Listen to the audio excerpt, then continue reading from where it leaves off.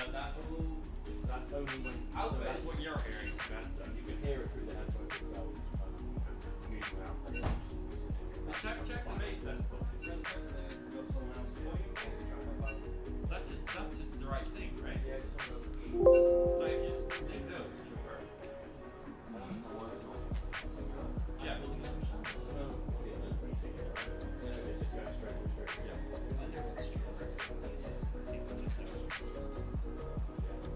There isn't anything we did.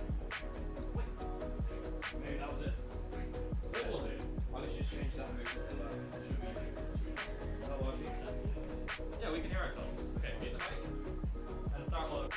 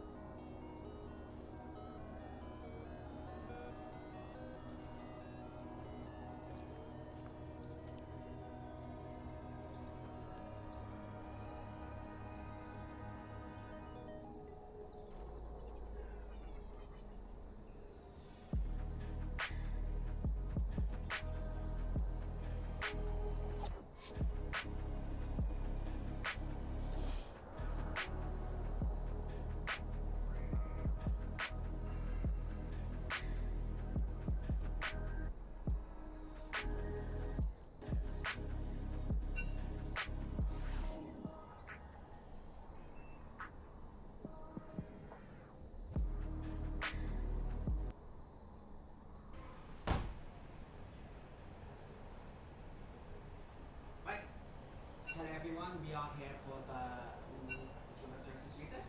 Hi. So, if you're just streaming in and watching us live, we're here at New Meta for one of our esports uni teams and tournaments. Yeah, today is the Group 3 stage of the preliminary round. So we've currently watched 4 teams qualify so far, and today we look to be adding 2 more teams to that roster of 8. And what great teams they are. Hey Jesse, who are these teams that are competing today? Who are Goliaths, our champions for today's group? Well, today we have London Metropolitan University, which I think you are actually a graduate of. Yes, whoop whoop. Maybe we should introduce ourselves. Oh yes. We haven't done that yet. We haven't done that yet. So guys, I'm Rafa, recent graduate of London Metropolitan, and your fellow announcer. And I'm Jesse, and I'm a prospective student of UCL. It's a pleasure to meet everyone. Right, so onto the teams that we have today. Yes. Currently we have London Metropolitan, City University, College of Esports, and St. George's University. Sorry about that. Hey Jesse, why don't we dial it back a bit? So College of Esports, what a team! Yeah, you look at College of Esports and they seem to have the highest average rank of all the participating teams. And when you look at the fact that they are College of Esports, I think it could be quite the upset if they get qualified. Oh yes, they have some mighty contenders there, such as this season's picks of Jin, I think. Yes.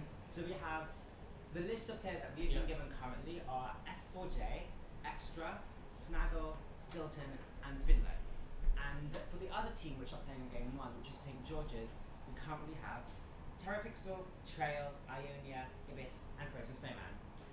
What amazing contenders, and I think you're just excited as I am, and I hope you are too, Stream, for these amazing games that are going to be coming up in Group 3.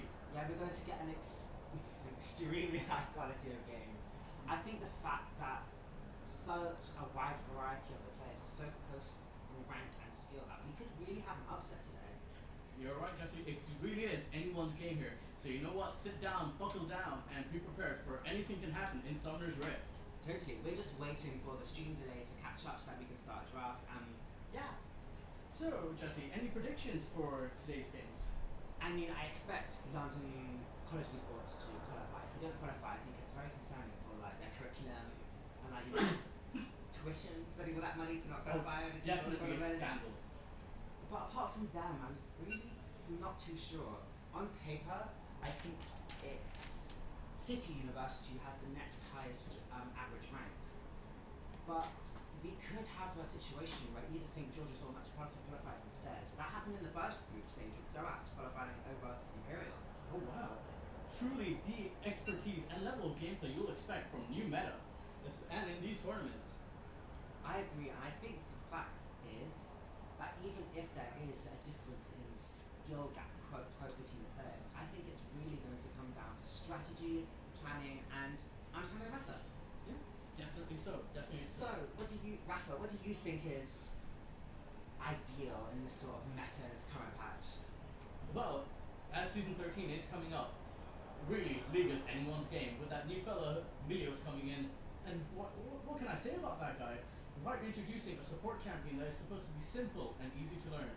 Good on you, Riot, for listening to your players. Has he been revealed yet? I believe so. I believe he is going to be a fire-based champion from Ishtal. The more you know. But the real question is, I might have to ask them later, is if Aurelian Sol is playable for this group stage, because I think he is. He's got an extremely high pick ban rate on solo queue as a late game scaling mage. When we look at the AP.GGs of a lot of these players, a lot of them seem to be mage players. Oh, definitely so. And especially with the Aurelian Souls rework, it really is anyone's game and anyone's playing style. Actually, you in the stream today, comment below on what you think about Aurelian You Souls seem to be in rework. draft. You seem to have missed the beginning of draft. Okay, so picks bans. We've banned Ude, Zach, McCann from St. George's side, and College of Esports have banned Gangplank, Aurelia, and Rengar. You know what? These are expected picks, Jesse. I think when looking at these other OP.GGs, these were definitely the picks for bands to go. Yes, especially when you consider Aurelia for College of Esports. They had a player, I think it's... Oh no, St. George's had a player who seems to be in Aurelia one trick.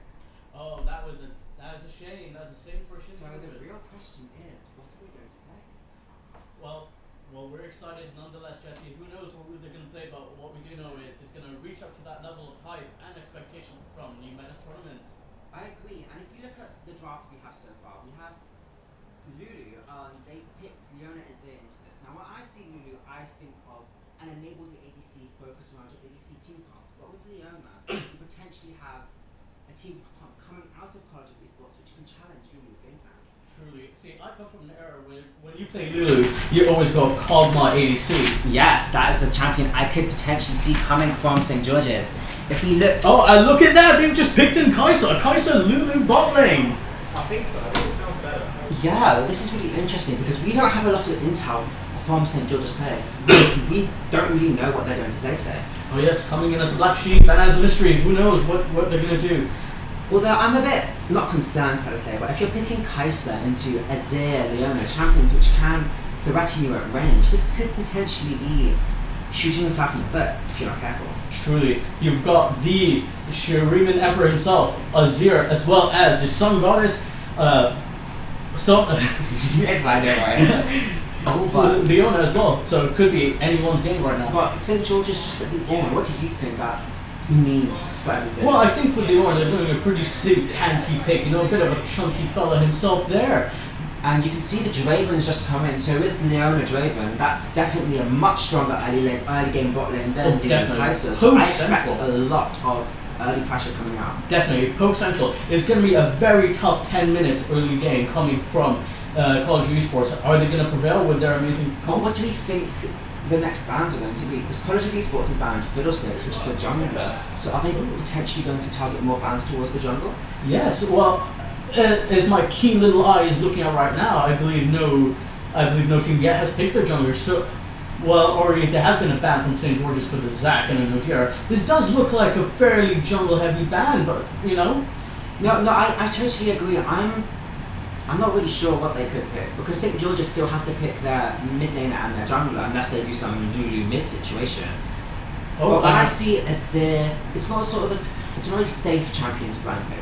Very true. Azir, very volatile, very good, and very skill-based. And I think those are our last bans, being Silas and Syndra, two amazing mages, one melee, one range, both powerhouses.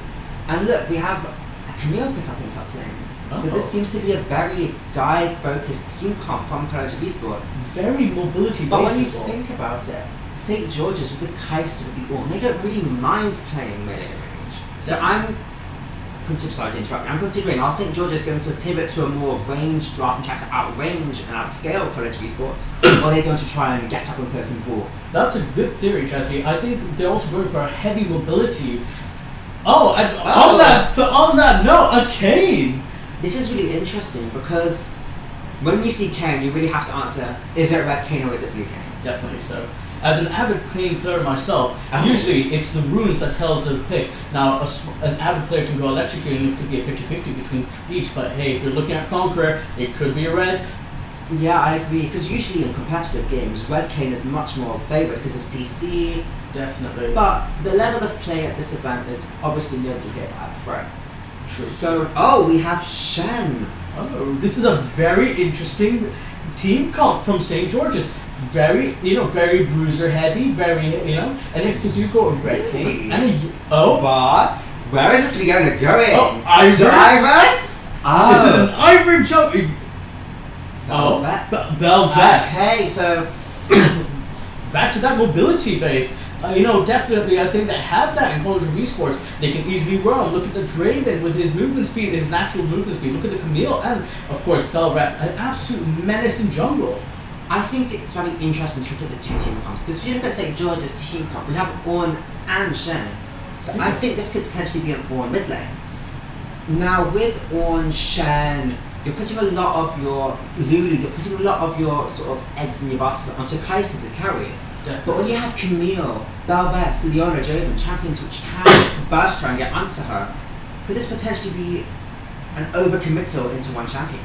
You know what? Who knows? Maybe they're just that confident in their skill. It really also goes back to that Kane. Is it red or is it blue? That really would make break a game at this point. I think that I agree, especially against Belvet, because usually you go red Kane to scale hyper late game.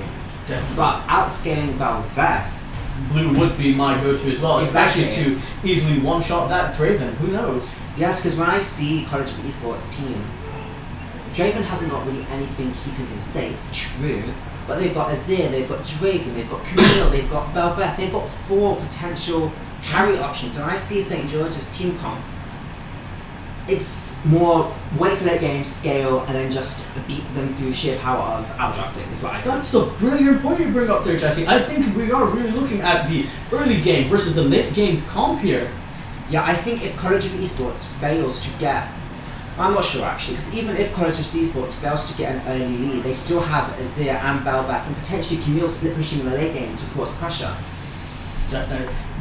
However, that Lulu does look menacing, and you know what? They don't call Kai'Sa the leading ADC in bot lane, especially right now in this meta. So honestly, it is anyone's go. Hey, our lovely viewers, do comment below. What do you think, and what are your predictions for this first game? What is your prediction? I'm curious. Well, as a fellow announcer, I have to be as biased, but I think, you know what? I'm gonna go for the underdogs. I think St. George's to have something that we're yet to see here, like a beautiful abstract painting. We've got to look at it from afar.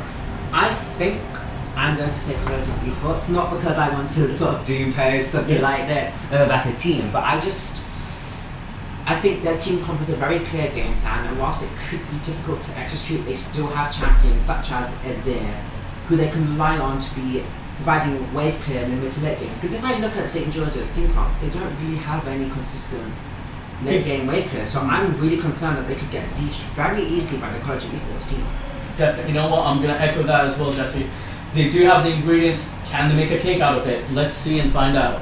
Yes, and I've just noticed we see Shen on the St. George's team, and normally we glossed over the Shen players. Yeah. Like maybe, And I think that's the nature of push. Shen. You kind of just look over the fella. But when you look at the College of Esports team, a lot of their carries are auto attack based, and as you know, Shen's W prevents all damage from auto attacks. True. I think Shen's W, as well as his well execution Q, and even that taunting E, could really pull it out. Exactly, I think one well-timed Shen W can negate Raven, Camille, even potentially Belvet's damage.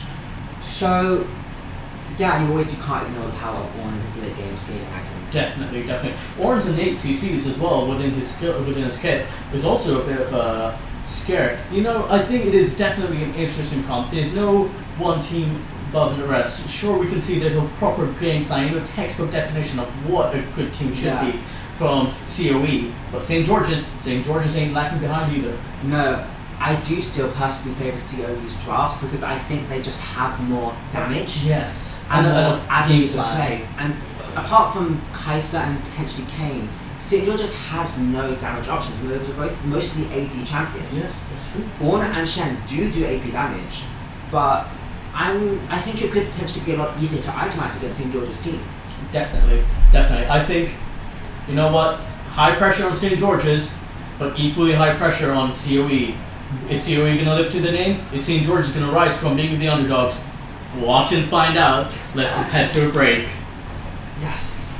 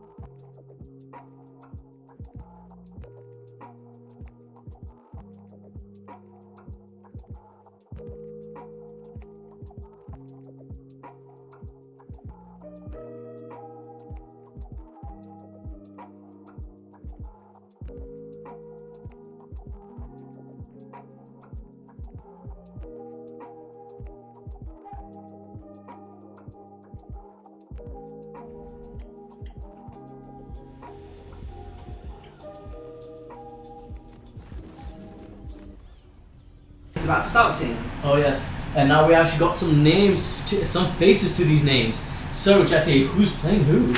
Oh, so Never mind, we're in! And it does look to be on mid, so I'm going to be very curious to see how this on mid fares against the Azure, because I see the Ornn Kane versus Belvath Azure. I think that mid jungle duo is very heavily favoured towards COE on the right. No, that's absolutely right. That's absolutely right. You know, everyone rushing out their nexus, going right in. Let's see how it goes.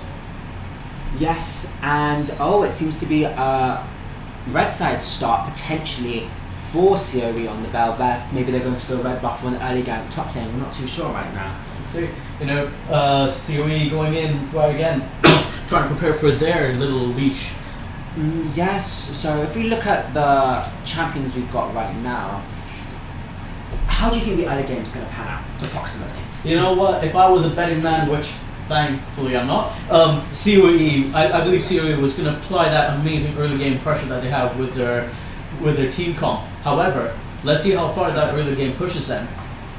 Yes, and I can't exactly see which dragon is the first dragon right now, but I think the dragons that we get could also be very important, because if it's a potential mountain soul game, this whole team comp based on diving on champions tends to fall apart on CD's end. True, true. Honestly, you read my mind. A mountain drake seems like a savior right now for St. George's. Yes, and so we have the St. George's junglers starting on red side with a leash, and then we also have Belvath starting leashless for COE. So and look at that top lane, you know, just tickling each other, saying hello. Good dodges left and right. Bot lane doing the same, flashing the masteries. And we have Finn is already spamming the mastery on Leona. This is setting the tone for the game, I feel. Truly. It's a bit of disrespect, maybe. Truly. Let's see how St. George's responds. Equally good pressure in top lane, going a little, you know, giving little pokes here and there. Oh, and then engage right back. Oh yeah. Bot lane following up soon. They're already going in on the Lulu, and they force the flash. This is potentially huge, and the exhaust. So, I mean, we did predict that this early game matchup would be very heavily favoured towards Draven Leona, and they've already forced both Summers and Lulu. This could potentially be very dangerous for Kai'Sa going forwards. Truly, truly. I think St. George's need to have a plan in mind and play on that defense. And here we have Azir in the mid lane. He's focusing on applying a lot of pressure into Ornn. Camille's pushing in top lane, they're pushing into bot lane. This is giving Belvath a lot of space. Oh, and there goes Camille again with a little engage. Camille going in with those pokes. Yeah, I think this is definitely a Camille favoured matchup pre-level 3 when Shen has access to all of his abilities. Definitely so.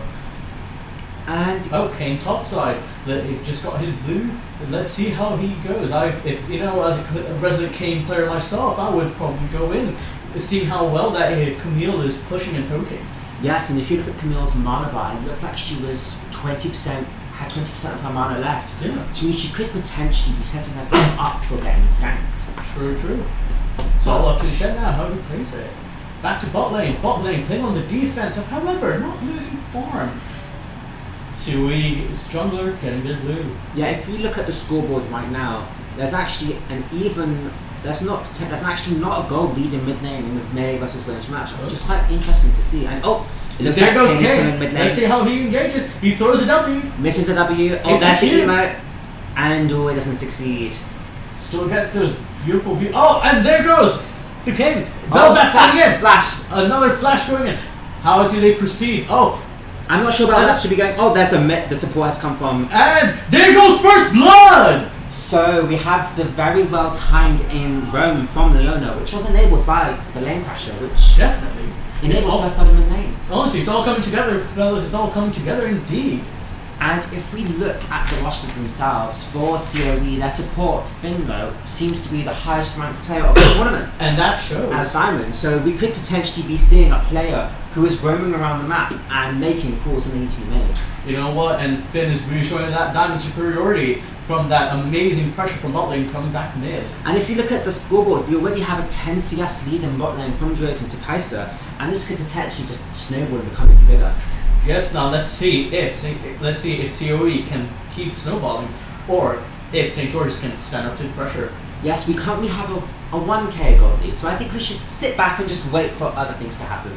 Because with St. George's being under their turret, there's not a lot of pressure which Leona and Draven can do apart from potential dive, which I don't think would be beneficial for them. Truly. While Leona does have that sustainability in her kit to protect the Draven from a dive, it's really necessary at this point, especially with that 1 kill lead.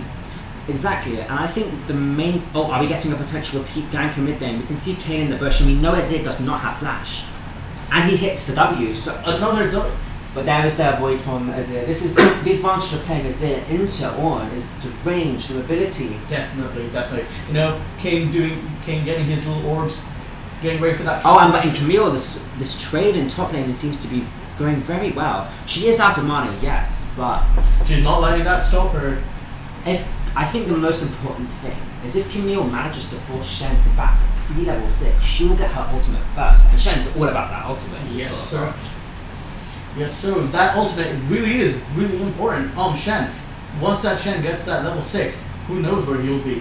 Yeah, so I think let's just sit back. I'm not sure. I think we should maybe get our first battle, argument, fight around first dragon. Definitely. It's very interesting to see how they're gonna get that first dragon. Is COE just gonna go in and take it, or do you think St. George's could come in with a sneaky steal? No, I see. You can see the hex strategy. I think COV's already got it. They've got 3 pushing lanes. There's not really a lot. Oh, and look at that! Yeah, fully stacked their own dragon. Lovely take and textbook example of how a team should get a dragon. And we can see the next dragon is Ocean Dragon, which means we are not getting Ocean or Hextech Souls again. True. That leaves up the possibilities for Mountain, Fire, Mountain, Infernal, Chemtech, and Cloud Soul. And top lane we see. Could that be a oh no, that's just a recall. You know, kudos to the Shen really sticking out there, playing it through. Yes, he is 18 CS behind, which is equivalent to 3 layers, but he's managed to retain all of the EXP. So, or has he actually? I think he's actually recalled once when we weren't paying attention, seeing he's got a giant spell. But Camille has used her teleport, but Shen has not. So we could potentially get some recall shenanigans coming up. Oh, and there goes Camille once again for a poke. Bot lane, adding a little pressure. St. George is giving them a few pokes here and there. I think it is important to note that even though the bot lane of S4J and Finn, even though they do have a gold lead, they still haven't been able to get any kills on the Draven. So it's not necessarily the end of the world. However, it is still concerning. Definitely. We also do need to keep in mind that the only kill they've got right now is on this. Who was it? The Azir. So it still could be anyone's game. Bot lane really putting up that good fight, and it's still anyone's game. I think it goes back to that whole thing of can COE's bot lane really steamroll through this? If not, it really could be anyone's game. Yes, and right now we can see we have Belveth, Leona, and also Camille. They're all rotating topside, so this could potentially be them posturing around Harold, which should be spawning soon. I think Kane is getting ready for a beautiful game. Oh, Ornn getting the 2-for-1 with his ult. But is it worth it? Kane goes but the in. Shen ultimate's coming in, and there's that Shen ultimate that we were talking about. Oh, but they've rotated down as well. It's a 4 mid. There's a 1-for-1 so far, yes. Oh, a double kill from Camille. However, Kane getting a steal. Can Shen get out? Oh no! And a kill from the Belveth. Belveth takes the passive and then procs her even further. Let's see how it goes. So, what's our takeaway from that? I think I disagree with St. George trying to start a fight though. With their team comp, they seem to be a very late game, scaling oriented comp, and they ended up engaging at a situation where it seemed like College of Esports knew it was going to come. They were all there, they were all waiting, and they caught them out. Truly, and I think after that fight, look at that, it went straight for it. We're looking at some high mechanics here, you know? Right after a fight, no deliberation, no delay, straight up, they know what they're doing. That flawless communication really showing through here. Yes, and you can see right now, Camille's got 2 kills and a bounty as well as the gold lead that she's gotten. And it's not like Shen was catching waves in the meantime either. True. So you could potentially get a split pressure going out of control. Definitely so, definitely so. Shen was struggling going toe-to-toe with the Camille, and now look at with that disadvantage. Really, it just looks a little bit more of an underdog team. Yeah, I agree, especially with the Kane, Ornn, Kai'Sa, Lulu. This seems to be a team comp that wants to group up and push. Granted, Shen can definitely work in the side lane, but if Camille gets too powerful, we don't know what's going to happen. Yeah, I agree with you. Could be another case like that where Shen was altered mid lane, but it was for naught. Yeah, and with that, we can see that the gold lead in overall has ballooned to around 3k gold at 10 minutes, which is concerning, but I don't think it's unsalvageable. Definitely so. It really is an underdog story. However, look at the Shen. He's going in, he's engaging. And Kane slightly lacking behind there. I think he was deciding whether if he wanted to recall or not. Yeah, potentially wasted his time by coming back. Skitten was forced back, but seems to be doing alright. You know, I really do appreciate the Azur's poking as well in mid lane. Who, he really is showing that melee versus range might there. Although I agree with you, but I also find it. Or one messed the ultimate. That could have been a kill. Following up with the CC, pushing back. Azur pushing back in, and he made that advantage. King going in with the ult. Can he escape? So Trail was able to trade back. And he's going left and right. He's chased. It's a real loop-de-loo here, folks. Let's see how it goes. He messed up the Q over the wall and got back there. Draven got the shutdown. Draven got the cash in for his ultimate. Brilliant stuff, and that nobody could see that coming. Further extending the ADC bot lane lead. That seems very concerning for St. George's. We have Draven getting the cash out with his ultimate across the map with his 30 CS gold lead. Honestly, Jesse, look at that. What amazing and impeccable timing of that. And now they're getting Ocean Soul. Yeah, I know I was saying that St. George's had a chance, but I feel like I just jinxed it. I do think they still do, don't get me wrong. Definitely so. It is anyone's game. It really is. And with Kane's build, you can see he seems to be building into the gold drink. I think that's what those components build into. Rust, yes. So, I think this could be a red Kane game. This is definitely Rust Red Kane game. Yeah. But is it enough? That's the real question. Because Red Kane requires 2 or 3 items to really get going. But this game could potentially not get that long. True. We're 12 minutes in and we actually haven't got a transformation yet. You know, as the resident Kane player here myself, it is difficult in these situations. And look, we see the Downtown College of Esports are dropping the mid herald, the Rift Herald mid to break those plates. And is that a fight going around? They're chasing. And they're chasing Kane. They're chasing Chael. And he's fighting. He's not going down without a fight. And he's in. He's gone. Can he escape this?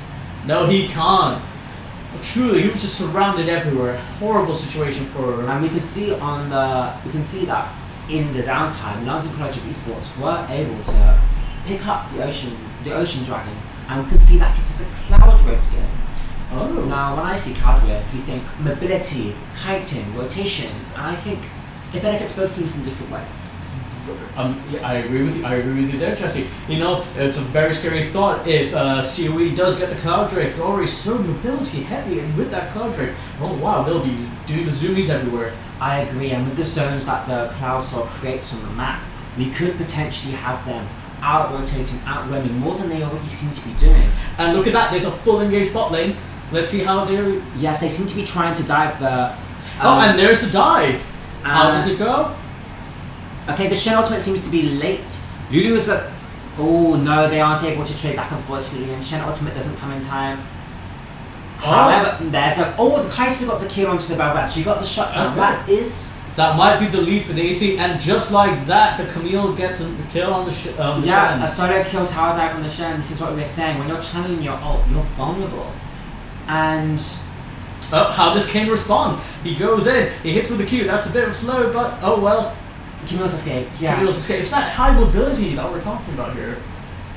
So if we sort of... this is just non-stop fighting. We don't even have time to talk about what's been happening so far. Granted, I don't think Azir's going to die here, but one's just... say that, but he hits the... It does Orin! And the... Terrapixel just missed enough damage to get the kill. And there's the emo, and there's a cheeky thumbs up right there.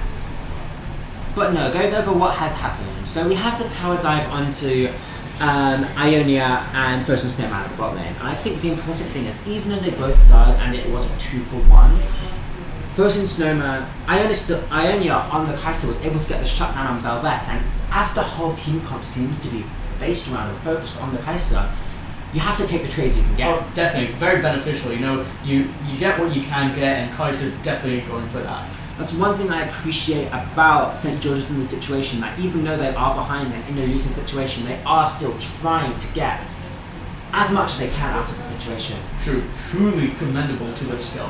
But it's also just like you said at the beginning of the game, that College of Esports has an early game focused team comp, which scales quite well into their late game, and they've got that early game lead. So as long as they're able to execute their draft, things don't seem to be looking too good for St. George's. Don't look too far, Jesse. I believe it's another team fight. Oh, that's a With a king. With a king. Oh, right there. Oh, okay. And there goes Belveth with the king death. But yeah, St. George's doesn't seem to be able to get anything out of this team fight. It looked like it could have some potential. We have the 3-man knockout from Lulu Ultimate. Oh, does the Kai'Sa escape? Does she escape the terror of the flying bird is here? Yeah, the pigeon is chasing her down. But Belveth hasn't overextended. It seems that they got caught outright for Herald, and it looks like a free Herald. Oh, and look at the Shen Lone Ranger fighting the team off. Yeah, I'm not sure what Shen was trying to do there. You know, maybe get a trade that kid onto Gazelle, the support. I didn't quite catch who that was, but bold strategy, Jesse. I wouldn't recommend it, but bold strategy indeed. And one thing I've just noticed is, if we look at the itemization for Draven, what do we see? What do we see indeed? My little peepers don't even go that far. So there's an IE, an Essence Reaver, and Draven. Oh, interesting indeed. Yes, because recently, in the most recent patch, they changed IE, so it only works with 2 items now. And with this, there's a kill, they've tower dive B1.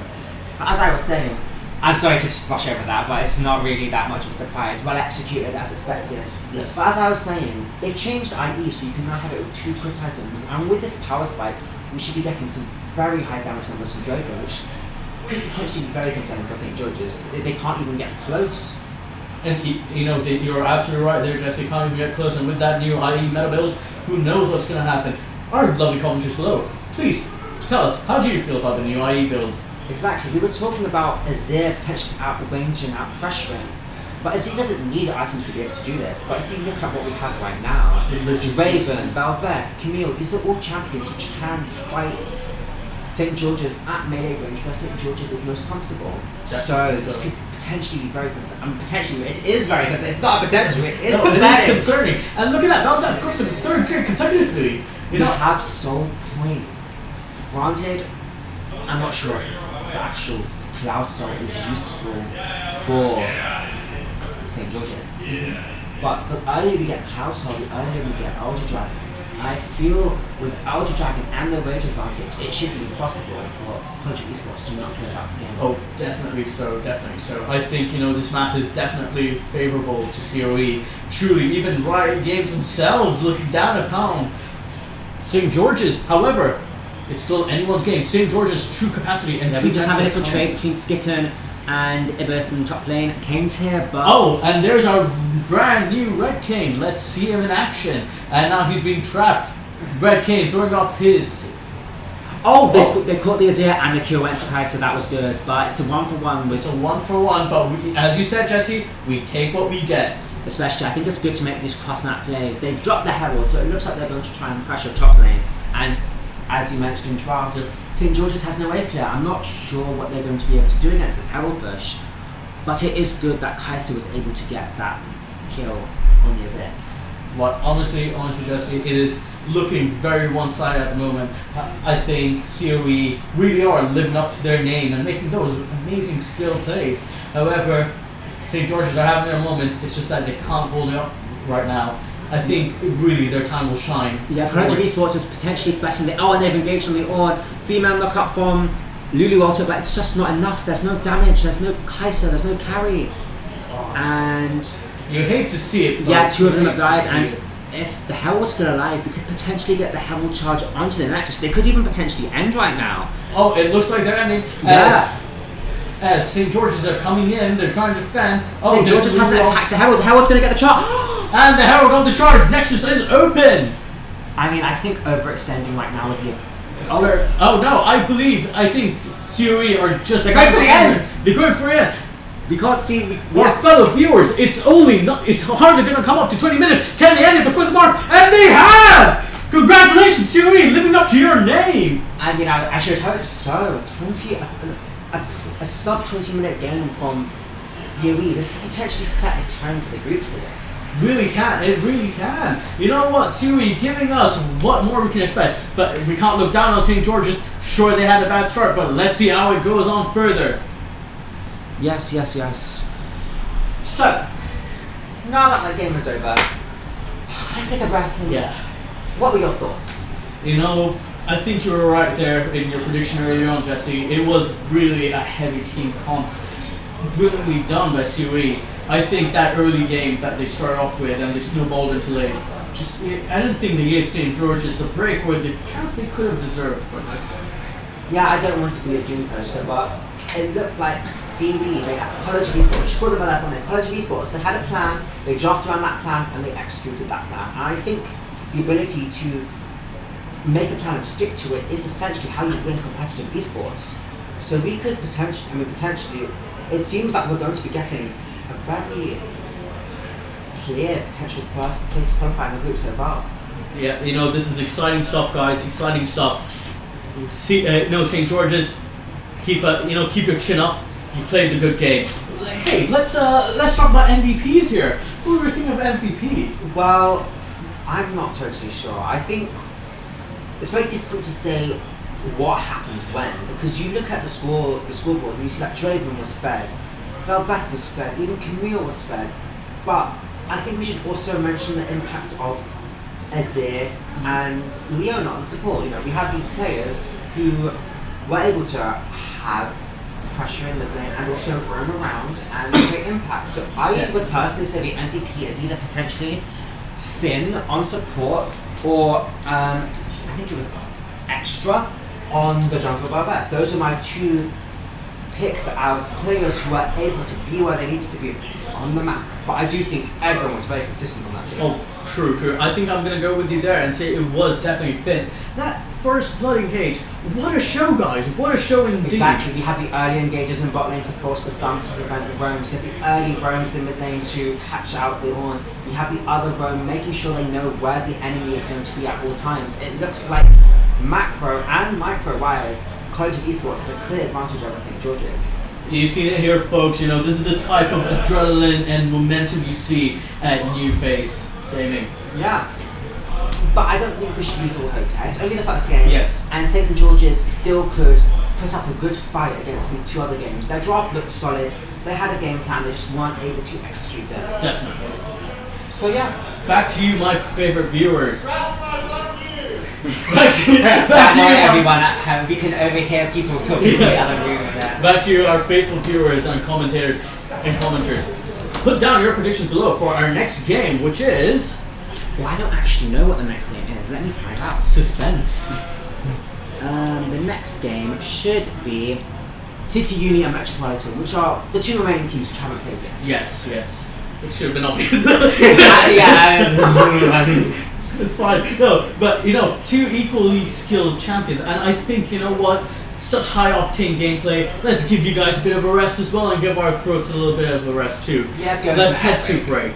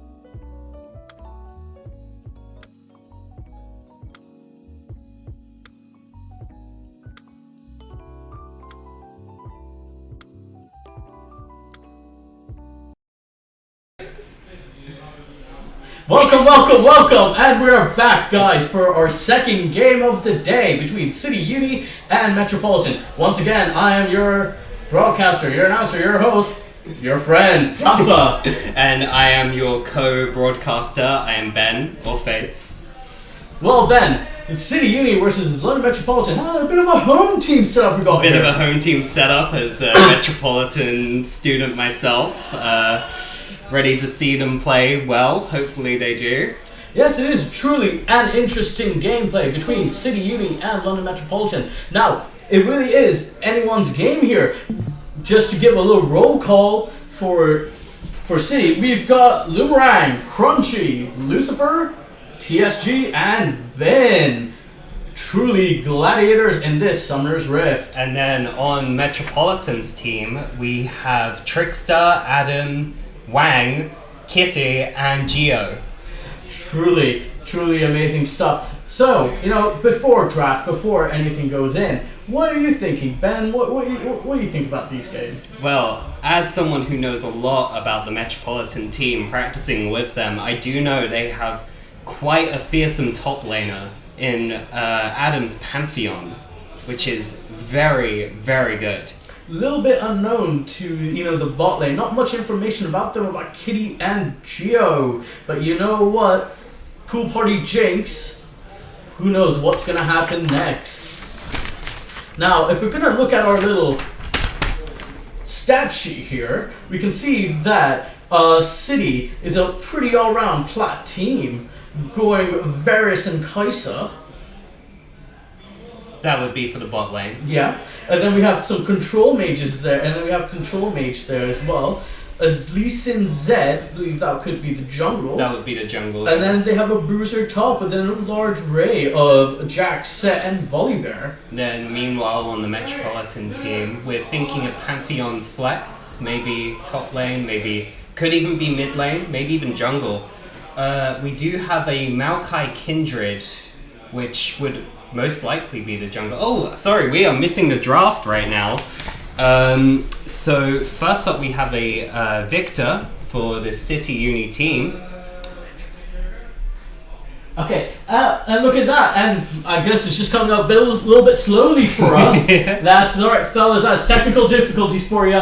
And City Uni going in with their draft bands. Look at that, we've got Pantheon, Kindred, and Annie. Very typical. What do you think about Metropolitan's bands? Oh, we have Kaisa, we have Varus, and we have Aurelion Sol. Obviously with that rework, very strong contender. True be true. Look at that, City has picked in their, I believe that would be their mid laner, Victor. And Metropolitan, meanwhile, having a Caitlyn lock-in, we're assuming would be the ADC. Metropolitan going in with their second lock-in. Sorry, my bad. City going in with their second login. We truly are behind, folks. Our stream is a little bit behind, But but that's let's okay. look at that. That's a pretty. Nami was picked. Oh, we got a Nami pick. Oh, and a Nami pick. Is that a support? A Nami pick support. And coming in retaliation to the Nami pick, I believe it's a Severe. Yep. Severe to Lulu. We truly are suffering here, fellas.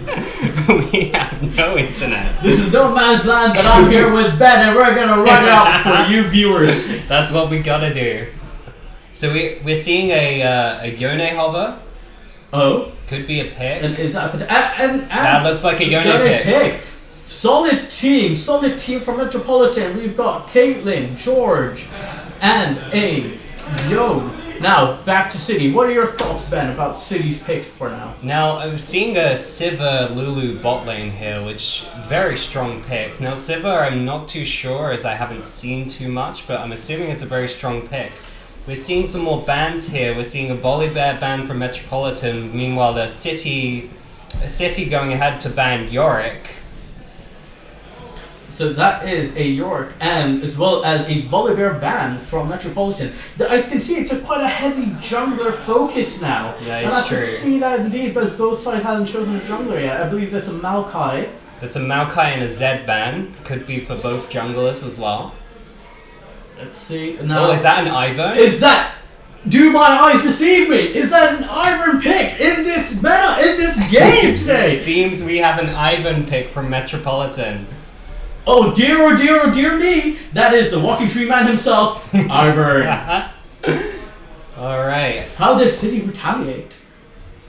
Now we're assuming to either see a top lane or a jungle pick here, as Victor would most likely be the mid lane with Sivir and Lulu on the bot lane. Yes, let's see. The tension is killing us. I hope it's not affecting you too much, my loyal viewers. But let's see how it goes. Is it going to be top lane or is it going to be... It looks like a top lane Gnar pick. Oh! Oh, and a misfortune. Misfortune? Misfortune jungle? Misfortune jungle. Okay! You know, truly, this is the high level of enthusiasm and high octane gameplay you will see here at new meta tournaments. It could... I'm not sure. Oh, there we go. And there you go. They tricked there us. Goes City deceiving us They right there. bamboozled us with that one. It seems to be a Javan jungle here. And what is Metropolitan's last pick? Looking at our little stat sheet here says that the Pantheon Flex top lane should be picking, although Pantheon has been banned. So let's see what they go with. 3 seconds left, folks. You're going to be locking your answer in chat now. Oh, it's looking like a Nasus. Oh, and that's an unprecedented pick indeed. Well, Ben, what do you think about the comps right there? Now, as we can see, Caitlyn and Nami on the bot lane for Metropolitan, strong looking team that. While against a Sivir and a Lulu, they're going to have to really play around that range that Caitlyn has, as Sivir is quite a short range champion for an ADC, especially against Caitlyn. I see. You know, bot lane is looking really interesting here. With the severe Lulu going into the Caitlyn, I believe that was a It's Nami. a Nami pick, yeah, it's just not showing up on the stream. Well, hey, what is a great stream or a great tournament without technical difficulties? Let's give a shout out to technical difficulties. Indeed. And in terms of the top lane, I want to talk about that real quick. Now, Gnar seems like a good character into Nasus, as I think Gnar could get quite a lot of poke off against Nasus with the boomerang throws. However, if Nasus can stack, he can easily carry a whole game. Really, as I said last time, it truly is anyone's game. But what are you guys thinking of? Ben, what's your predictions here? Now, I'm not too sure, as everyone may know, Ivern is a very, very unconventional pick here, especially in this meta. And I'm really interested to see the Ivern play and how it goes ahead. Likewise as well, seeing that happy tree man does make me happy as well. Now, while we're going through this, I know you guys are excited, I'm excited too. Let's pull ourselves down with a break. That's true, let's give ourselves a little break.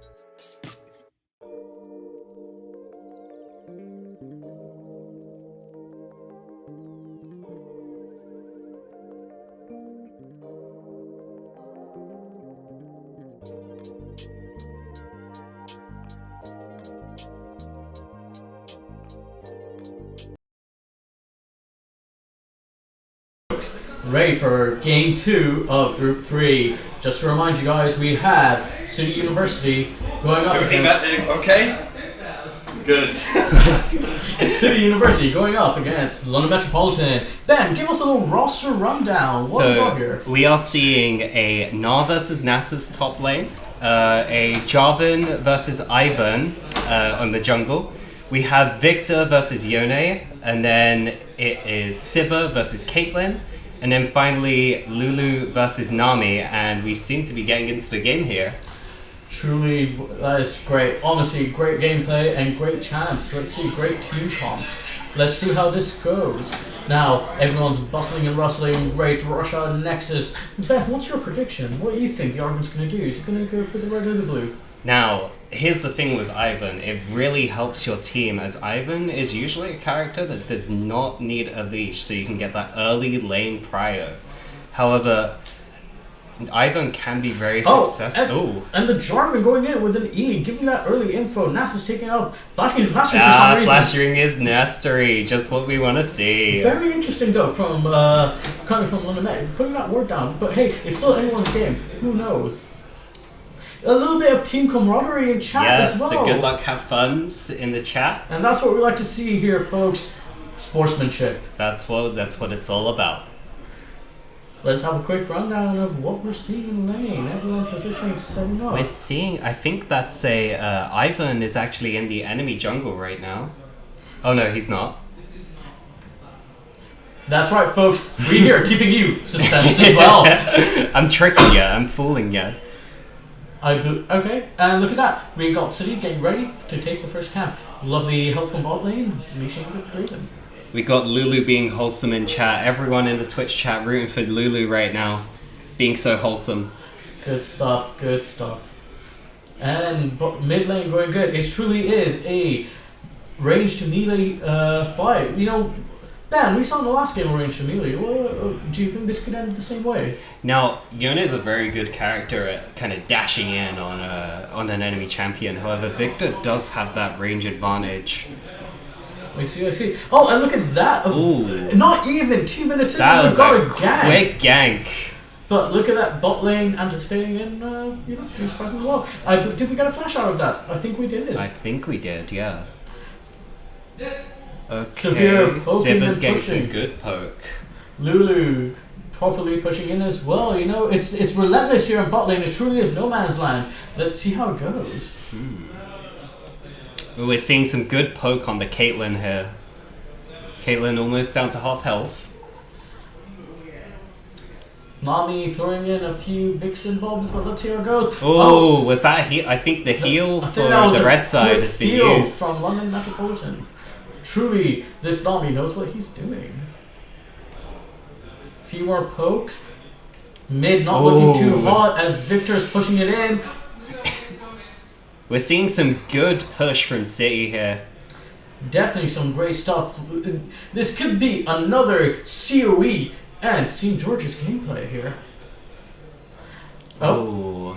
Good few pokes. Now, Ben, what's your mind surrounding this? I think it would be defensive gameplay. Looking at the team comp of London Met. Oh, there's some fight in the jungle here. Oh, jungle fights right there. Oh, and look at that. Jarvan coming in. Jarvan getting some support. And the first dive from the for Victor, first let's blood. go! Oh, and it seems that Ivan's in trouble as well. Ivan going back in, barely escaping with the skin of his teeth. Oh, can this support do no wrong? He's keeping that Caitlyn alive. We're seeing City some really pushing in. Good poke here from City. City going over that first kill. Let's look at that goal difference. Almost a 1k goal difference right there from City to London Met. However, so you can see they're catching up. We're seeing a recall from the Met ADC right now, while the support holds lane. Bold choice from the support. He's holding it up, and look at that. He's pushing it in. Truly, is this a battle Nami or what? Let's go back and let's see how our other contenders are faring. Nasa's doing well. Seems to be a bit of a fight for Scuttle about to happen. And Jarvan with a quick smite on it. It truly is a fight for what's going on here. Now, hey, look at that. Top lane pushing it in. I think, do correct me if I'm wrong here, Fates, but the whole point of Susan here, of Nasus, is getting that CS, getting those stacks. Getting those stacks for the late game. Nasus with a lot of stacks could easily carry the whole game. It's just about that CS and them Q stacks. Victor pushing and poking, truly showing that whole range versus melee might. And we're seeing Ivan looking for a gank here on the mid lane. I think he's setting it up. He's going in. Good damage. And look at Ivan strolling down mid lane like he owns it. Nasus is still pushing it through. Bot lane. We're seeing a Jarvan gank here. Pretty difficult. Oh, I'm still is holding that up. Caitlyn? Is that Caitlyn? Oh no! Dive. Oh, the ignite to finish Caitlyn off. Look at that, Lulu securing a kill. Truly, this high octane gameplay, see nowhere else but new face, New meta. new metas, new meta tournaments. Oh, and let's Look at top lane right here. True, I think that CS, that goal gap, really getting a bit more ahead here with a 2-0 and with an 8K, 2K Oh, goalie. and not engaging. Not engaging to the Susan. How does Susan respond? Oh, look at that, a full frenzy Oh, in mid Javan lane. coming in. And that's the kill on the Yone with the mastery flash to boot. Oh, it's looking a bit dire for London Metropolitan. Can they carry up? Let's see how it's going. Right now, really having the supremacy. You know, if you look at it there, Benny, if you can see, look at the boards. Look at how they're well lit up. It is. It truly is showing that vision is might here. Vision is key, and Metropolitan, they really need to pick up on their vision score here. It seems that they're not as well warded as City is. But hey, it still is anyone's game. We're seeing some good poke from Sivir here. Sivir being relentless, going in. I think that Lulu looking to have a personal vendetta against the Nami, constantly poking. See, I feel like the bot lane is really, on City, are really managing the wave well. They're getting a lot of CS. Oh, and that was a quick kill from Lulu there. And look at that, Jarvan coming into a flash Q. Oh, Look at that. And that brilliant Caitlyn stuff. does not seem to be okay. If I was that Caitlyn, I would be screaming, going, ah. Now let's continue. Now, there's a gank from Ivan here, but Nas taking it very well and might get the kill off of it. Nar got the kill off of it. Oh, wow. And Nas is ulting here. Is this a double? Can Nar get a double? Ooh. Well, guess not. Let's see how it goes. Mid lane going wild. And look at that, City getting Drake. City getting Drake. Look at that, perfectly situated. I think they're taking a great example from COE. Doing great with Drake, keeping it well, making sure it's well visioned, as well as their team being there. As the resident jungle here myself, I do think having a team with you with Drake really is beneficial. That's very true. As we're seeing in the mid lane here, the Yone is quite behind compared to Victor. With the 2 levels gap. Ben, what facts? What are you thinking? What are you thinking about the item builds right now? Now, we're seeing Victor has a Dark Seal, which could easily come into play as he's already gotten 2 kills. If he continues that momentum, he could easily stack into a quick win. True. A bit cheeky going Dark Seal right there, but hey, kudos to him. He's got stacks. Speaking of stacks, can Arnosis really pull it up? Can Susan live up to the name and continue? Oh, that was a quick burst kill there with the ult from Victor. Not looking too well for London Metropolitan. Guys, put in chat who you think is going to win. I think it's pretty one-sided, but hey, who knows? The Met fans seem to be crying right now. Not a good day to Not be a a good Met day to fan. be a Met fan. Just like me. Yeah, you must be taking it horrible, but hey, Ben, thank you for But that's right, let's see how it goes. Bot lane still pushing, still doing quite well. Wave management from Sivir and Lulu here. Honestly, Sivir going on a amazing. 56 to 34 CS. CS is key with ADC, that's what I say, but who knows? Even the CS on mid lane, Victor being up about 30 CS. That's almost, for those of you math majors there, double the CS. That's crazy. And it seems that Jarvan went for an ult engage there. However, the flash coming out from Caitlyn to avoid it. Truly well placed, Can London Met pick up their groove and momentum and push through? Now they are 4k gold behind. However, as we know, League is a very turntable game. It could easily change around with a simple Drake or Herald or Baron when that comes up. And look at that, Ivan coming in as well with as Daisy. the mid laner as well. There's Yone a throwing Yone an ult. Does it catch anyone? It does to someone. Daisy. And do we see the Daisy. first kill from London Let's Metropolitan? go. Truly, is this the comeback kid story? Now Daisy's still fighting Lulu here. Daisy putting up the good fight. Daisy, the true hero, true MVP for London Met's team. But is that safe?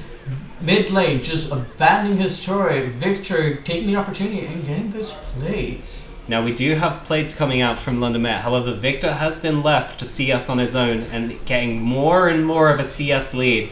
Now playing against Victor before, you know, that character can easily get ahead and just one-shot your whole team. It is kind of crazy. He's also getting more plates now too. Oh, and look at that! And look at that! I look at that Jarvan just staying in the jungle. You know, staying in the river, looking for those primary ways of just going in. You know, I think he's gonna help out Victor there. Get that. Oh, secure. and there's the and Herald. there's the popping Herald. Shelly coming out. Oh, Ivan's being Ivan engaged on.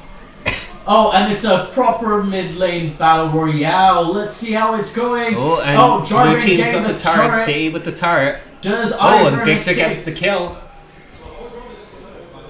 Nasus Oh, a gonna come second in charge. to support. Oh, and he's caught out. Oh, and he's been been engaged singled on. out. He's ulted. He puts on his ult. Doesn't help him escape. It seems he's escaping. Metropolitan really on the back seat right now. Can they come back? What I really like here with City's gameplay is you can see they're pushing. They're pushing from all front. They're making sure they're looking for opportunities and they're taking it. Carp those DMs. You know, keep carping those DMs. City. You keep carping those DMs. Now it seems the Twitch chat right now is really loving this Immortal Lulu, as they're calling it. Never dying, unkillable demon right there. The Lulu going in, helping the whole team. You know what I say? Those Yordles, pesky demons indeed. Truly. Now we're seeing, let's see. We're seeing quite a lot of recalls around the map. You know what? I think I would be tuckered out too with that all that steamrolling. I think they need to go back to base, you know, get their 9 cap. Look at that goal. Oh, and not engaging here. Are going in to Susan. Susan trying to retaliate. Susan throwing a hefty Q. An even trade there. You know, Nar still in with the CS as well as the gold lead. However, let's see how it goes. Now we're seeing City pull ahead here as 2 of their players have their mythics now. Oh, Daisy going into Jarvan. Jarvan entering in, pushing in. Oh, He has sees the ulted. ult. He's ulted both of the champions right there. Oh, and look at the Nami saving the team. Retaliating with an ult. Let's see how it continues. Will the Lulu remain unkillable here? Looks like the Lulu literally has made a deal with Satan because they don't want to die. Oh, and that was a huge play from the top laner of City right there. And Look at now that. I believe they're preparing for Drake. we're seeing a fight for Drake here. If my jungle senses are tingling, and they usually are for some reason, I think we're going to go in for Drake. Now we're seeing Jarvan engage on the Drake here with City's team pulling ahead. Can Med's team steal? Or will they leave it? You know, I think it's a highly volatile game here. If I was a jungler, I would let it be. However, I also love me a good steal. So, it could really be anyone. Right now, and those are 2 Drakes down. We're seeing an Ocean gameplay here, an Ocean Drake gameplay. Ben, what are you thinking about an Ocean Drake gameplay? Now we're seeing Ocean Drake, which could be pretty huge for Nah and Jarvan here as the tankier characters for the team on City's side. We're seeing Lulu get another kill here. Look at that 300 gold shutdown on the Lulu. Truly the carry of the team right now. You know, I don't want to call it here, but I think the Lulu really has it. Ooh. Oh, and Nasus is coming back in the game with a kill! Big That's the second kill kill for for Nasus. Metropolitan. And we're seeing Victor poke away at the enemy. Jarvan going back in with a Jarvan's flying in. ult. Nami's down. Oh, we're seeing Yone go down too. How does the Caitlyn respond? They look hungry. They look delicious. Oh, Jarvan going in, but not getting anything out of it. Well, it's fine. Two for the price of none. Well played. Well played. No, You can see the Nasus heading back, probably for a defensive gameplay out here. Ben, give us a little rundown on those items. now, we're seeing City really ahead. All of their players having mythics, while Metropolitan has no mythics at all. We're seeing them really ahead here. City really breaking through with that 10k gold difference right now. Also, they have more towers, they have a Herald, they have more Drakes. It's really looking like a City game here. It's not about, at this point, I could be presumptuous, it's all about it's not about when they'll get Nexus or how long can London Metropolitan stand at this point. Because right now they're looking a bit rough. You know, but I did like the look of that Nasus back there. The Nasus really is the key to Metropolitan's victory here, if they can get it. Though, he's really going to have to push through, especially getting those stacks. That's all that he needs. Yes, I do agree with you there. I think his stacks at this point is really is the key. You know, look at Nar, he's pushing, he's punishing under tower. Not much Susan can really do in this situation. But look at that, he's retaliating. He's retaliating with those Qs. Now let's see here. We have Nami kind of roaming to top lane here. They did have vision though, so no gank. Look at bot lane, she's ducking, she's weaving. That's right, that is Tentacid in. Oh, and we're seeing Na try and push through on the Nasus here. And he seems to be recalling Nami with the heal. Nami going around, just real support right now. You know, helping the best Na way she going can. in. I think Nar just trying to apply pressure there, trying to stop the recall. Oh, and look at that. Oh, and here comes City's team. Did they just ignore it? Okay, and look at that. Okay. Oh, wow. And look at that. Look at that. Gio trying to get out from escape there, but hey-oh.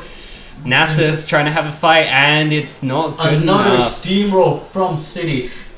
Scores right now looking at 14-2 with a massive gold lead. That of 11k 10K. gold difference. Oh, and Victor with the dive, almost taking down the Caitlyn. Oh, it's not looking good for Metropolitan here. And they're pushing up. They're pincering the jungle, pincering the Ivern. Oh, the Will this Ivern happen? getting Tree poked Man away. do it? Yone pushing in. Good going fight up. from Yone, but it's not enough. And he runs out with the skin of his teeth. Truly, it is City's game right now. I'll be quite surprised if they lose this. Yeah, Metropolitan really need to pull through to try and bring it back, though. It's looking more and more unlikely from the second. It is really a David and Goliath gameplay here. Truly.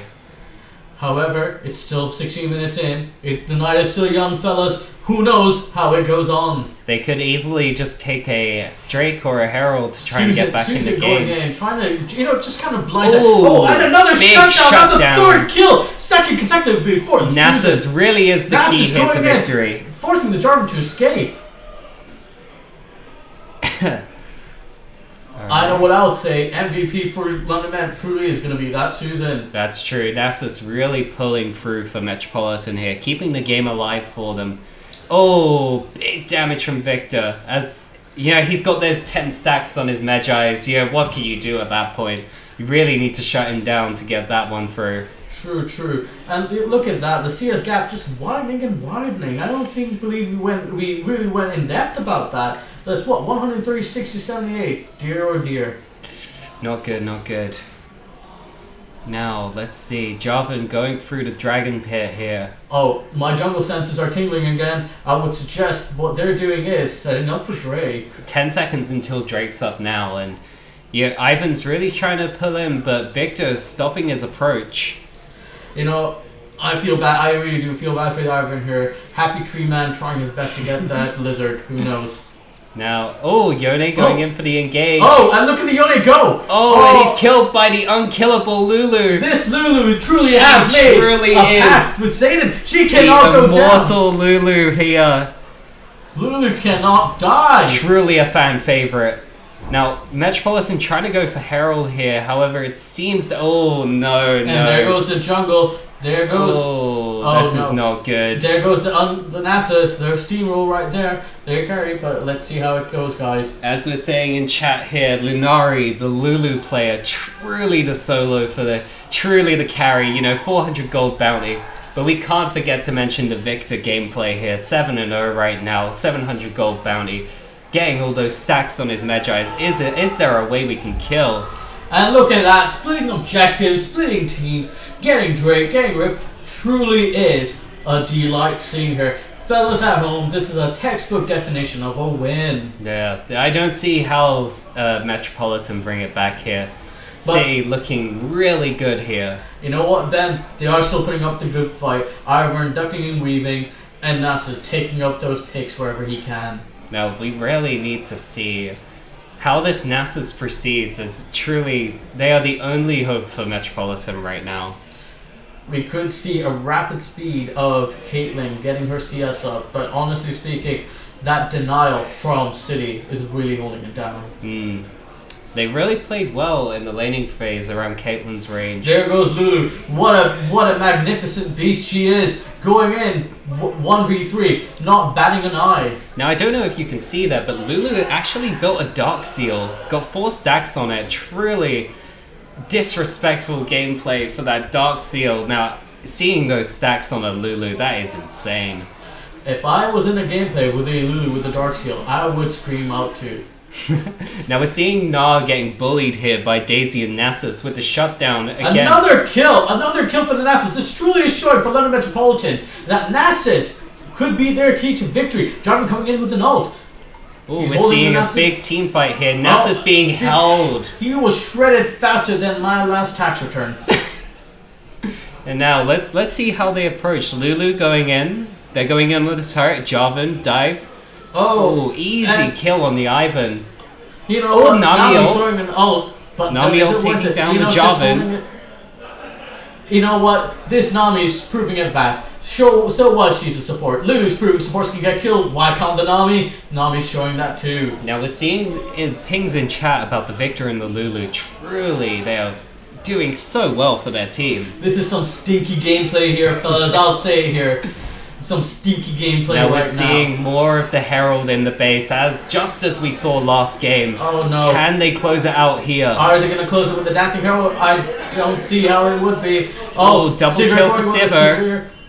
Is this truly going to be a deathless gameplay for the Lulu? Some people are, you know what, I'm hearing in chat, some people are calling Lulu the bad boy of this game today. They are. The bad boy of this tournament. Going in with the Dark Seal. Really, really stinky gameplay. Oh, and you know what? It looks like ending up, putting up the last few fights he could. Yon putting up his best. People in chat saying they've added the Lulu right now. They really want this Lulu on their team. You know what? Lulu is. I think the star of this show really is Lulu here. You know, Ivan and Daisy trying to push in. London Met trying to put for final assault, but do they make it? And they don't, and the game is closed out there. That's a 25-6 game. That truly was horrible. I don't think we could show that on Twitch. Who knows? Take a look at our reels on the Orange and Black Rep site. And I think we're going to cut to break.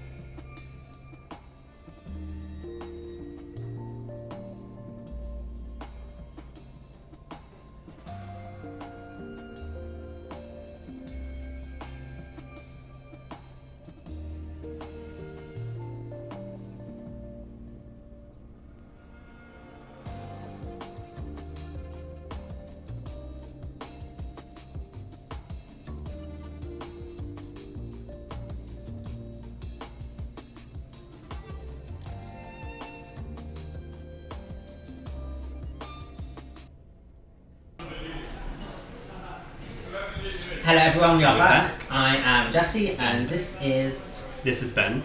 Yes, and I wasn't here to cast the last game, but I was watching. And we seem to have a trend of quite short one-sided games today. We do seem to have two very one-sided games here that, you know, Harold pushes. Harold pushes on the top lane. pushes in the top lane. That's all we yes. need to win the game. But if we look at this next matchup, which is Metropolitan against St. George's, these are both teams which have lost the game today. Yeah, that's true. So this match really decides which of them is going through to the qualifying round and which one doesn't. That's true. Because if either team goes 0-2 after their loss here, there's a very low chance they're going to qualify. So it's a very important match. This is very important for both teams, as you know, if they lose, then They lose that. they're out. Yeah, they kiss their chances goodbye of getting to the next round of this tournament.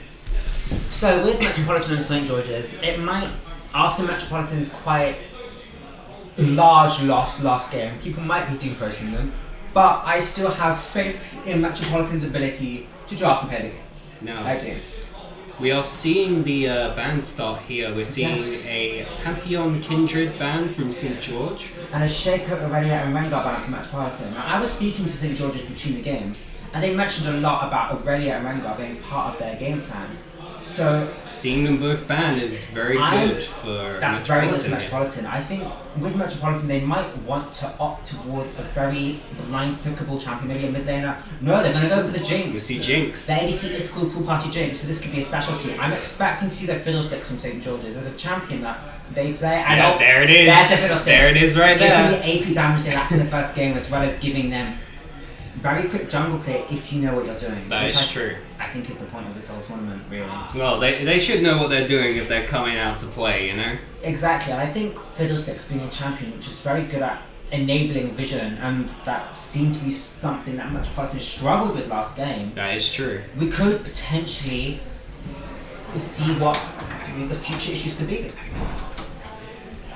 Oh, and we're seeing a Seraphine pick from St. George here. I mean, I spoke with St. George between the games, and I was telling them, please pick these easy champions. I see Fiddlesticks, Seraphine.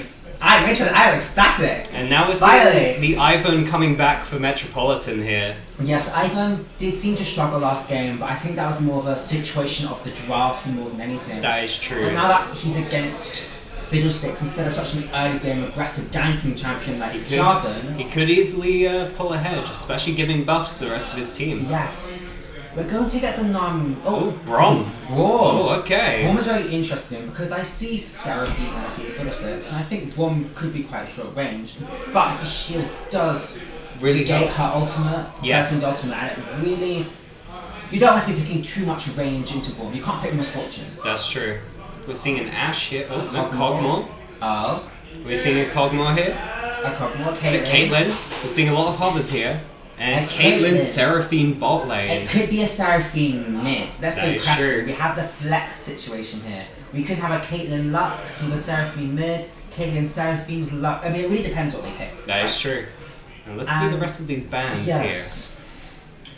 So St. George's is probably going to want to ban mid laners and top laners because I don't see Braum or Jinx going in either of those lanes. Yeah, And we're we're seeing gonna an get Aurelian the Soul. Aurelian Soul. Of course, with that rework. Yes. High ban rate so far. I expect to see another long range mage being banned by St. George's. Yeah, we're seeing a Jace ban from Metropolitan It's here. very interesting. I mean, yeah, I guess we just have to wait and see. Ooh, what are they doing to ban? Yeah, I do think it's probably going to be a mid laner over a top laner. I think something like Victor, Syndra. Oh, Nasus. Oh! They saw the Nasus Nasus last in game. last game, the dog champ. They saw it and they were like, I'm a bit scared of Nasus. I mean, those Q stacks last game are getting frighteningly scary. They were getting a bit scary for the team. And who was that on the last ban there for Metropolitan? That's Gangplank. So Gangplank, Gangplank's another champion which St. George's has played. They can play it mid or top. So I really do like seeing that ban, definitely. Now for St. George's, the question is, are they going to pick their support / mid or potentially a top laner? And we really need to know where that's Oh, Galio. Galio is also another Galio could go mid or support. mid or support. You could go top if you really want to. I'm really liking the St. George's draft. It has a lot of flexibility, but it has a plan. That's true. We're seeing a Victor Yes, coming out from Victor. Metropolitan. Okay. Now, the last pick is probably going to be a top laner, and it's potentially going to have to be blind pick. When I see blind pick top laners, I'm automatically thinking, nah.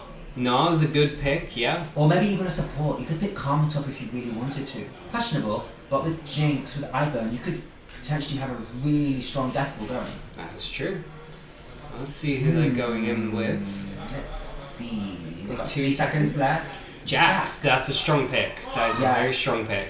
Jax doesn't seem to get a lot of value against a lot of auto-attacking champions because they don't seem to be that many on St. George's team. But it does mean there are certain top laners you don't want to pick into Jax. That's true. Seeing Jax here. St. George's. Yeah, we don't really have a lot of info. Like we said a lot on the first game, we don't have a lot of information on St. George's draft behavior. So That's true. we just gotta wait and see. And we're seeing a Gnar pick here, as you said, easy top laner to play. Now, this is really interesting. 'Cause I look at these two drafts and I'm thinking, I'm not sure. Yeah, it's very. It's hard to predict. I think both drafts are very similar in what they're trying to do. They both have like supportive-esque junglers who want to clear, maybe wait until 6. I mean, Ivan is more of a supportive champion, and Fiddle 6 is more about engaging and original denial. Yes. Definitely. But they've also both got long-range mages with Seraphine and Victor. They've got some sort of melee rule. I personally would much rather have St. George's draft over Metropolitan's draft. I agree, especially with the flex pick situation. You know, that Galio and Seraphine, they could be either or. Even Galio could go top with. Yes. It's But one thing I really do like about Metropolitan's draft is that their long-range champion. They have long-range champions like Jinx and Victor, so they can't just get sieged as easily as they were last game. That is very true. They were, one of their biggest problems was especially when Jarvan would come in and ult. It was over for them as soon as they got pushed in on. It's very interesting. I didn't cast the last game, so this is my first time seeing both teams in action. Looking forward to it. Yeah, it's very interesting to see who could come out on top of this one. The draft isn't as clean cut as the last 2 games. No. Last 2 games you could kind of predict who was going to win just based on the draft, and it went well. I'm not looking at this draft and saying, oh, they've got a counter pick. Yeah. Because even if they have something stronger in that role, then the other team will have something else to compensate for that. Yeah, of course. So, this is really interesting. I will say, for me, the sort of odd one out in this situation for Metropolitan is the Braum. Yes. I feel picking Braum that early on the draft, it does potentially negate Seraphine and maybe Caitlyn's power, but I think you'd be much better off picking a champion like Karma, potentially even Lulu from the last game. Lulu you can was give a movement big speed to the threat. rest of your entire team and sort of stay away. Because that's the biggest threat that match St. George's has, is getting Fiddlesticks on top of you and running you down. But if they can't do that, who knows? After It's everything. true. But, Games should be starting soon. Yes, games should be starting up pretty soon. But as you were saying about the Braum pick, now I'm thinking it's quite a good pick into the especially the Caitlyn. Braum's very good at negating damage from Caitlyn's ult. Say the Jinx is low, could easily block that, as well as the Seraphine ult. And even with in the toward the later game, there's not too many skill shots now that I'm seeing. Although there is the Gnar boomerang. Although I think an important thing to notice is that last patch, Braum and a lot of the melee supports were buffed. Oh, that's true. And Braum's early game armor and magic assist which he provides to people is really impactful. So, I think the real question is, if Braum and Jinx do manage to get through this early game to the mid game, do Jinx and Victor just take over the game completely? Or is Seraphine, Caitlyn, Fiddlesticks able to scale and potentially match that? That is true. And the St. George's comp has a lot of good CC. Galio's Taunt, you got Caitlyn's Traps, Seraphine's Root. Yep. There's a lot of CC on that team that could easily help in a team fight. Exactly.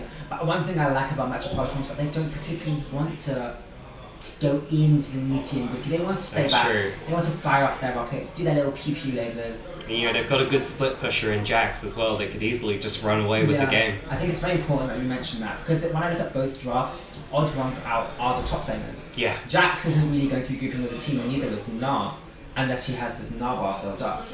So I think depending on how this top lane matchup goes, if it snowballs one way quite quickly, we could have a problem on our hands. Easily. Because if you look at the junglers, Ivor and Fiddlesticks, these aren't typically junglers which are going to disrupt their clears to gank their laners. That's true. They're going to focus on them and their thing. So if either top laner starts to struggle, they're probably going to be on their own. That's true. Ivan and Fiddlesticks, they need their full clear before they can really start getting things going. Yes. This is going to be so exciting because, as we iterated earlier, this is probably the most important game for both of these teams. For both of the teams, yeah. Because if either team loses this game, well, one of them is going to lose. They will have a 0-2 record, which almost essentially disqualifies them from taking part in the group stage, unless their other team manages to do somehow. Yeah, no, it's a really important game for both teams here, and they need to really pull through if they want to continue to be in this tournament. Yes. Unless every team manages to go 1-2 apart from, let's say, London College of Esports, because the statistics that are happening are low with the current schedule. Yeah. We could potentially have a 3-way tiebreaker. That's true. And if we have a three-way tiebreaker between the three teams that we currently believe could be vying for potential second place, it could be anyone's game. Yeah, it could easily. Because whilst Metropolitan did have quite a bad loss last game, they've warmed up and they're ready to play. That's true. So I guess it depends, do you value being able to warm up versus having time to talk and discuss after your first game? Yeah, you know, they've come straight out of the game, you know, they've been sitting at their little computers going crazy, you know, Exactly. they're ready for it. But then again, I mean, as I was downstairs talking to St. George's, they were talking with our coach, they were talking with each other, they were planning all the things they could do, and I think their draft is so much better this time. Oh, their I draft see is that really sticks. strong. They took my advice to the Seraph, and I sat it. Let's see. Yeah, we're still having on the chat. You know this. What's the chat saying? No, the chat's been talking about the Karma top that you said. They like that idea. I think Karma Top is an excellent idea. It's very hard to lose lane, and she can always enable teammates even if she's 0-5. That's true. And also, still people going crazy about the Lulu from last game. It's ridiculous. I saw a few clips of that Lulu, and the damage that she dealt was incredible. She built Dark Seal. It was AP Lulu support, Yeah. and it worked. It worked really well for them. And yeah, I think another really. But speaking of the AP support, I think a champion we could see, especially with how much Caitlyn we've seen, is potentially Morgana. That's true. I find when you had the Leona Draven in the first game, a champion like Morgana or Janna Yeah. or any sort of hard disengaged support could be very valuable. Yeah, Because the it's- main weakness of Lulu is that she can be jumped on quite easily. That is true, yeah. If you CC Lulu, you lock her down, she doesn't have too much mobility apart from her, I think it's her E that gives her the movement speed? Or It's her W. W, But the that's problem it. with Lulu is that if you're giving herself movement speed, you can't use it to CC the enemy. It's her Also biggest true. weakness. So, yeah, I think Karma is a champion that I feel should be picked. At least Should for be some of here, these yeah. games. And my personal bias is opinion aside, simply because she just provides so much damage, shielding, movement speed, which is essentially what you need. Yeah, I would agree.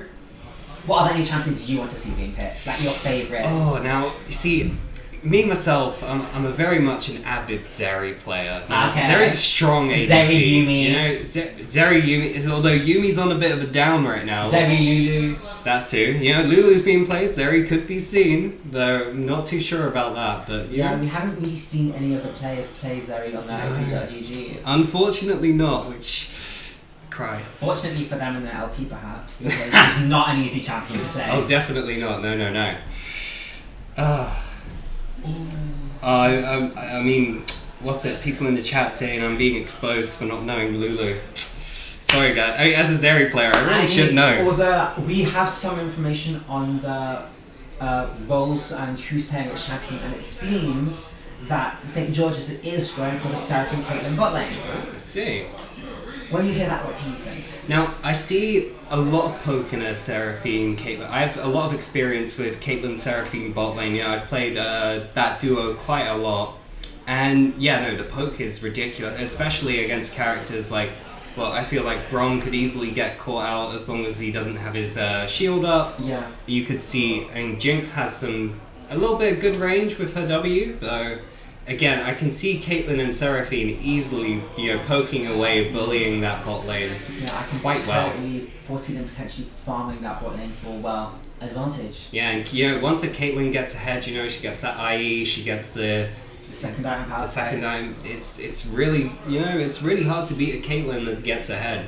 Now, for me, the real question is, what build is the Seraphine going to go? Because I hope I'm not seeing any Moonstone Renewer. If I see a Moonstone Renewer, it's not terrible. It's Right. not bad, but the utility from Leandri's is just so good. Although they do have Fiddlesticks, who is potentially going to use I think Twitch is down. Really? Yeah. Still getting out here. There seem to be some technical difficulties. Yeah, shout out to technical difficulties, as I said last game. My fave, my Yeah, bias. we love some technical difficulties up in here.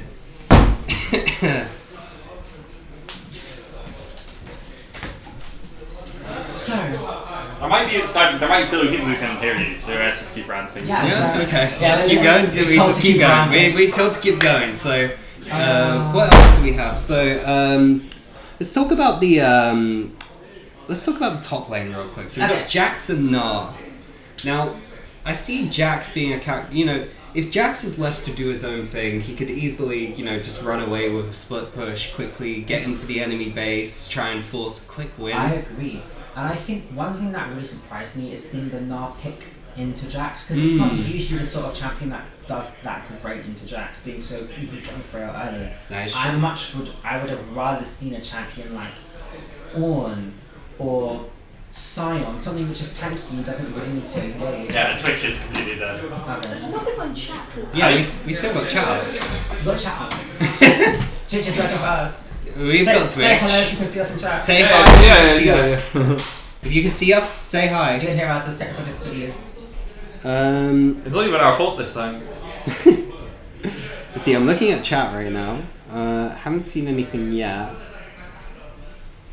Yeah, say Twitch- hi in chat. Twitter's dying. Oh, Twitter's always been done. I mean, Twitter says Twitch is dying. Well, Well, it's working for some of us, so Twitch's not working for me again. maybe we should have a technical. No, it's not your fault. We just need to wait for Twitch to come online. Maybe we should have an ad break. I mean, if there's people who can hear you, just keep going. Yeah? Okay, let's keep going. let's yeah. keep going in. Love the sound Going of crazy. You guys love us, right? Yeah, this is one of the MVP of the first game. Fuck yeah. Oh wait. No swearing on stream. My bad. Have you guys been swearing? No. Okay, good. This So is a the PG MVP from friendly. game 1 has been swearing on stream as ever done. Firstly, I think that should, entail a ban for the next game. Disqualification. Disqualification. Ban the Leona. Oh yeah. Don't let Leona back into the game. Oh, and it looks like we are starting to get into the game. We just have to wait for the client to load up, Yeah. and then we'll get into it. And hopefully Twitch doesn't die on us. You know? Hello. Yes. Oh, let's see. And We're into the game We now. are into the game now. So let's get it up right here. Okay, so I think the most important thing for both of these teams could be the early game, but I think the mid game is arguably more important because neither team has a specific early game center draft. You could argue that with Caitlyn and Seraphine, they are strong early, but they want to play for the mid and late. I mean, you would say that, especially early game, I'd say, Caitlyn's a lot stronger than Jinx. I feel like Caitlyn could easily poke out Jinx, get a bit of damage off, get a bit of poke, stop Jinx from getting farm, and then, shoot off ahead. Though, as you said, they might be playing more for that mid to late. Yeah, it seems to be a moment from Arcane Season 1 happening. We might potentially, we've got Victor and Jinx on one side, we've got Caitlyn on the other, Seraphine's still a young girl, it would be at this point in the timeline. Yeah, let's hear it for Seraphine in Arcane Season 2. Seraphine and Arcane Season 2, I can manifest it. Back. It's all back. Alright, we're all back We're up on now- Twitch, We're let's back on go. Twitch. Hello, I don't know if you disappeared or not. We're seeing in chat, whoever banned Pantheon, I hope you have a nice day. Top lane is not very happy about his Pantheon being banned. Yeah, because I was speaking with St. George between the games, and their top lane is a Pantheon Yorick. One trick. Two trick, actually. because Two it's trick, champions. yeah. I've seen But- I've seen him play a lot, I've seen his Pantheon, that lethality Pantheon goes I crazy. think an important thing to see in this game is how does he perform on a champion which isn't one of those two? Because Yeah. if he can make it work, he's potentially absorbing 2 bans every game. Yeah, I mean, we've seen both games where Metropolitan have played, there has been Yorick and Pantheon both banned, so they're really targeting that top lane. Let's see, we're seeing Seraphine and Arcane hype. Yep, as we said. As we said, I approve. I approve. But Now, let's see. so we do have the early push in bot lane from Seraphine and Caitlyn. They should potentially hit level 2 first, which should be great for their poke. Ooh, we're seeing a little bit of damage on Seraphine now from Yes, Braum. they recently buffed the cooldown and damage of Braum Q, so he might actually be able to match her poke early on. Now, if Seraphine is smart, which I don't know because I don't know how often she's played the champion, Yeah. she should be maxing W first. Ooh, okay. But That's interesting. might I be haven't getting a heard Q that. max. I haven't heard that. I've always heard of a Q max. 2 points Q max W, I will die on this hill. Okay, You should not alright. max E. That's one thing I don't want to see. I don't want to see no E max. Oh, no, definitely not Emax. But There's no point. Funnily enough, in the mid lane, we seem to have Galio with a slight health advantage, but a slight minion deficit as well. Yeah. But right now, it seems to be going very even. Yeah, you see, we're not really seeing anyone push ahead just yet. Although we're seeing Nar's transformation going in on Jax with the counter attack. Yeah, Dax seems to go in and jump in for the stun, but doesn't get any follow up from that. And whilst Caitlyn and Seraphine do have the push in bot lane, you can already see Seraphine's mana bar. She's already run out. She's already out of mana. She's been using Spamming those her Q a bit abilities. too much, Yeah. I think. A little bit too much Q. Now we're seeing Ivan coming in on the bot lane now. Will we go in for the gank? Oh no, they have vision, so no gank. If we look top lane, we can see Na is already collecting a big wave of minions to crash and potentially deny a lot of farm to the Jax. So this is already not looking too good. Yeah, we're seeing that level difference on the top lane already. Na's really pushing ahead. And I think when we see the jungle, Ivan Bergen versus Fiddlesticks, it's important to note that Fiddlesticks is a champion, but one of his main strengths is how good he does some really insanely niche clears. No, that's true. He has all little clear paths that he does. But if you look at the jungle CS right now, Fiddlesticks and Ivan are equal. They're very equal in their CS. So we see Ivan gank here on the mid, however, Galio dashing out. Oh, this is so concerning for the Jackson top lane. He might be getting dived here. Oh, we see Fiddlesticks coming through the jungle. Is that a solo? Oh, and that's No, a first blood for Fiddle. there is the flash silence from Fiddlesticks, which could be questionable, but I think it is the better champion to get the kill on. Yeah, definitely. You know, Fiddlesticks, as soon as he gets in and he has all that AP damage, he Yeah. comes in, fears everyone, gets a Tra- massive ult. Trail getting that first blood in Fiddlesticks is really vital for this St. George's team comp, because whilst Seraphine and Caitlyn are strong, I feel like Fiddlesticks is really the champion where all their engage, their vision control is all about. Definitely. Now we're seeing on the mid lane, no, bot Oh lane. my here. goodness, I just noticed we have a massive gold lead in bot lane for Kitty on the Jinx. Oh yeah, 39 CS to the 25 on Caitlyn. And I think that's so interesting that it seemed like Caitlyn and Seraphine, that would be Lunarai and Terrapixel on their respective champions, they had such a dominant push, and yet they weren't able to translate that into an appropriate CS lead and actually got a deficit. Yeah. Now we're seeing a fight in the jungle between Ivan and Galio.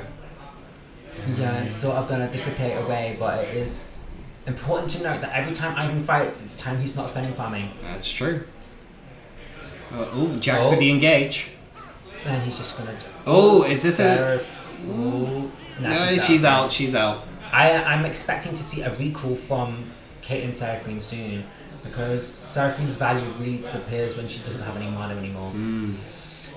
But yeah, overall, it's really interesting to see how, for example, in top lane, it looked like Na was shoving in a huge wave. In bot lane, Caitlyn and Seraphine were shoving in a huge... Engage, there's a fight, engage. there's a fight. And the fight got and the Quick goes kill second from party the Jinx. Brom setting up there.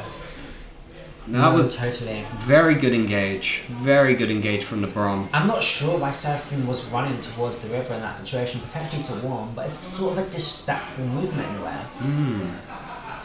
We're seeing Jinx able to get ahead on the farm a bit more now with a 20 farm lead. Oh, and it seems like Galio being pincered here.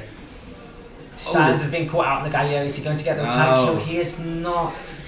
Unfortunately, Jax still manages to survive. That's 2 kills, so much priority on the leaderboard. Yeah, we're seeing a Drake play here from Fiddlesticks. However, Brom and Jinx are here to intercept. And Fiddlesticks does not have the level 6. He does not have his ultimate. He does not have the ability to disrupt the fight as easily. Now, the question here is, can Fiddlesticks jump in? You see, Metropolitan going for the Drake here. However, their jungler is on the other side of the map. Oh no, here he comes. Walking in. Happy Tree Man. And it seems like we're going to have a fight for Drake here. But I think with that Victor ultimate, showing showcasing the strengths of the champion to zone the Fiddlesticks away from the pit. And Metropolitan get the Drake. But are they going to escape for their lives? That's the real... Oh, that's a 3-man taunt. 3-man taunt. Seraphine coming into in the with the root. Oh, it's a 3-man move from Seraphine, but they just don't have to follow up. They managed to escape 0 deaths. Well played from both teams there. But I think that just shows how these team fights could potentially go as the game goes on. Because... Oh, we have a fight between Jax and Na on the top lane. Jax being pushed into the wall by that Na. No. Okay, yeah. It's so interesting because it looked like St. George's had such a dominant early game. They were pushing all their lanes. But it hasn't translated into a gold lead. They're behind in CS or equal in quite a few lanes. And they lost first streak. I mean, the gold is still even. The gold is very even gold is still right now. even. And you know, as we were saying before, although it's changed now, it seems Caitlyn that is actually picking up on CS, you know? Yeah, she's catching managed- up with the Jinx. He's managed to catch up with the Jinx. I think that roam from Jinx and Braum to Dragon really helped Caitlyn get a lot of extra farm. We're seeing pretty even around the board, except, you know, Nah kind of pulling ahead here. There's definitely Ibis on the Nar is definitely still forcing his lead. Ooh, And we have an taunt. engagement still stands in the mid lane. He is able to get the taunt, but it does not translate into anything. Fiddlesticks here, looking at the mid lane, looking at a gank. Fiddlesticks He has that does have ultimate. the He ult. can very easily guarantee the kill. If he can just catch him off guard. We have Caitlyn pinging her MS right now, 18 ping. Oof. Ooh, that's... Oh, there's a knock on the door. You don't know who it is. Speaking of knock on the door, Galio really seems to be knocking down that mid lane door, trying to shove the wave into the turret. And You know, we're seeing a shove on the bot lane as well, you know. and in the top lane, we seem to have 3 shoving lanes from Metropolitan right now. And the question is, if you're shoving your lanes, what are you going to translate that into? Yeah, it's true. I mean, we might just not seeing a plate there from the Jinx. You know, Victor's here trying to hold out against Galio. I think an important thing to note, not in a disrespectful way, is the difference between Victor in this game and the previous game. In the previous game, Victor was against the melee champion, yes, but it was someone without ranged presence. But here we can see Galio is able to match the Victor and even provide things which Victor cannot. Also, as we can see, you know, Galio as a champion does, you know, quite well against AP damage. You know, he gets shield Yes. against the AP, so, yeah, in a better position than Yone would be. And I think another important thing about Galio is the ultimate. He has reached level 6, still stands has reached level 6 with the Galio, which lets him join all these fights around the map. Yeah. If you have Fiddlesticks ult, Galio ult on top of that, that could be a very Ooh. deadly engaged combo. That is true, that is true.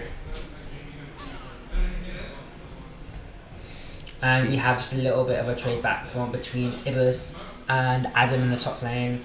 Neither of it is really translating into much, although it is important to note that Ibis has a 13 million gold lead, which is approximate to 2 kills. And yeah, so it seems to be it's dead even. 14.1k gold for both teams. Yeah, we're seeing Jinx pull ahead again against Caitlyn with the almost 20 CS lead. Yes, 20 CS lead and a kill. So I think it's really important to note, well, how's it going to go in mid game? Because the Fiddlesticks is doing quite well, but so is the Jinx. Now we're seeing Galio ping the ult here, so maybe we'll see a play there. Oh, nah! Doing, is this... And Nah has run out of his big turn bar. around. Oh, Oh yeah, I do think the Jax I do has got think it. Jax has got him here.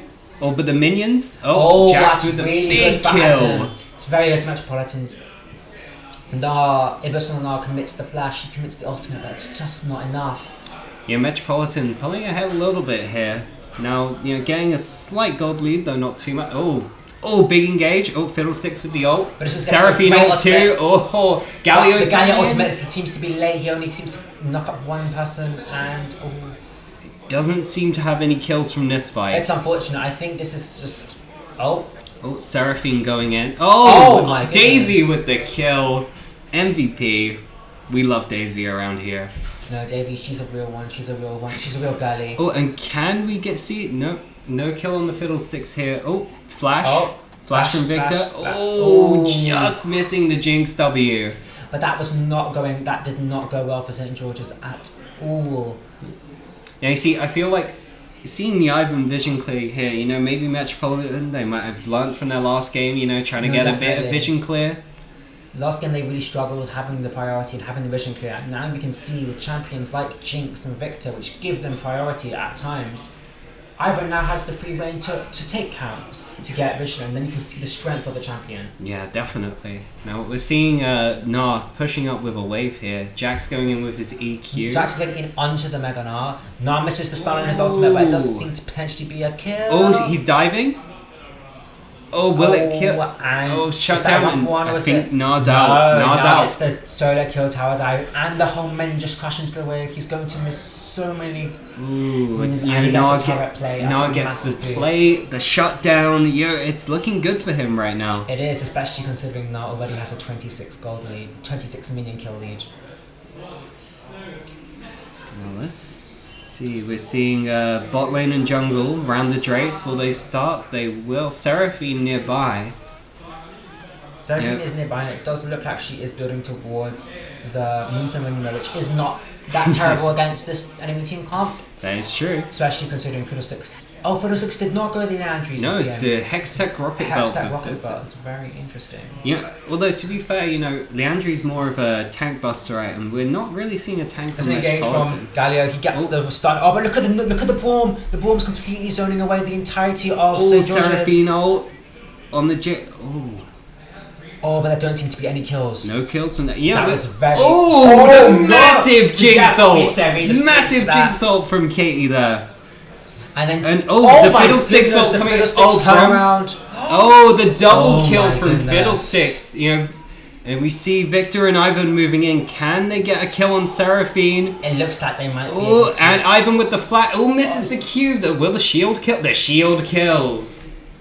I mean, overall, that's what, a 2 for 2. Yeah, 2 for 2 there. But I think actually. Oh, big damage from Nah here. Jax with the ultimate Nah going out. No, but I think going over that dragon fight, it's really interesting to see how both teams were able to execute really important parts of their comps. That Braum ultimate in the choke point, cutting off the entirety of St. George's from Galio was so key. And then we saw Fiddlesticks being able to clear up with the lack of vision. As well as, the Fiddlesticks ult into the Oh, in Seraphine. mid lane we have still stands winning another trade into this Victor. That seems really Ivan coming surprising. in. And he's going out. Now, if we look at this mid lane situation, if I was still stands, I'd potentially freeze the wave so that to deny more gold to the Victor. Now we're But- seeing Jax and Ivan running around mid lane here. Can they get... Oh, nice That was dash yeah. into flash combo as we see. Yeah, so unfortunately he isn't able to deny the minions. They do still get taken by Jax and Ivan, but We're now seeing, the wave crash in the middle here, so we're going back to pretty even. As we can see here, Metropolitan really getting their vision up from last game. It's really important that they work on that. I think one important thing to note is that even though Metropolitan have more kills and have more Drakes, St. George's still has a gold lead. They still have a gold lead of around about 400 here. 400 gold. I think this could easily be due to turret plating, but also just genuinely better CSing. Because I think that's another really important skill that gets overlooked. Oh, and we're seeing the Galio engage Again, here. this is like the 5th time that Galio has gone in. Victor's going to commit the ultimate, which is questionable.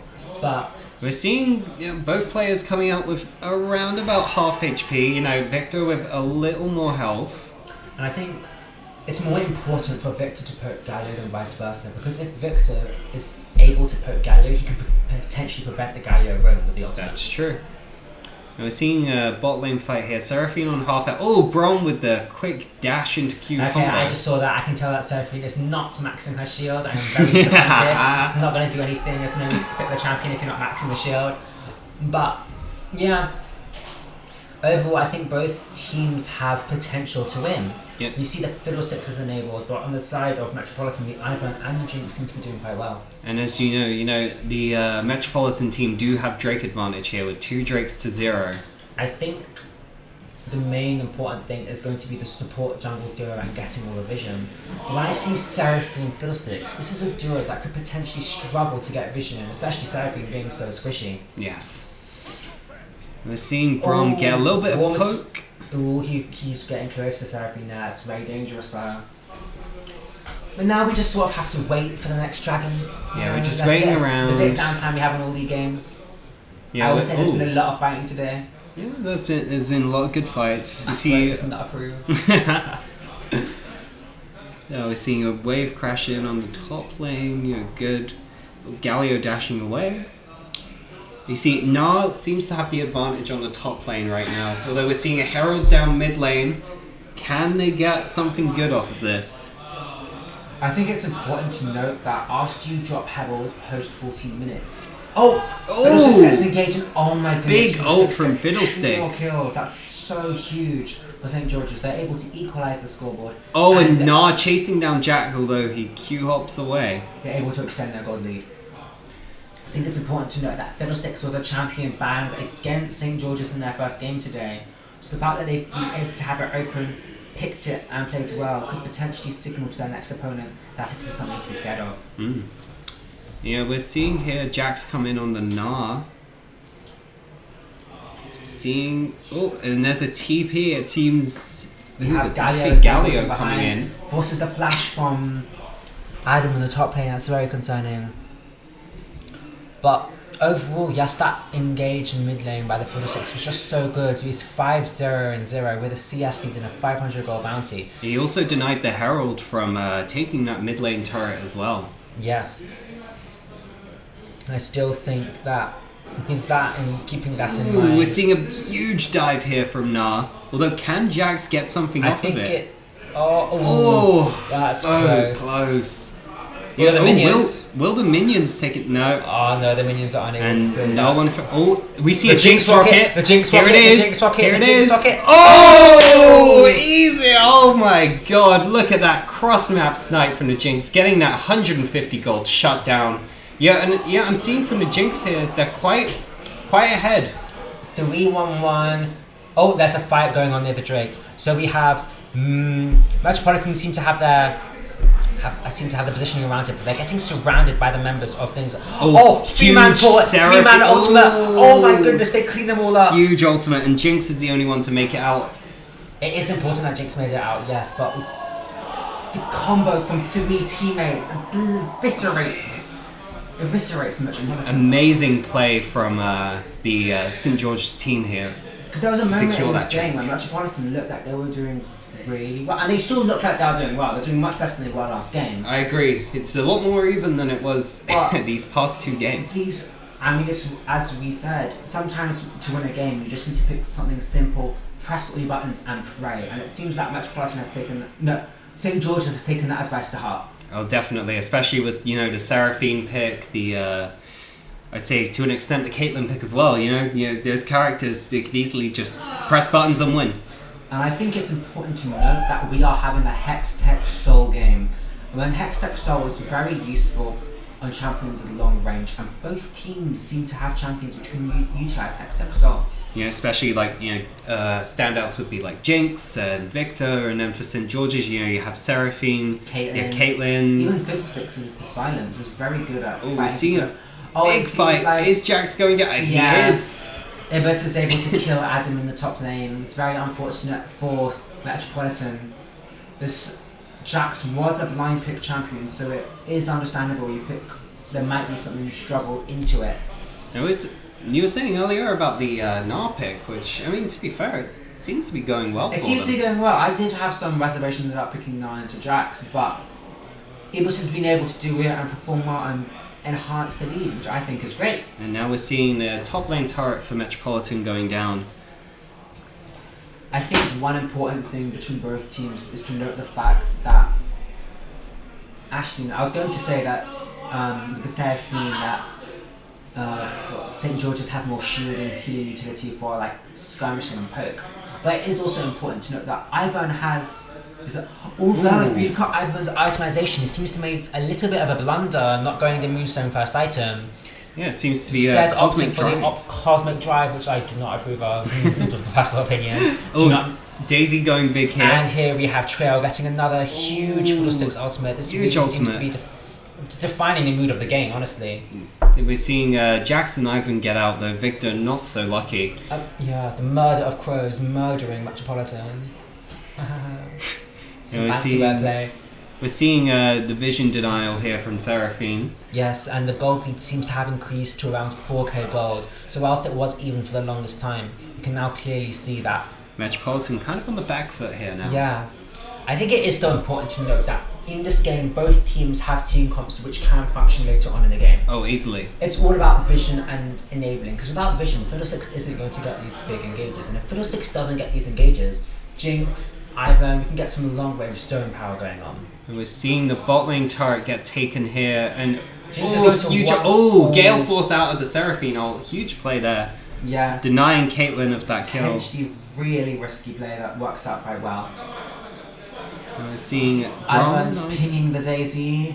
The bestie is going to go back on the rift quite soon. Bestie ready to come in and cause some damage. Exactly. We're seeing the Galio being pinged here as well. And oh my goodness, Trail's going to engage in the ball with the jungle. And Drum seems to the go kill is down. going to go to Terrapixel right here.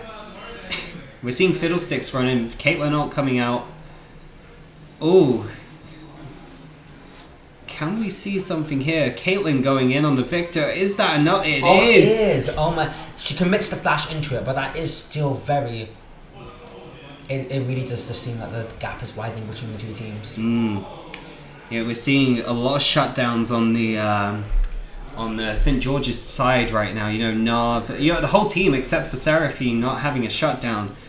Does this signal them getting ahead, and does this signal them going toward a win here? It could also signal to a bit of an upset though, because once the entire team gets bounties, it only takes one fight for Jinx to get a bunch of kills before she can start free hitting. That's true. You know, Jinx could easily go in, get that passive off. Oh, the Ivan seems to be building into Shadow Flame. We have an AP not supportive Ivan. AP Ivan coming out. Which is very intriguing considering how overpowered Mustang Renewal is as an item. I will not doubt the build just yet, I have not seen it. Who knows how it could go. Alright. And here we have Fiddlesticks hiding in the bush, setting up some getting vision. caught out by the Brawn Ward. Ooh, a little bit of damage there, a little bit of poke. Yeah, we see both teams playing around the Drake here, which is... Oh, Fiddlesticks ult coming out. Oh, huge kill. Jinx commits the flash and dies. That's such an important catch before Drake. And we're seeing Victor go down both too. carries are down inside of Metropolitan. Drake coming up as well. Metropolitan down 2 of their team members. Mid lane being pushed up as well, and we see Seraphine and Fiddlesticks going for the Drake here. When you look at this, we see that even though St. George's failed to catch the first 2 dragons, this could just potentially lead to them getting 4 Hextech dragons, which could be a big power increase. Oh, that would be huge for them. We're seeing Ivan try to go in for the steal, however Galio denies. Oh, this is not and going Caitlyn well for gets the Metropolitan, kill. unfortunately. Right now, it looks like Metropolitan could be the 3rd or 4th place team in this qualifying group. Though, you know, League is a game where anything can happen. Anything can happen. We have had group stage games where AD Lethal Tempo Nasus mid won, so I have faith. Yeah, anything can happen. Yeah, maybe their AP Ivan is what will come out for the victory. It's going to enable Daisy to stomp all over the enemy team.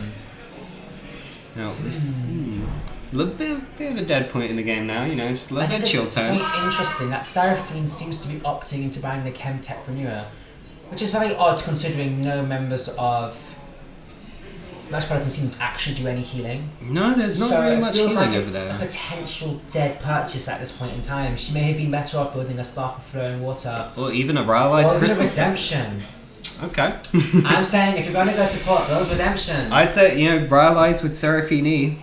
Yeah, it does do wonders. It really does. I'd say either of those purchases would be a lot, you know, more useful than the Chemtech here. Now, of course, the item stats are good. It's just questionable if it is going to have an impact. Now we see. Maybe they haven't noticed that Ivan is not building Moonstone Renewer. That's true.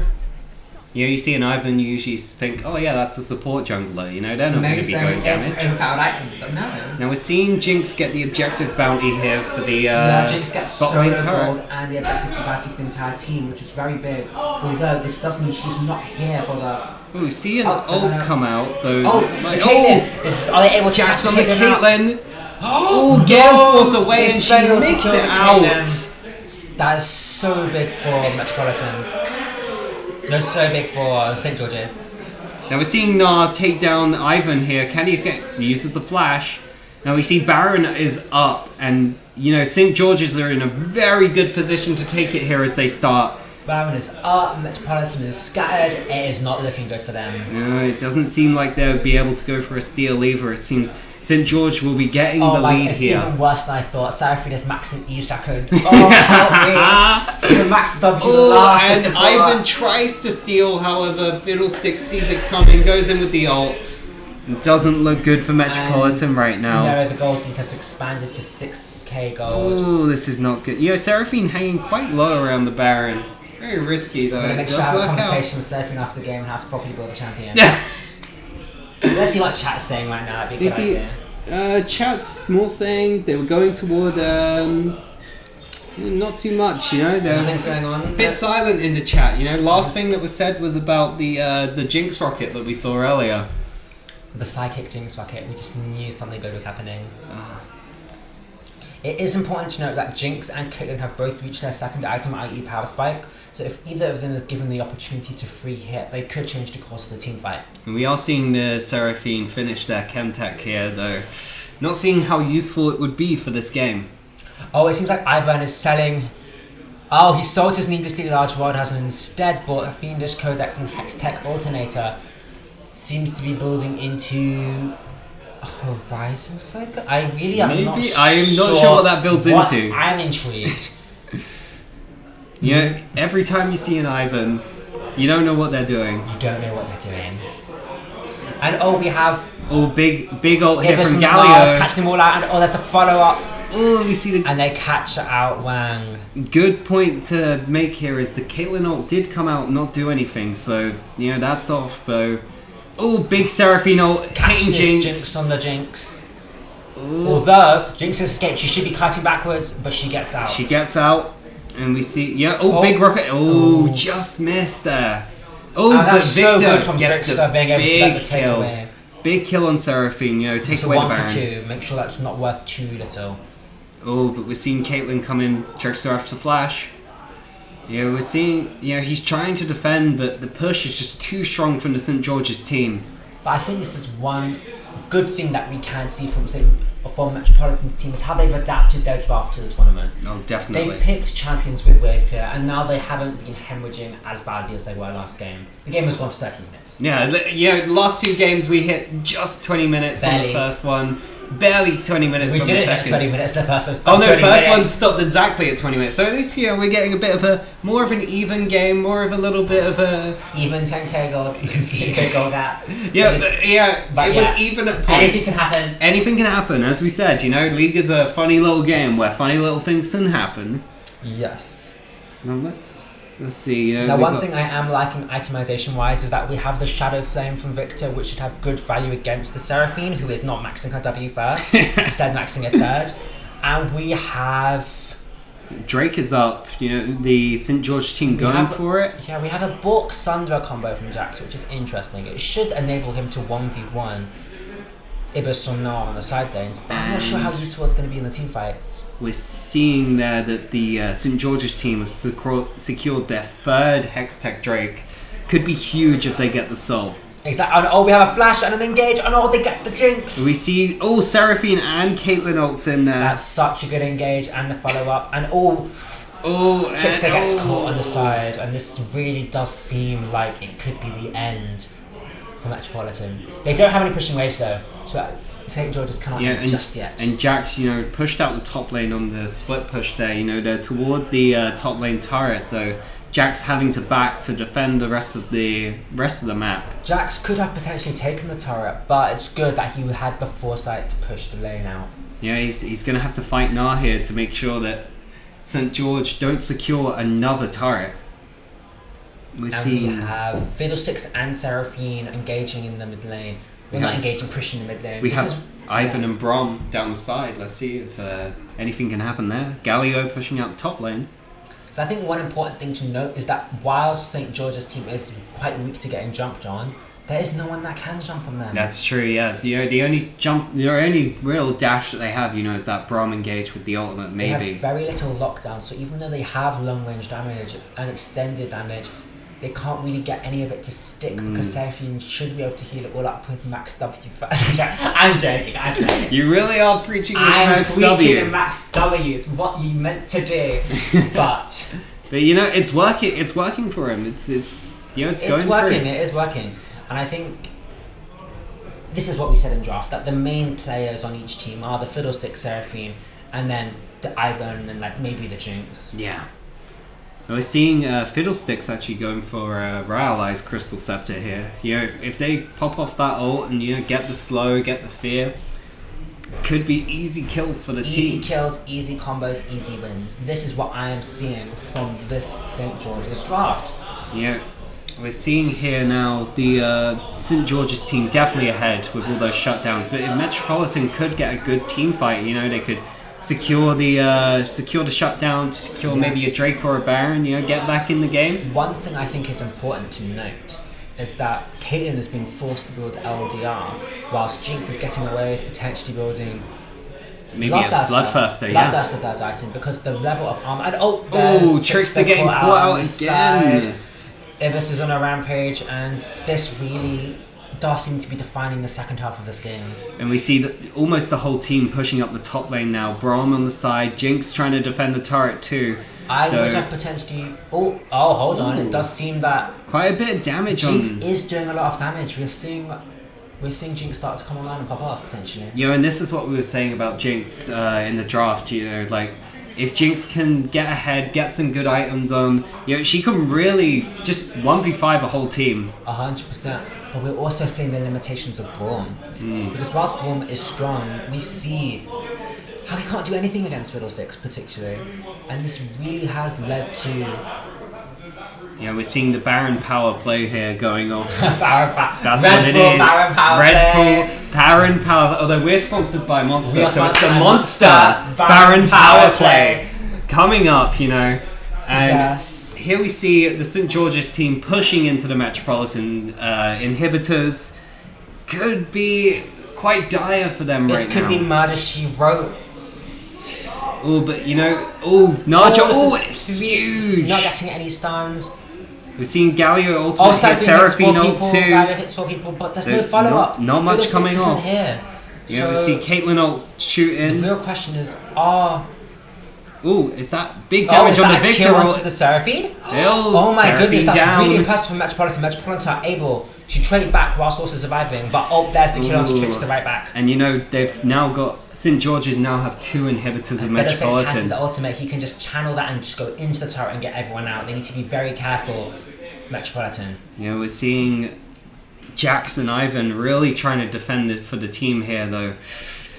It really is a protect the Jinx sort of game. With Jinx alive, it's so difficult. We're seeing a TP come in. Galio coming back. Oh no, that's Nah back in for the fight. And that Ivan. But look at Jax in the backline. Look in the backline. He's pressuring Caitlyn and Fiddlesticks, and he gets the kill. Kill on Caitlyn. So huge shutdown. 600 gold for Jax. Although he might get caught out here. No, he should be fine. He's got the ban. Hang on, the stun on the Nah. Is that a kill? Another kill. Was shut down. But it went to the Braum and not the Jax. That is unfortunate, but as we can see, they need to be very careful, St. George's. If they overstep, if they greed, it could spell the end for them.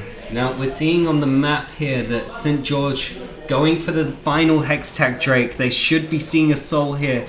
Although, unless Ivan has something to do with it, he does get feared away. Braum coming in. Ivan does not have the flash, but he does have the Q, which should enable his teammates over the wall. Ivan using the Hextech Gate now. That's very questionable. And no, he's down. It's Seraphine using an ult, but it doesn't matter. No, I'm not sure. I don't think the Jinx ultimate. Jinx rocket could be huge here. No, the W just not enough. The smite coming off, and that. That could be something that could help St. George close out the game. Yes, there were so many times I remember some Metropolitan lived with just 1 HP, and the slow and the damage from Hextech could really make a big difference.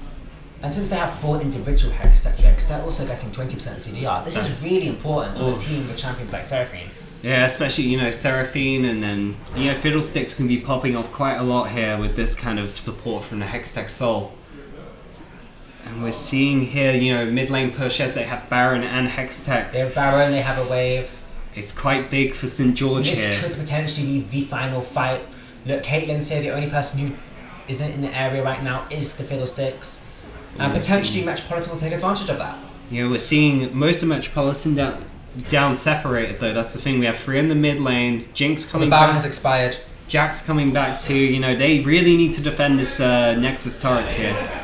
But I think with Victor having 3 items, and Jinx potentially having 3 items, it's very difficult for Metropolitan St. George's to siege and end without Baron. Although we should be seeing a Baron back up at some point. No, not anytime soon. Baron not up for 2 minutes. We got Elder Soul coming up in 4, so they're gonna have to hold out. Keep the push going so they can push back the Metropolitan team and hopefully get objectives. An important thing to note is if St. George's is pushing 3 waves, this could potentially be 3 waves of gold that are all getting funneled into Jinx and Victor. So they need to be careful. Yeah, it could see a comeback here from Metropolitan if that What happens. St George's wants to do is use their range advantage, use the soul, and force force Metropolitan back. We're seeing Metropolitan being pushed toward their turret. Massive wave coming in from the top lane. And All oh my god, look at the Fiddlesticks, Fiddlesticks Galio engage. ult He 2, gets killed there. Serafino all coming in. Double kill for Fiddlesticks. Jinx gets the kill, she goes excited, but it doesn't seem to be mattering. Ooh, and is that enough? Is that enough for St. George's? Yes, it it is. And they close out the game. After 38 minutes, that was a very close game at the start, but it does seem. It does see that St. George, they pulled through and they pushed out the Metropolitan team. And potentially have the chance to fight for first or second in the group. Yeah, and it was well played from both teams here. Like at least it wasn't another 20-minute slaughter. No. Both teams played really well, and the Jinx coming in for Metropolitan. The Victor, trying to come back. They really tried, but St. George's, they were able to close out the game with some heavy objective focus on the Baron and the Drakes. I agree, and one thing I feel made this game so enjoyable to watch is that both of these teams are teams which have lost a game really badly today.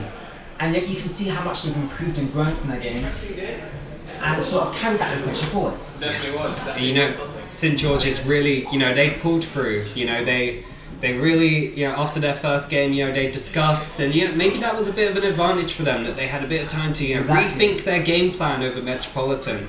Yes, Metropolitan could have potentially had this disadvantageous schedule today, but at the end of the day, it is just how you play. It is what it is, that's how it happens. It is what it is. I'm still annoyed they won with that bad Seraphim card. Yeah, All of the API burn was a very interesting decision. It's something that you don't see very often. I mean, No. I haven't seen it in a long time. Usually you see Ivern with the Moonstone kind of build, Moonstone, more yeah. supportive. Though, I don't know. Maybe it could have worked in some kind of universe. I don't know. We don't know.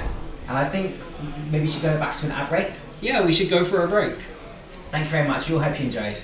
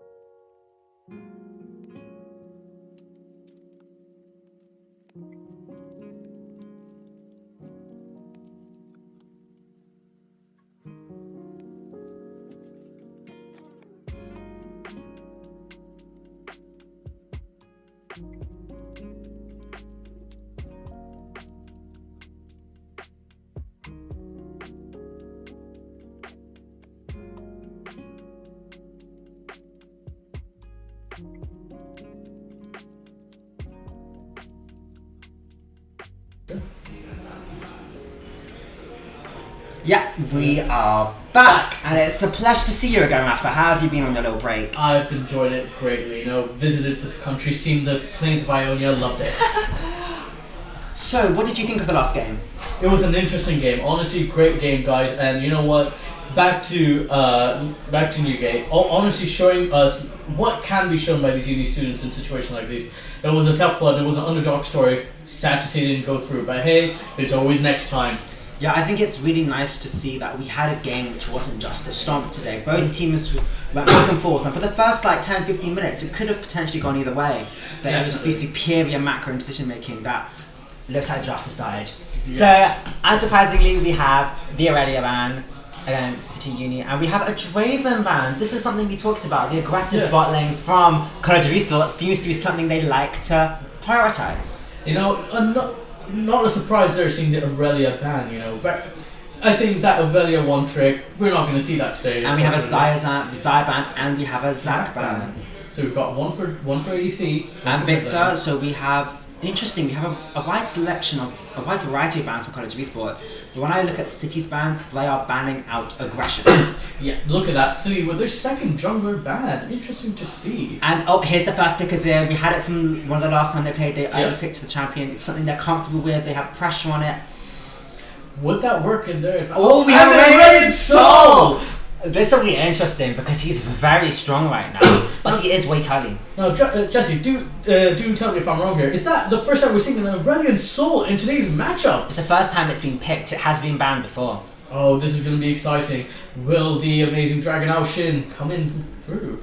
Yeah, that's a good thing. I think it's important to note the College of Esports has focused early game priority teams so far, and Aurelian Soul is weak against early priority. So I wonder how they're going to pivot their draft. We have a Samira and another aggressive ADC. We could potentially have the Leona, the Nautilus. These are champions I'm predicting to see. Oh, and back to the Caitlyn again. Caitlyn, a popular pick in these matchups I've seen. Yeah, we had a lot of Caitlyn. I just don't think she's done that well today. And oh look, it is the Leona. I called it. We have the aggressive Jesse, you might be a psychic because this is quite an interesting pack. It might not be the Leona yet. We could get Nautilus instead. It's going to be one of those two. Maokai. I think Maokai could be another really good pick. And a blindsided a Mumu. I've been called out. But I think an important thing to note is that with Samira and a Mumu, you have a lot of engage. If you need a support, what support are you going to pair that with? You need to have pressure and you need to have disengage. I agree with you there, Jesse. It really is. Poppy! Oh wow, look at that, and it is Poppy. I think Poppy's a great pick in the situation. Top jungle flex. Poppy as well in this. Even for a long time in my games as well. She's not a champion I see very often. Yeah. But if you can play her, she is very strong. And we have the Camille. It was used to really great effect by College of Esports in the first game, so it's nice to see it get a respect ban this time around. That Camille had great mobility and lane superiority in their last game from COE. Now for COE, what they could potentially ban, they could be looking for support bans, they could be looking for top lane bans. I'm not really sure. I can see the fact that City still hasn't picked out their jungle yet. Maybe they're going to ban Nar, a potential, R4 pick, which is easy to blind pick into other top lane champions, right? Definitely. The smart choice, Yeah. Some would say, the thinking man's choice is the Nar. Yeah. That way you can prevent City from picking a nice blind pickable champion. We're potentially getting a Silas ban. That's right. Oh, we do get the Silas ban. I hate to see it. As the resident Silas main here in one trick, hate to see my boy in chains being banned. Justice for Demacia. And justice for the mages. For the mages. And who's going to be our last ban from COE? 10 seconds. Could be anyone, not hovering. 7. Chat. Lock in. Who do you think will be the last ban? And that's why it's Volleybird. Nobody expected it. Now, for the last two picks. I think an important thing to note is that for both of these teams, someone in chat has pointed out, the support players have been crazy. First it was the Lulu by Skitter, and then it was Liliana by Finn. We have an Ezreal. Oh, is this Caitlyn mid? Oh no. No, it can't be because Caitlyn top? Could it be Ezreal top? Could it be the controversial Caitlyn jungle? We don't know. It could be anything. I'm so confused at the City Uni draft. Fellas, this is what you can expect from these high-octane gameplays. We don't even know what's going on ourselves. What I don't a think game. they know what's going on. Okay, we have the Graggers Oh, being covered. honestly, Kragus, a great pick through and through. Another champion which can enable Samira. He has the knockup, he has the engage, he has wave clear, he has CC. He really has seemed to got it all right now. That's why he's quite high priority in at least LCK. Oh, Viego. So this does seem to be a Mumu support, which would mean potential Gragas top. Misfortune. Is this a hollow for Misfortune jungle? I am very confused at this triple ADC comp. There's no way that's going through. No. You know what? I could be a guessing man here, but City University, seeing COE, say, hey, we raise your high damage with our 3 ADCs. Now let's see how that works out. Bold strategy.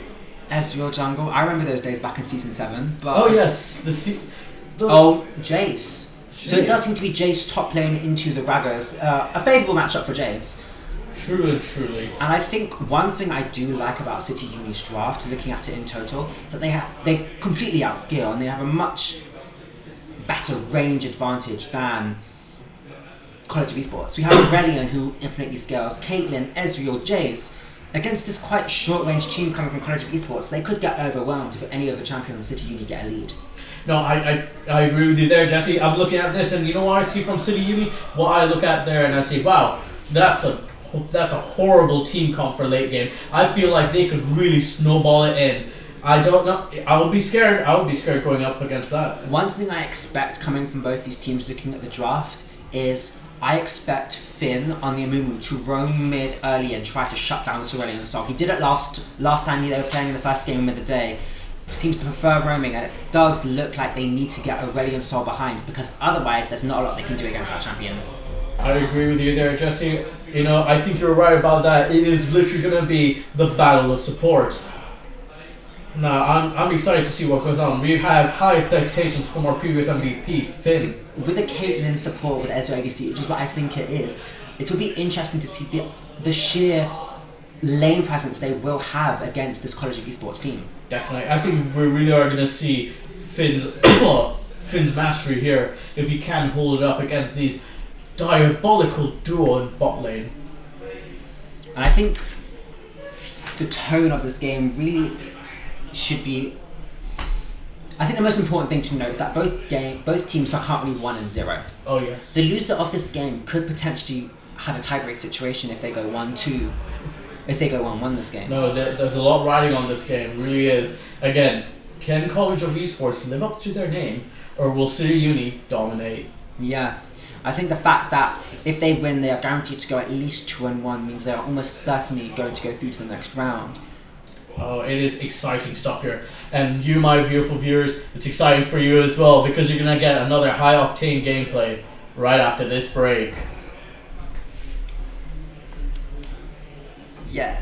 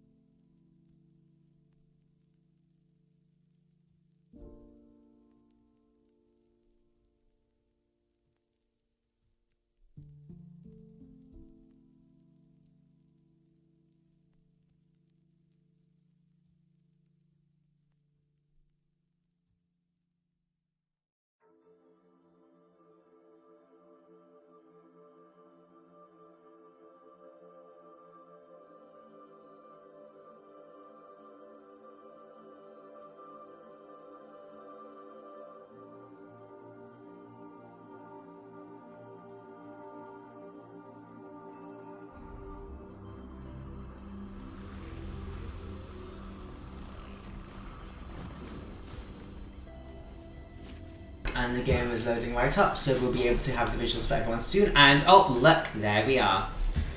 So just like that, we're back into the game. We can't seem to see it here, but that's fine. Yeah. So let's try to get some confirmation of what exactly is going on here. So, as we've talked about, this is a very important game for both teams, probably their most important game. And oh, it looks like Caitlyn is the first one to say good luck, have fun. That's a sign that she might win. That is some camaraderie right there. And you know, look at that. It's a Poppy jungle.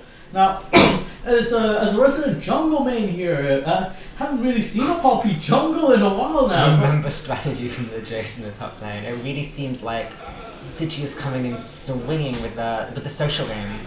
Truly, truly. I think keeping comms open, playing that mental game right there, I think they've got it. But you know what is really anyone's game? This is highly anticipated. Fellas at home, people watching, this is going to be one of the games for the ages. It's City versus COE. This is so exciting. Both teams dominating in their matches. They're both 1-0. It really is the tiebreaker here.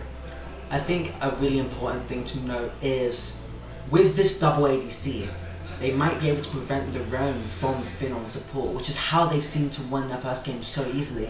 True. So, it begs the question we're really asking is, are they able to deny? And it seems like Aurelion Sol is using his E to poke instead of farm stacks. It seems a bit of an interesting decision, might pay out, I suppose. To be honest, Jesse, the Aurelion Sol just being in this game is a beauty as it is. Who knows how this fella's gonna play? Who knows? I'm loving this positioning from City on the City with the Caitlyn, just forcing the enemy to just stay back. Because that's really how you want to play. Get your own advantage, keep them on the turret, stop them from running. Oh, definitely. Especially seeing Finn's amazing gameplay in his previous game. It really is keeping bot lane in bot lane. Yes. And they've already pushed the entire wave in. I think it is important to know that Samira and Mumu do want to go in, and if they do manage to get on you, you'll probably be dead. True. But if there's a whole wave of minions in front of you, Mumu's not going to be able to go on top of you. Yes, it does make it a lot more trickier. Now, it really sees how it goes. Right now, bot lane, ADC is going neck and neck. Yes. Top lane, handshaking, mid lane, handshaking. It seems to be a more slower based game. Yes, definitely. Quite comparable to our last game, between London Metropolitan and City, Yes. And I think that's concerning. I mean, it's only been like 3 minutes, it's not that concerning. But it could. As I said, it looks like that's a fight. And Poppy gets the stun, so. And the Poppy barely. Caitlyn flashes forward, the Mumu flashes away. That is such a good read by the Poppy. Lucifer on the jungle Poppy. Brilliant stuff right there. Viego literally leaving just with the skin of his teeth. And they force the flash on Mumu, which is great. It makes them safe. Caitlyn does use her flash, which is unfortunate. But it's, as we said, this College of Esports team is really focused on getting not an early game lead per se, because they can play late. But without the early game lead, they're going to get outscaled. Oh, definitely. I think it's going to make their climb a lot more higher and a lot more harder if they don't get this early game pressure on. Exactly, because every time that Viego is bot lane, he's not mid lane. He's not preventing this Aurelion Sol from scaling. And, I mean, look, Aurelion's having a perfect time. He's got even CS to the thingy. Ezreal's got a CS lead, and it's just looking solid. The top lane, there does seem to be a bit of a CS gap, which is concerning considering they picked Jace into Gragas. But these things can always change. Jace is a range champion, he will always be useful. I think Jace's unpredictability between range to melee really can bring this all together. However, it still is, that's right fellas, anyone's game. It is anyone's game, and you see the minion dematerializer from Tyshawn Jackson, the Aurelion Sol, really. Oh, he's doing the freeze! We love to see he's freezing the wave mid lane, trying to deny as many minions from there as always possible. Love to see it from pro play to draft. Great to see this. Actual wave management. Yeah. I mean, we can see that this could potentially be the highest level game we're going to see this game today so far. Yes, you can clearly see they are masters at their craft here. And yep, here we see. I mean, they are zoning them. You might point out that even though Caitlyn and Ezreal are zoning, they don't have a CS lead, they don't have an EXP lead, so maybe they're failing. But remember, when Amumu is under turret, he is not roaming, and that is how the player got such an impact the first game. Look at that. Poppy coming in and trying to do a cheeky little gank. Didn't plan out well. That's fine, you know, as they say as a resident jungler, not all ganks are good ganks. And I think an important thing is how vital Poppy is to the City draft. She's crucial to denying Amumu, denying Samira, denying Viego, denying Gragas. If Poppy gets behind as the front line and the peel and the engage, things could look bad. And we can see the poke. You know, he gets the Q, he gets the Q. Amumu going in, bit of a risque, but that's a in bit for of, Viego. there's the cleanse, there's the flash, that's very well played by both teams. Very well played. Oh, Poppy coming in to counter. And, she lost the flash, and she she gets gets the that's first first blood for the Poppy! Good stuff indeed! That's right, viewers at home. This really is the high-octane gameplay that you are here to see. I mean, it's just such a stark difference between College of Esports' first game against St. George's and their game right now against City. Both times, they're the ones who are getting caught out, and they're the ones where the enemy is in the right place at the right time. Oh yes, honestly, City's placements, the way how they're doing it, their communication really is showing here. COE might be in a bit of trouble here. Yes, this is not looking too good for CE. It may only be late game, but the fact that City seem to have a good track of the situation going on and are responding in kind is very important. The main thing is, while COE does have the comp for late game, can they get it to late game? That's the biggest issue here. The way with the momentum that City's going with, can they keep it up? Too many can days, too many would days. Let's see how it unveils. Oh, I agree. Whilst City is doing well, they really, and here we have it, we have the jungle and support roaming mid lane. It's so vital that they protect their roaming mid lane with vision. Oh, Finn. We got a kill in top lane. Crunchy managed to kill the Gragas. Unfortunately, the automatic spectator didn't catch it up, but that's fine. That's just not good for Siri, is it? Oh no, who would have thunk? Who would have thunk that Gragas would have been able to get that on Jace? But you know what? 1 kill, 2 kill, these things add up. And a really interesting thing is, if COE loses this game and then loses the next game to Metropolitan, there's a tiebreaker for second place in the group. That is true. Honestly, there's there's another kill. Oh my god, Tyshawn is able to get the kill as Aurelion onto Mumu. That's so insane for City University. Oh, what a difficult matchup this is. Look at that, Caitlyn just poking and prodding. See, this is what I mean here, Jesse. Look at that high level of skill. Making sure to take down those wards as well as getting those pokes in. Highly, highly important. Yeah, I know in Champ Select I expressed concern and doubt over the Caitlyn Ezreal lane, but it seems they've done what they wanted to do. They've kept them under lane, under turret as much as they've wanted, and she is playing she's doing well. Like there's no problems really. Well, I agree with you there, Jesse. It is this is a difficult gameplay. You know, just taking a quick overview of the map, can't really see where the Mumu is. And there is Finn doing his thing of roaming. Does he get it in? Oh, but they trade it back to the cross map on the end. Look at that. And Finn, I think you know what, Jesse, you're absolutely right. You're absolutely right there. The Amumu leaving the bot lane has caused the death for the ADC, but they managed to catch that. They managed to trade. It is a 1-for-1, but I think it's important to note that the kill goes to both junglers. Now, Viego is more of a carry jungler. He might be able to do more with that than Poppy would. But it's look at Caitlyn. She's gotten so many turret plates. Ezreal, Caitlyn, they're getting the turret plates, they're getting the push, they're denying the farm. And look at that. Talking about the twisted yordle themselves. Look at that. Poppy getting Drake. Yeah, if we have a Herald for Drake swap, which is interesting because COE has the more early game teacup. They want to use Drake to push and get plates. But I just feel like City's whole game plan of get Drakes and get gold is just working. Oh, definitely. You can clearly tell City's playing for the long con, as well as focusing for any tidbits they can take. But that's the thing, City's playing for the long con, and they're winning in the short term. This is not looking good for COE, but we shouldn't jinx it. I still think COE could very easily change the tides of battle with their team. And just to confirm, I believe they have taken, what was that, Toxic Drake, yeah? Yeah, that's Chemcheck Drake, that's gone first. Chemcheck, indeed. So let's see, Solo isn't going to be Chemtech, let's see what happens next. What's the dragon that we're waiting to spawn is Cloud Dragon. Cloud. So we could potentially get a Mountain Drake. Oh, we have a the sidestep on the barrel, that's so clutch from Crunchy. And he's not going to get away with his life, unfortunately. But he's wasting the time and he's wasting the resources of the enemy. Good stuff. Honestly, I think you're right there. And look at that, they pop Herald. They pop the Herald, they're going to funnel all the gold into potentially the Viego, who looks like he could be their carry. And put pressure on the top lane.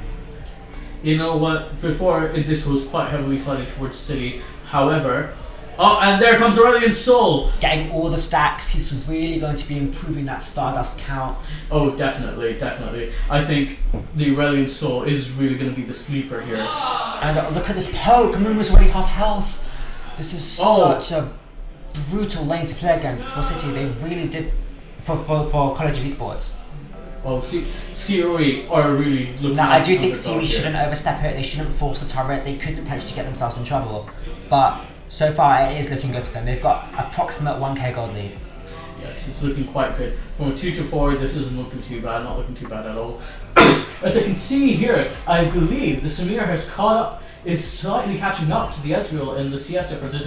There's around a 10 CS, around 13 CS. Oh, and look at that, Amumu going in with the ult, everyone going in bot, and there we go, there goes the Caitlyn. Are they going to follow up? Ezreal still has his dash. Yep, Ezreal just so takes well. off the ADC. Aurelian Soul going in. Can this dragon do it? He's coming, he's playing. And there's the Azir. There's that Azir that we've all been scared of. But he messes his ult up. He does the Xiao Xiao. He does it in the opposite direction. He doesn't get the shuffle into the turret. And this is a 1-2 for City. Honestly, a sad opportunity there. City could have got another one, but it's all right. I mean, when you look at it, and Aurelian Soul, the weak early game champion, which scales infinitely, has kills and a lead. It's concerning. It is extremely concerning, especially when their team comp is a team comp suitable for defeating Aurelian Soul. They have engaged. They have these tools.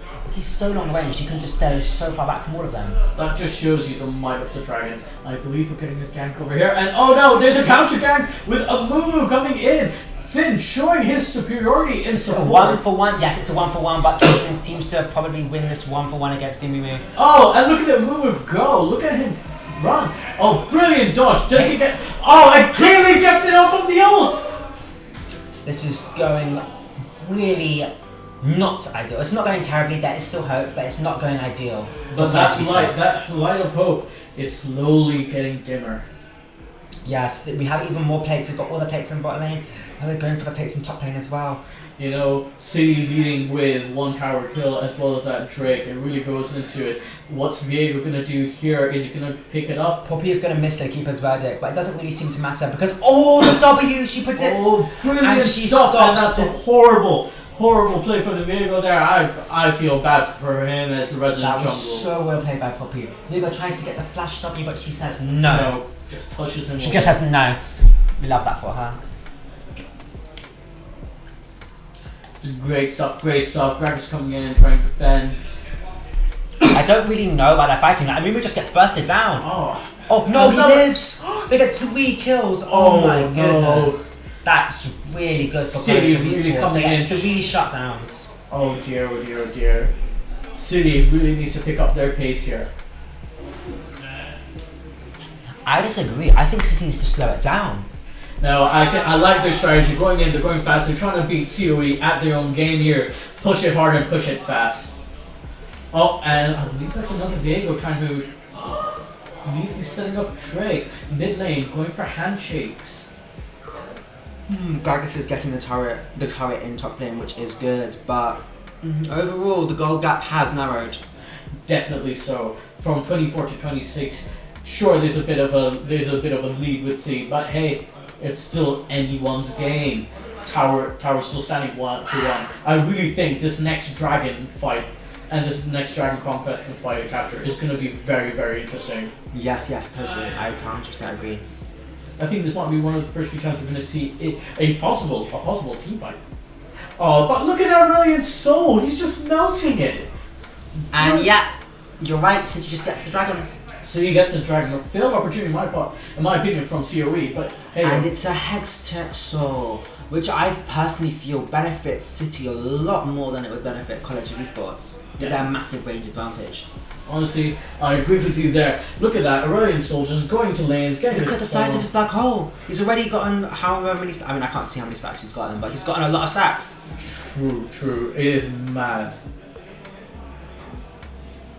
Oh, look He's at got 156 approximately stacks, so he's getting quite close to the 250 stack breakpoint where his E gets really large. Oh, and that E is deadly, especially with that execute. Oh. The Rylai's, this is not looking good. But it's not against the world. No, true. College Esports, they get the Herald and they only have a 1k gold deficit approximately. I believe this is the second Herald they've got as well. Yes, it is. Good stuff. You know, let's take a quick look at their item composition here. You know, Samir going with a Bloodthirster kill, very interesting. Azir's going for the Ludens with the movement speed and the burst over the Leandro is just quite interesting. And Viego's going crit, so this could potentially be a carry Viego. Oh, truly can be. No, a Kraken Slayer Viego, you know, crit Viego, I like that, you know, this definitely could be the one arm up to help them in the... Definitely, because I think one of the big weaknesses of City's draft is that they are still very squishy. Without Poppy, I mean, everything's dependent on Poppy and doing her job. Yes. If Poppy messes up her bodyguard job even once, it could spell dead multiple people with the nature of Samira and Amumu. But look at that Yordle holding that pressure on those broad shoulders. Yes, instead of focusing on killing her camp, she's sort of sticking near her teammates, which is really good, getting that early game, that mid lane pressure. We got three of them in mid. We got Ezreal, Caitlyn, and Poppy. Are they trying to take But power? I don't really understand why City's grouping a mid lane. There's no objective to fight. The plates are all gone. They should really just focus on freezing and denying as much goal as possible. I can see what you mean here, Jesse. I think this is the cursed plague of mid-game. Samira's Blade Well is going to deny the True Shot Barrage from killing the wave. But that's fine, he'll just stay for a little bit longer and use his Mystic Shots to kill the remaining few minions.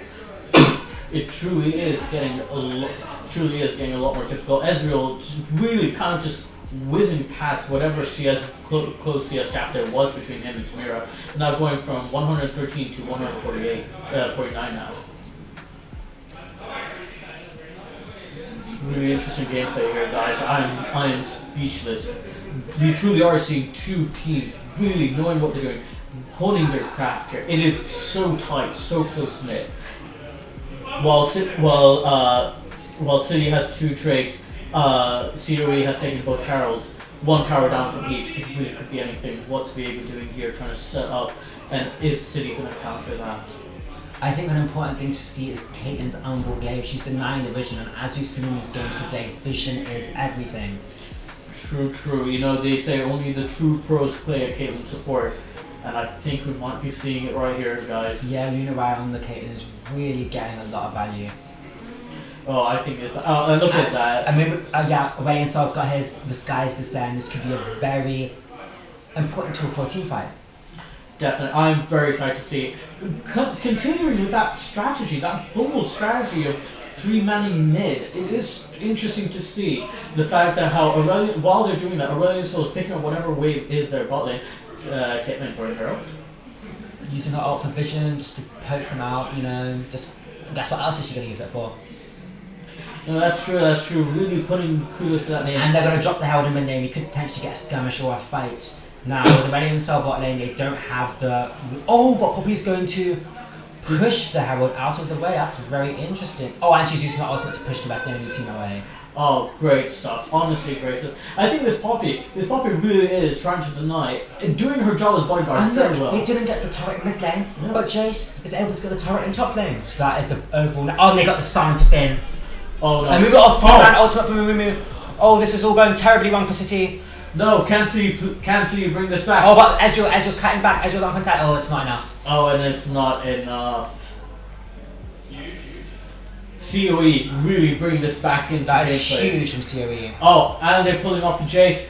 Aurelian Soul trying his best to defend here, but there's nothing he can do. It's very unfortunate for City. They all tend to group up and fight at melee range when they really do not want to be right next to each other. It's a bit of a fail in positioning. And look at that, perfect, just in time for They Drake. get the dragon, they get the turret. This is looking good for College of Esports. I think COE has really brought this back from a very one-sided game to something from even to now City doing very well, taking the first Drake. I agree. Now, of course, we shouldn't forget to mention that City's team comp is better in the late game, just about. Yes. So it's not over. Oh, definitely. It But is. and they do still have the gold lead. But this shows that if the fight goes well, it doesn't matter how good your team is late game or mid game, how far ahead. If you get caught out, you're going to die because they do not have the same defensive tools. No, it's true. It's really, you know what? While City may have lost the momentum that they had from early game, who knows if they can pick it back up. Well, we know one thing for sure: COE is really denying them that. Yes. You know, still going neck and neck.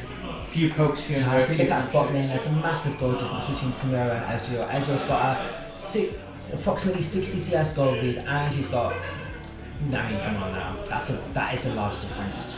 Oh no, I generally think, you know, this is a really big difference between the Samira and Ezreal. And however, the remaining of the team, Finn's Amumu did amazing Viego coming in clutch, as well as the Flying Bird special of Azir, is really picking it up for whatever the Samira is lacking there in CS. Yes. We're gonna have to wait and see what happens next around these next objectives. The next objective to fight over is Baron, which is currently up, but I highly doubt either team is going to do it. So we are really looking for third dragon, potentially Soul Point for City University, but they might not want to fight. Okay, so for our great viewers out there, this is some high octane gameplay right now. You can clearly see they're setting it up. You can see the cogs are turning behind their lines. Look at that. So vehicle. tense. They're struggling to push me. I'm joking. The high octane gameplay of pushing minion waves. No, it is great. It is great. The way, honestly, you can see that they're trying to plot something. They're trying to plan.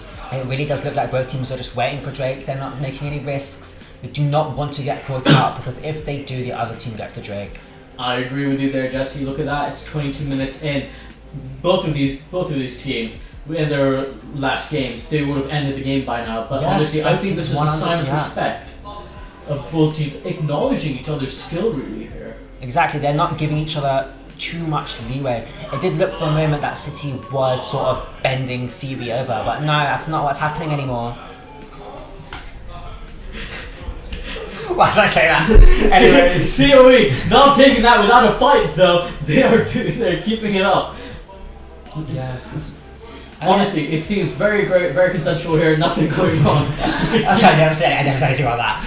But no, we have Ezreal. He has the Muramana. He's got the upgrade. Oh, now Jesse, do remind me because you know the last time I seen Ezreal, I thought he was an AD character. Now, Ezreal getting his Muramana, he's getting his training force. What's going on here? Does he need any more items to really pick it up? He's clearly has no lead. I honestly feel like Ezreal is the sort of champion that once he has his Triforce equivalent, he really starts to pop off. He could get the Surrealness for the slow, but we already have the Rise coming through from Aurelion, which is such an important zoning tool. But you can only zone if you know where the enemy is, and as we saw from the last team fight, if COB are able to get on top of them, it doesn't mean anything. That's true. Just looking at right now, looking at those vision, both lanes, both jungles and both rivers looking very well lit. Both teams taking any opportunity they can to clear out any wards. Are we looking at potential drop in the mid lane turret? It's one hit, but it's a bit, maybe the next wave they'll do it. Who knows? We haven't really talked about our top lane a lot this game, but it just... You know, top lane is difficult. It always seems like they're in the world of their own. And then we only get to see glimpses of that. Yeah, we can see that Jace has 5 deaths, but they don't really seem to have that much of an impact on his team's performance. Yeah. Because he is still useful and is still doing a lot of damage. He's got his items, he's still contributing. True, you know. And I think in any of our previous games, a 5 death lead, that is horrible. That really doesn't make it or break it, but Jace is somehow keeping us It looks cool even. as a cucumber. It looks great. It is important to know that Gragas has 2 items, and one of those is the upgraded Saracen base, so he's going to be very tanky and doing a lot of damage in his team fights. Oh yes, that, you know, it is looking like a very interesting, you know, bot lane gameplay. I think if my resident, you know, jungle toes are twiggling, They are posturing over dragons. Yes, they are. Oh, we haven't engaged. Oh, and look at that, they're chasing. Does Aurelion, so he throws his beautiful ult there. And look at that, they're poking. They get the kill on and, Finn. and there goes Caitlyn's unable to trade for the 1-1 on the backline, but does it particularly matter? they get Sol gets the Vargas? reset, he gets the chase. Oh, They're going to teleport into the middle of City of University. This could go very terribly wrong. Oh, but no, Isaiah gets the 3-man push. Oh, but he's dead instantly. oh dear, oh dear, oh dear. Yeah. And there goes Drake. That's a 4 for there's a 4 from 1 for the side of City University. That's so good for them. But the jungler is alive.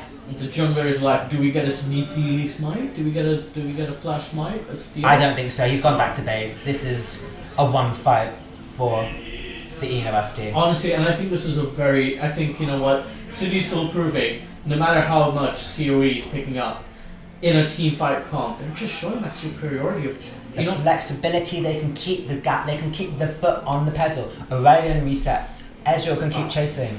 Brilliant. I think that's some great Aurelian Soul, and I think what's a smart move there, taking out the support. Finn as in his support.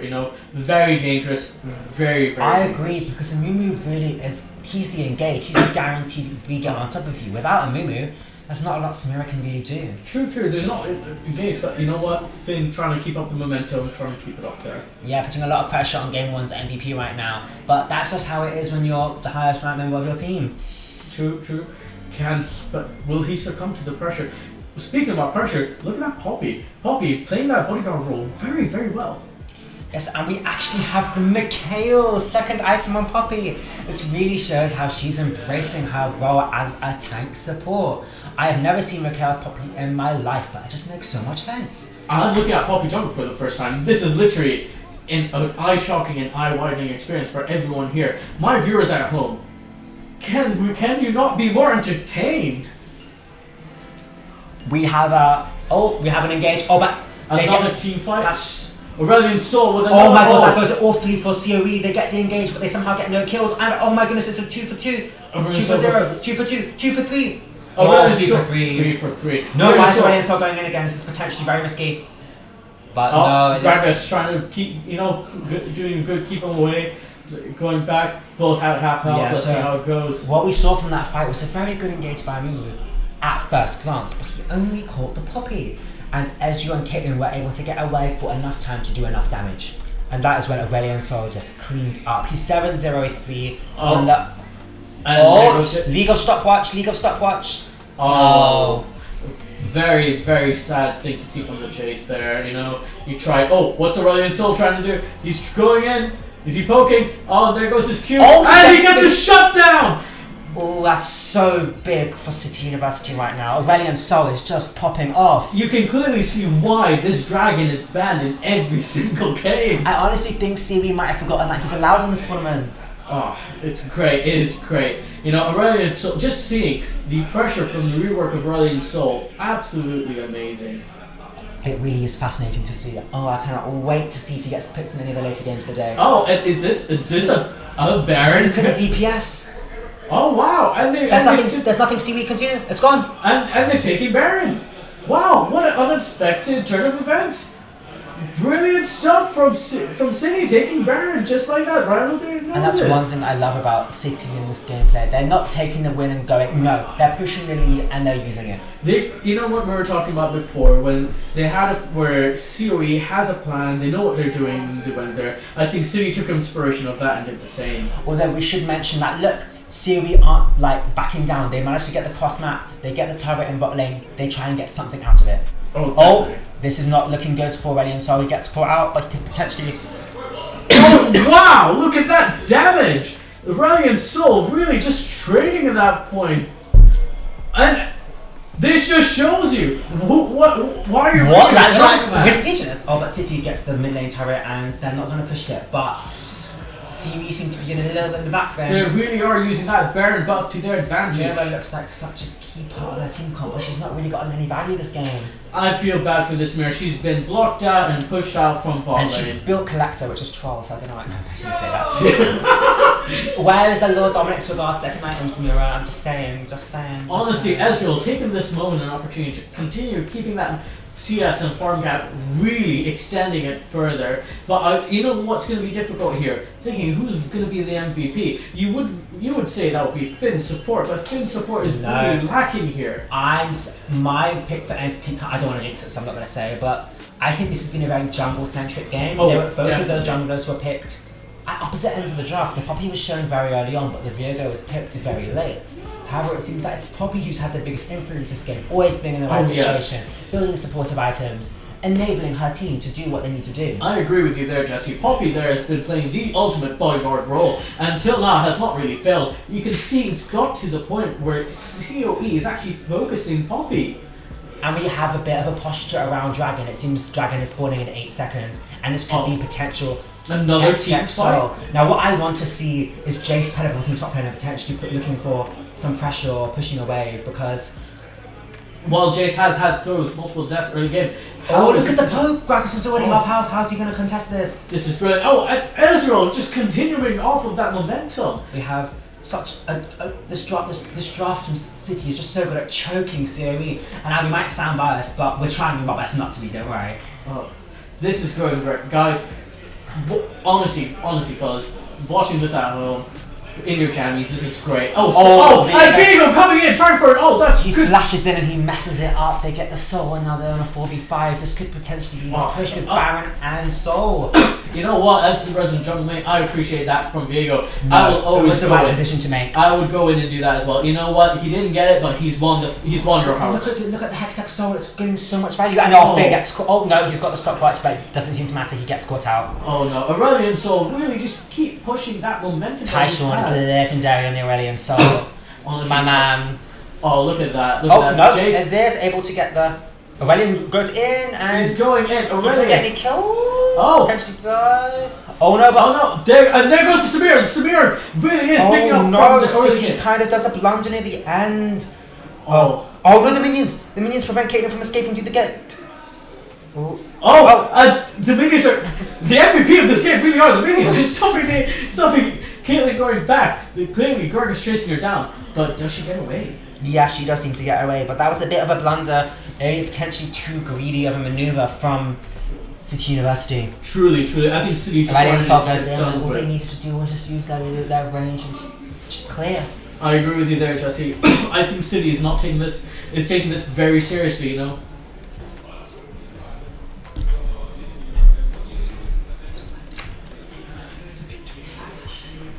But anyways, if we look at this right now, the gold leader is only 4k gold, but when we look at the champions we have, the items we have, some champions just use gold better than others. And it's just difficult to say. We do have the Rabadon's Death Cap coming out of Azir, so there is a lot of damage coming from this champion. Oh, truly, this might be where Azir picks up. Let's just take a quick look-see at the items here, because the items are what really do make the champ. Ezreal going in with now Tiamat and building Bloodthirster, probably building out of Ravenous Hydra. Yes. Oh, look at that! Aurelion Soul just building up on his Magi's. 14 stacks on that, I think. Yeah, I think that most recent death took him from 24 to 14, which is a big shame. That's a loss of around 40 to 50 AP.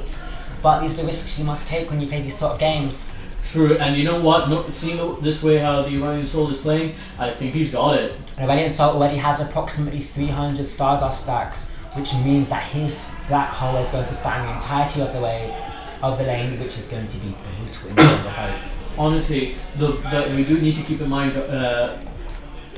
We do need to keep in mind about Baron. Baron going up, and who knows what's going to happen. While right now, City is having the lead. Baron is up in 40 seconds, but it looks like City's Aurelion Soul's. But oh no, Aurelion Soul wants the safety. But I was just going to say, they need to make sure they don't get caught out on any side lanes, because this game is getting intense. Definitely so. It really is ramping up. We really are reaching the end stages here on 34 minutes, where we're getting close to our late game champs. I think you're right there, Jesse. It is going to be a very hectic end game. This fight is going to be everything. I think you're right in that regard, Rafa. We really... Oh, look at this poke from Jace. Hextech Soul is really putting in some work. Honestly, Jace, what camaraderie from taking those depths to still poking. This Jace is showing COE that he's not down for the count. And so you have the Caitlyn Knott, you have the Ezreal two-shot barrage. We really do just have a lot of just poke just coming out of City University right now. Constant vision, constant poke. They know where they are, but can they get them where they want them to be? That's the question here. This fight for Baron is literally gonna make it or break it. But the longer it takes, the more advantage City has. Look, so many members of CUE already half health. This is going awfully for them. Oh no, could it be? They could look for Baron right now, because look, that's another two-shot barrage from Ezreal, another ace and a half from Caitlyn. They both have to recall. They both have This to is a recall. Baron. Oh, and there's a Baron power play there. Monster Baron power play. Monster Baron power play. Let's go. Sponsored by New Meta. New meta, but you want to get your great monster Baron power plays. And there goes City with another Baron kill. Oh, this is a bit of a shock. I mean, we shouldn't jinx it. The caster cares, but everyone expected COE to be. I mean, it's in the name, but right now you're gonna see a lot of it is students. close. Oh, the Poppy W is very clutch. It's got me breathless. You have Gragas just walk forward and die. Oh, and then Poppy completely denies the Amumu engage with the Curse of San Mummy with her ultimate. And but look at that damage from Azir. He is really building up. You know. No, Diego, no! And the skies descend and everyone's dying on the side of COE and this is and there they've lost. And there goes this is game for City University. Honestly, oh my goodness. You're gonna see a lot of angry students asking for tuition refunds here. This is shocking. Oh. 12-1-8 on the Aurelion. Who would have thought City being the underdog here? But were they? That's the real question. They also won their game quickly. True. They could potentially be first in the grid. Oh, this is brilliant. We're gonna head to a break and come back with a quick end game commentary.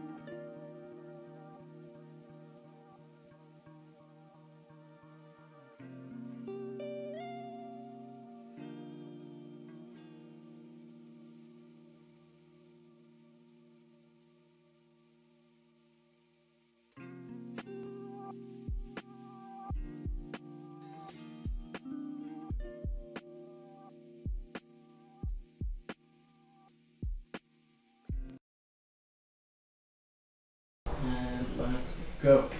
And welcome, guys, to our 5th game of the night. Ben, pleasure to see you back here, Fates. Well, you know me, I'm always here for the comms. So, We have City Uni against St. George right now. Truly. We're seeing, quick Aurelian Soul ban right there, you know. After that that performance that we just saw from the Aurelian Soul mid, I agree you have to with see that. it. You know what? City University coming in with such a great and hot pick.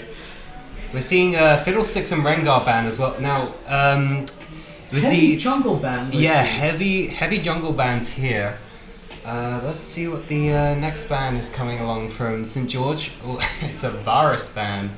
Okay. Insta ban Shen as well from the City Uni there. Clearly they know what they're doing. You know, clearly they know what's going on here. St. George City has a mission, has an idea on their mind, and they know what they're doing. Now we're looking for a St. George ban here. They have 10 seconds left. We're seeing a lot of either jungle or we're seeing Aurelia ban. You see, Aurelia's been a common ban here. Is we've seen that there's a Aurelia 1 trick in our miss, and now we seem to be getting into the picks. And first pick going to Victor. You know, we've seen a lot of Victor in these games today, Face. What do you think about that? I mean, Victor's quite a strong champion, you know. If he can get up his stacks, you know, if he starts Dark Seal, gets to the Magi's real fast, he's a very threatening character. An interesting counter pick of the Seraphine. Seraphine's a character we've also seen today at some point, which, you know, Seraphine's quite an easy champion to play, provides a lot of CC for a team, can be flex picked into either support or mid. It's a good choice for anyone just kind of looking for something simple to help their team. Chat, can we get some hype? What do you think would be the next picks? Pop your answers below. We're not seeing anything yet, but wake up, chat. We got 2 seconds left. Come on, Reggie. Syndra, another strong AP character for St. George. A lot of bans on the Syndra. It's nice to see here. Oh, is that the dreaded Lee Sin that we were talking about before? Now, Ben, I don't know if you were here or keeping in when me and Jesse were talking about this. Now, the jungle of either Lee Sin or Zed from City is very deadly. Yeah, we've seen on their OPGG that they usually play either Lee Sin or Zed. It's kind of a 2-trick jungle right here. We're also seeing the Misfortune pick, most likely the ADC for City here, and we're seeing a Nocturne come in for the St. George, most likely their jungle. So we're more likely to see either probably ADC bans from City. Maybe a something toward a top lane ban for St. George. Yes. Honestly, guys, high octane gameplay once again brought you by new meta. Why don't you stop by? And we're seeing a Jax ban here from St. George. We've seen a little bit of Jax today. Tristana ban for there's ADC bans coming through, and Tristana's a very oppressive character. No matter if you know what you do. Very difficult. Yep, Cannon Poppy right there. You know, all those yordles. You know what? You've seen City and the usage of yordles. It's interesting to see if they were going to pick one now. Now we're going into St. George's final ban. We have 5 seconds left for it. What's it going to be? Keeping us on suspense, keeping chat on suspense. We see a Nautilus ban followed by a Draven ban from City. Now, we did see a Draven earlier, and I mean, Draven's a very oppressive character that can easily snowball in any lane. True. As long as you the get those... mobility, the CC, great stuff from Draven. Now, we're going into the final 2 picks for each team. Should be seeing some top lanes, some ADC maybe. And we're seeing a Lucian. Oh no, there it is, a Draven Lucian pick. Could it be a Nami with a Seraphine mid? Who knows? And look at that. Is that Camille? Of the locked in? It's looking We like have Camille. seen City's Camille earlier, and they will make any Attack on Titan fan proud from the way she was moving around. It seems like they haven't locked in yet, though. Yeah, there it is. There's the Camille. There is Camille. We've seen City's Camille, Ben, I think earlier. And Jin. Is that Jin? Jin support? Jin support? Yo? It's looking like a Jin support. Who knows? Who knows? Now, there has been some play of Jin support in like the LCS and stuff like, pro play. I'm not too sure how it goes. I haven't really seen it myself. Haven't really played it either. Well, Ben, we've seen how deadly the double ADC comp can be in bot lane. Let's just see if it can be pulled off. And we're seeing an Ornn from St. George. No, Fiora. Oh no! Is that a lock-in? Everyone's sweating. I can see chat sweating. They're shaking their knees. A Fiora top. Nobody likes to see that. Now, Fiora, always a solid pick, no matter Brilliant. who you're going against. You can go in not knowing. It is last second Ornn. Last second Ornn pick. Oh, look at that! St. George is keeping us on our toesies. Now, we've seen the Ornn earlier today, have we not? Yes, we have. Has it been from St. George's, though? Yeah, we did see an Ornn at some point today. On mid, no less. Though this one seems like a top lane pick. Indeed. Well, that's it for draft pick and chance select. Let's head to a quick break.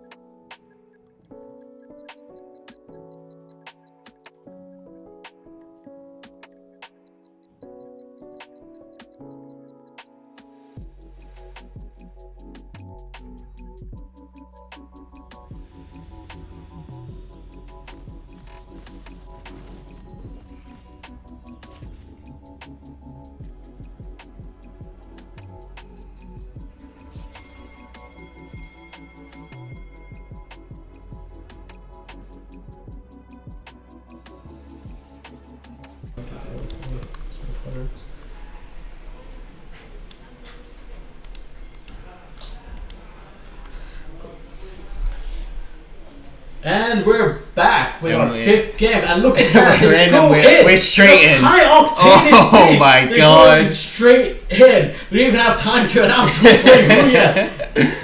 Oh wow, that was a quick engage there on the Lucian. Had to use his dash, which he took first, and he's already having to back. So Ben, let's just quickly go over who is playing who now. We have St. George's. We have St. George's going up. I completely blanked on who's actually playing right now. That's crazy. I was like, City wait, going- hold on. Now St. George's going up against City. Oh yeah, it's the end of the night. You know, there's only 2 games left. And maybe at the end of the night, being end of City. Let's see if they can steamroll past this. They don't have their Aurelian Soul that they had last time, but let's see how it goes. Amazing engage in the beginning. Yeah, you know, Nocturne going for red, getting that lovely leash. and we're seeing Lee Sin on the blue right now. And we're seeing Jin support. Oh no, it's Misfortune support. I lie. It's Jin ADC with the Misfortune support. It's looking quite good, looking quite interesting here. You know, both lanes, handshaking. You know, let's see how it goes. Clearly a bit more offensive coming from St. George's there. No, they do have the double ADC bot lane, which, as we saw with the Caitlyn Ezreal earlier, can work pretty well. So let's see if they can pull it off too. Now, And we see damage on Lucian, the exhaust being used here. it really is a interesting game play going carry. A City's going to go in for, I believe, their 3rd consecutive game right now. Let's see how they go. A little bit of emotional, a little bit of BMing going there, but let's see how it is. We've also seen, you know, Lucian has had to use both of his summoners right here, so maybe they can take advantage of that. Jin going in for the amazing W. Good, holding them in place, getting that wave clear. Syndra pushing in mid. Orin just getting stacks, you know, poking as he could. This is pretty interesting, as both lanes are not pushing back. I think both teams are pushing back. You know, I believe this is City. I believe this is St. George's answer of, hey, City, you're being aggressive. Well, let's see. You can see us being aggressive too. Now, we see the bot lane coming in, trying to steal, and they do steal. They stole his blue buff right But now. look at that, Nocturne trying to go in and trying to take the opportunity, getting a few licks lots in. of damage on Nocturne. He's ducking, he's moving. Victor punishing the Syndra for extending a Yumi lane. Oh, we nearly saw that Jin route there as well. Good stuff going all around. Orn and Camille, you know, just going hand in hand. Nothing interesting going on there yet. Well, let's see if Orn can change that. Come on, Orn, I know you can hear me. Go in! I don't think he can hear you, but he does seem to be doing quite a bit of damage. Oh, We're seeing there goes Lucian and Lucian Seraphine and going in on Jin okay. here. Can they secure a kill? No, they Yes, can't. they can. I think Lucian just popped his heal, or was that his health pots? Now, you know, you know, as we have seen before, with the double ADC comp in bot lane, they tend to be a bit more aggressive. However, it is going quite well. We're 4 minutes in, and I don't think there's still been a first blood yet. Oh, there's No, a no first gank first of blood yet, but and here's our Nocturne first seems gank to be of the stalking game. the mid lane. Nocturne trying to seems to find be recalling. any point coming in. Lee Sin coming in too. Coming in. They can see the Oh. Nocturne, dodge the ult. Oh no. Could this be a it? first blood here? Oh, Lee Sin continuously Oh. going in. Oh. Just 1 E away. And there there's first it blood from is. Victor. And now we're seeing Misfortune going in on the... Oh, Seraphine rooted. Good stuff here, guys. Good stuff indeed. Now, City's showing their might right there. Oh, Orn with the huge knock-up right there. Can he get something off of it? Oh, and Can there he goes get the Orn. kill? Can he get the kill? Can he make the trade of 1-1? There's a flash. Oh, A flash. following Oh, flash. Lee Lee Sin. Sin comes in. Can he turn this around? And he's turned it. And he's turned around, good leaving cue as from any good Camille. jungler would, leaving the kill for the top lane. Alright, we're seeing... Seeing tons of spells, summoner spells going off. We're seeing tons of kills. Right now, not looking too good for St. George's. Lucian pushing in, trying to get some licks in. we're seeing Lucian and Seraphine here being quite pushed back into their turret. Yeah, it's really down to this double ADC push. You know, they've been really aggressive. They've been able to, you know, keep the other team back.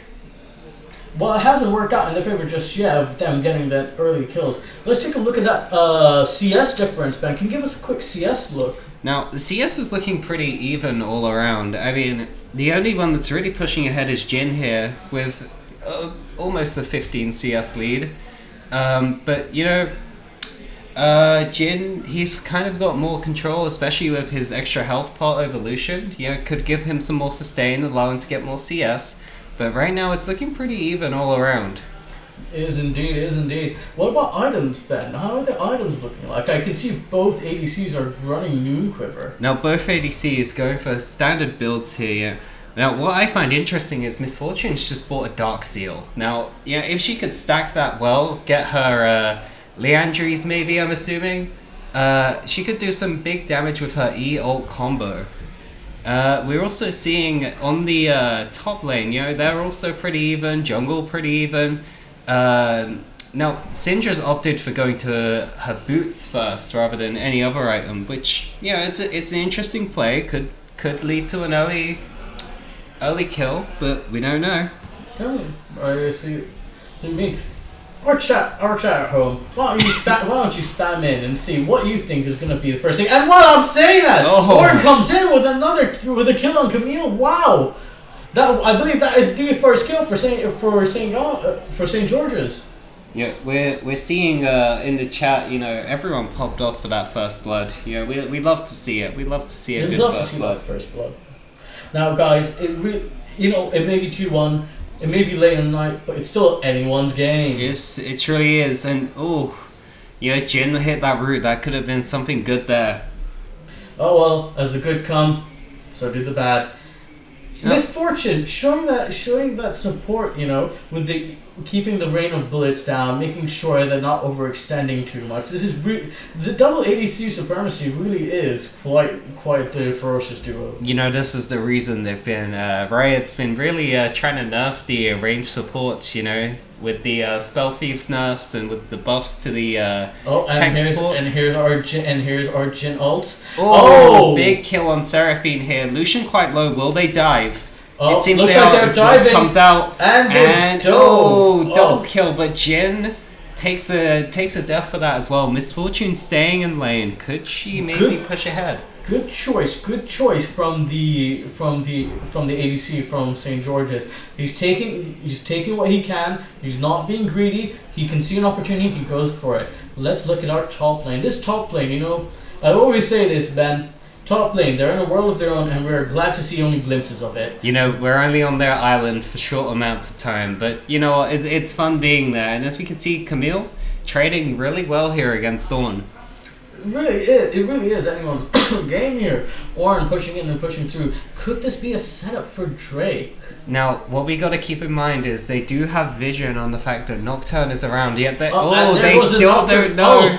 Nocturne goes in and he dives the ADC. Look at that. Goes down Jin. Big shutdown. Big shutdown the Jin. You know, City, look at that. St. George is really trying their best to pick it back up from here, and they're doing quite well. Hey, Ben, can I get a goal check? How's the goal looking like? Now, you see, we're seeing that there is a big difference in goal. Well, sort of big difference. Over 1,000K difference. And look at that. Difference. And big steal. Big you saw it here first. The big first steal of today's game. It's kind of crazy, you know, that this was the first steal. You know, I would have thought that more could have been attained, but yeah, big, well played from Lee Sin right there. Very well played indeed. You know, as your resident jungle here, it is quite difficult getting those steals in, but game appreciates game, as the kids say it. Now, we're looking at, this could be a kill on Seraphine here. She gets her, and she has been downed by Jin. Though we see Nocturne coming in. Could they do something here to, nope, okay. And the BM from the Misfortune. We're seeing some emotes being thrown out here. Very good dodge, but Jin goes in for the ult. It seems Lucian should be able to block it. Yeah. And good stuff on Lucian. You know, blocking those shots isn't easy. Yeah. But he took it like a champ. Yeah, we really need to see here. Jin needs to try and get off these W's to try and get ahead, as as we've seen already, he's missed quite a few. Just if he can get that root off on any of the enemy team when they're low, he can easily secure some more kills to get ahead. True, Ben. True. Now we're seeing a Lucian who's quite low on the bot lane, but it seems he should be backing now as we look into our top lane here. Oh, and I believe this is Ornn and Camille going in for a fight. Camille trying to go back to turret. Ornn kind of just ignoring her, saying, "Hey, you can do that. That's fine." That shows a champion who's comfortable and confident in his lane. He knows that his lane's going to push up, and he's prioritizing what's right. Now, looking at here, we can still see Rift is up. It's quite interesting to go. Oh, and we there have goes, a roaming support here. Looks like someone's taking a look at Finn's book, and a roaming support it is. But they seem to just be recalling in the mid lane. Now we're seeing Lee Sin here with the Herald. He drops it in the mid lane. Could they secure the first turret here? Oh, this could be very big for City indeed. Herald's prepared. Herald goes in. Charging up, and it's almost taken. Oh, and there goes Nocturne. Pushing in, defending the Herald, but look at that! Oh, Tyshawn taking the Victor. Tyshawn not missing at all in these games. Oh, Lee wow. Sin taking away Wow. the stragglers. Lucifer, amazing gameplay right there. And you know, what we can't forget is the Victor ult has been so essential in so many of these games. Oh, wow. Wow. City just really pulling it back and pulling it in there. It really did look like it was heavily favored in towards them with that double ADC bot lane combo. But look at that. Look at them go. You know, City right now having quite a huge gold lead. Could they bring this into a victory for this game? Well, gold's one thing, but you know what follows up with gold? That's right. CS. Ben, can we get a quick CS check there? Now we're looking like the mid lane Victor right now really pulling ahead from before. You know, in early game it seemed quite even, and you know, top looking even, jungle kind of even too. ADC now Jhin has pulled ahead as well. Jhin and Victor seem to be the key to victory here, as they're the ones who are really getting fed in this game. Oh, it's looking good indeed, Ben. Honestly, City is really pulling out all the stops here. They're trying their best to go for goal. And Lucian going in. Oh, but we're seeing the double exhaust. Seraphine here to help. Oh, and but we see Lee Sin and Misfortune coming in. Oh, and there he goes. Is this a double kill? Listened to you, Ben. Looks like they've listened to you indeed. Jhin hitting his W's. And we're seeing 2 kills right there. Easy for City to bring themselves further ahead in this game. Oh, looks like Camille's not going down without a fight. She's poking. She's going in. Can she get it? Yeah, we're seeing a Drake coming up soon. Drake in 40 seconds. So we've seen a Chemtech, and we're now seeing an ocean. That leaves what? A mountain, an inferno, and a Hextech, and a Hextech Drake. Now we've been seeing quite a few Hextech games, and you know, the team that's gotten the Hextech soul, it's really helped them get ahead in the game, as we saw earlier today, especially with the match. Where Metropolitan, you know, they fell behind because they didn't get the Hextech Drake. Will it be the influential factor this game as well? And Nocturne going back in with the ult. However, Victor just kind of has that prepared as he has his ult. That's the second time Tyshawn's done it. You legend, my man. Going in again with that ult. But as we see, Ionius really has gotten the shutdown here on Victor. Could this help in their fights? Oh, and it is Lee Sin against Syndra. Oh, Lee Sin going in. Oh, brilliant stuff from Lucifer. And they even threw in the mastery flags. Wow. Lucifer does not miss. And we're seeing on the Seraphine. Oh, this is. Oh, Lucifer, no. again. He Lucifer, does think not about miss. the children. Think about the children, Lucifer. You can't do this. He does not miss those Qs. He does not miss those ults. He does not miss full stop. This is Ornn again into Camille. Camille taking the last win in that Now, fight. both of them ulting, however, Camille ult being cancelled, Ornn ult missing. Camille trying to fight under turret here. Oh, looks like City's trying to deny Nocturne. His farm there. We've also seen Lee Sin get the Drake, and it's a Mountain Drake this Oh, game. Mountain Drake indeed. You know, I think if St. George's gets the Mountain Drake. It would be incredibly beneficial on them. Especially on their Ornn here. Oh, yeah, yes. Ornn would be very tanky with that Mountain Drake, so they should really, bring themselves back and make them more tanky as a team and maybe survive more of these fights. Wow! That Seraphine ult into Tyshawn, but again, this man does not miss. Got Tyshawn, got Lucifer. These guys are doing amazing, making the role of MVP really, really hard. You know, we've seen the Victor ult so many games now, and it's been so influential in so many fights. Honestly, it's great. You know, look at that Camille going huge in, dash. chasing against. You know, I feel bad for that Ornn there. He was sandwiched. He was a rock in a hard place. Now, we're seeing Lucian trying to fight here. go However, in. he is 3v1. Easy. Oh, he gets taken down so quickly. Also, Victor using the flash there. Honestly, I could see what the Lucian was trying to do, going for the kill, die an honorable death. However, he didn't achieve, I think, his goal there. Let's see how City is doing. City just pushing in all lanes. It does seem like a very difficult game out there for St. George's, but however, it ain't over yet. They do have a 10k deficit right here, but can they try to bring something back here? Yeah, maybe a few Drakes, maybe a Herald, something to bring them back in this game could help them. You know, Fates, as the resident jungle main here, I really do think having those mountain soul, having that mountain soul would really be beneficial for St. George's. Now, as you can see in the chat here, Tyshawn's really got his fans in the chat right now. They're really loving seeing his gameplay on the Victor. Oh, honestly, and he deserves it. The way how he's been perfectly countering that Nocturne ult with his ult in return. Great stuff here. Yeah, we can't deny the value of the Victor ult. Like, it's been so good in all the games that Victor's been played.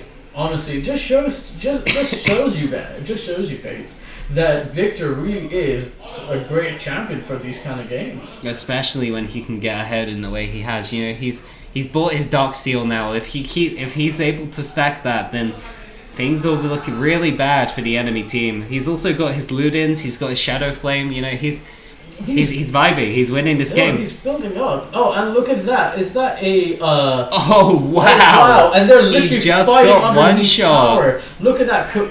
There's nothing they can do there. Oh, but this can Ornn get this shutdown here? Can it? It doesn't seem and so. City going in on Ornn.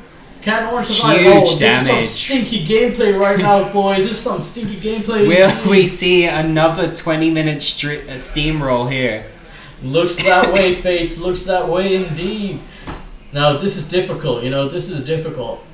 It is very late in the day, but you do need to keep in mind, this is City's third game in a row, and they are not stopping that momentum. No, they're keeping it going as they do. You know what, Fates? I want what they're having and a little bit more to keep me up.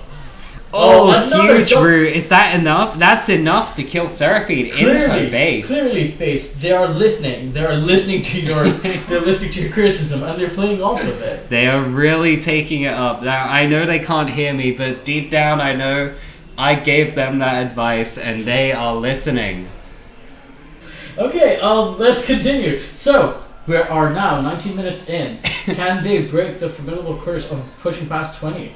However, guys, this is still... I say this is anyone's game, but really, it is going to go down to see how... But what really matters here now is how does St. George's hold up? Oh, going back in... Nocturnal. Oh, and look He's at been that. stunned. CC'd off of it. He's going out. Oh, huge damage. Oh, again, Tyshawn, again with the ult. This man does not miss. Can he be stopped? I don't think he can. Oh, we've seen it all here. We've seen an unkillable Lulu, and now we're seeing Victor being viable.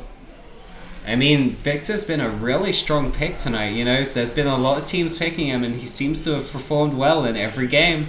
True. Look at that. Camille going in. We see the Ornn ult, but can it pop off? It can. Oh, Nocturne trying to go in. Does Nocturne get it? Tyshawn taken down. Oh, Tyshawn. The gods do bleed. Tyshawn does go down. The Nocturne getting his revenge. Though he does have to sacrifice his own life just to get that. Now we're seeing the bot lane here. They're trying to clear out the mid lane. This inhibitor's been pushed all the way up.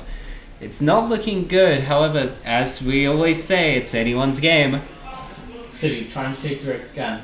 this would be City's third Drake. Now, the Drake seems free for them here. It's Nocturne is completely down. The rest of the team, the St. George's team, they aren't around. It seems like a free Drake here. And they push toward getting their Mountain Soul with their third Drake coming out. It is very, very difficult in that point, as a jungler, as a resident jungler here, of when to and when not to steal and go in. But honestly, that Nocturne game taking out really brilliant stuff from City, knowing when to get objectives and how to do it properly. Yeah, it's just Lucifer's gameplay as the jungler here. This Lee Sin. Can he be stopped? I don't think he can. Lucifer truly selling his soul to the devil just to make the gameplay go well. Oh, Tyshawn again picking up his momentum. I don't think we saw that. But Lucifer just kicking him out of his own base, just so his team could get the kill. Good stuff. This is crazy. Oh, so this is some high quality gameplay. Looks like they're planning on ending it. Orin trying his best to defend it. Inhibitor taken down. Is this the end? Honestly, it's not. At this point, they can go down with a valiant fight. And there's the ace. But Lucifer taken down, shut down, but will it matter? I'm not too sure. As we see here, the Nexus is being pushed, minions are there. Lucian trying to make an effort to take them down, though he's not having too much luck. See, Lucian doing bits and pieces of damage. Oh, and Tyshawn coming in again. He's being targeted with the ult. Do they take him down? Is he the double kill, but that's it. From the victor, but as they say, Tyshawn taken down. And another ace. This should be the end of the game here. Great stuff coming in. Ornn coming in, trying to defend his team. Can he do it? Oh no. If they go down now, they go down with a valiant fight, Jin using the ult. They're literally fighting the Ornn and he's dancing. He's dancing. He's giving up. He's giving it. He's giving it. He's triple knockup. Oh, look at that. There's no one there to Is this a possible capitalize. win, Ben? Nah, it's looking like a Winion Lucian going down. Ew. The sad part about Lucian is, I think he really is struggling. He really did struggle early game against the double ADC bot lane. Yeah, it was really tough for him, and you'd think with Seraphine, Seraphine has a lot of CC, a lot of lockdown, and these two ADCs, they don't have too much mobility. That could have helped there, but nah, there's just too much going on here. Their Nexus low, they're all going down. There's the ace, and that's the win. What a game indeed. 39-7. At least they broke the 20-minute mark. And that is still, and that is so commendable from St. George's. They managed to do that. They're up against one of the hardest teams out there, City. City proving time and time again their amazing hat trick. That was some great gameplay, Ben. Now, I asked this to everyone here and all of our fellow commentators. Who do you think would get the MVP? Oh, you've got to give it to Tyshawn on that Victor. Absolutely amazing gameplay there. Amazing. How could you compete with that? Too much damage. Honestly, great stuff, guys. I hope you enjoyed it as much as we did, our fellow viewers at home. But wow, coming up next, we have, I believe it is COE against Metropolitan. Suri against Metropolitan. And we will be right back after this short break.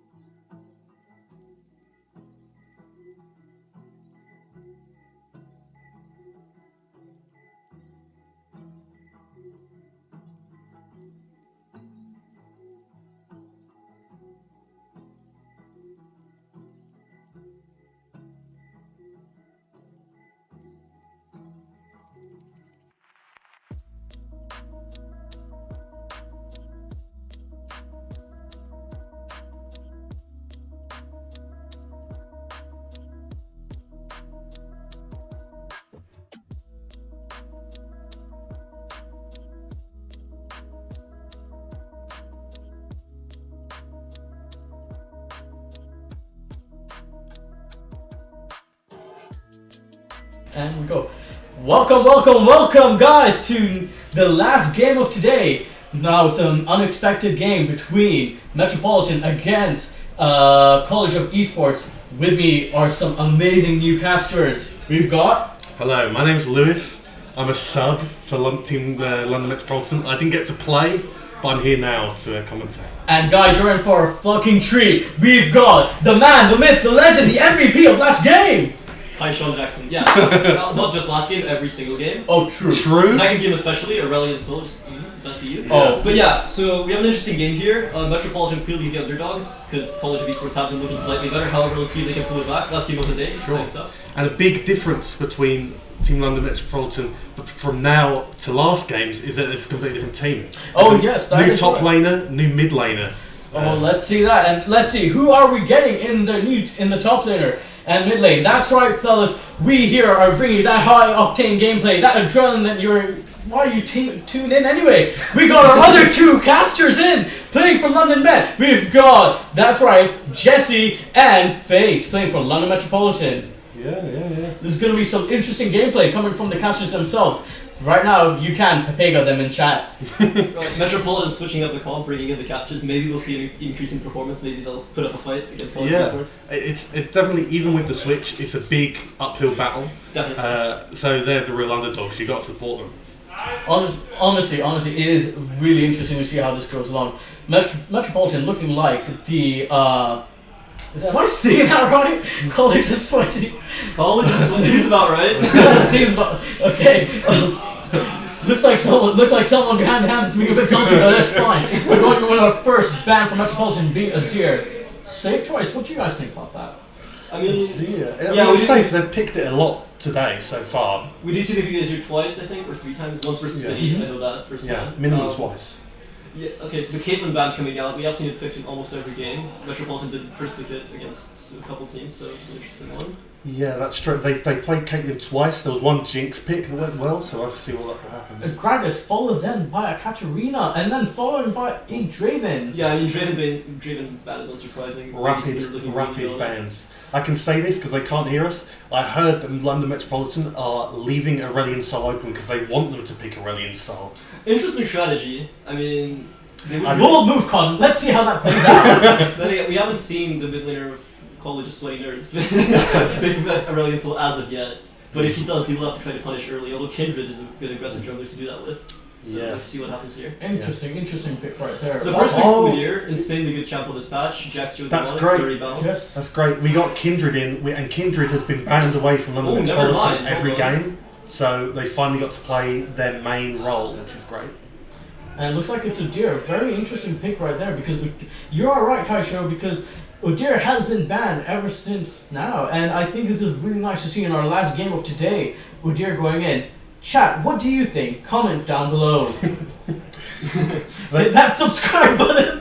Yeah, Udyr definitely one of the stronger champs in the game right now. Very, very impactful, both top and jungle.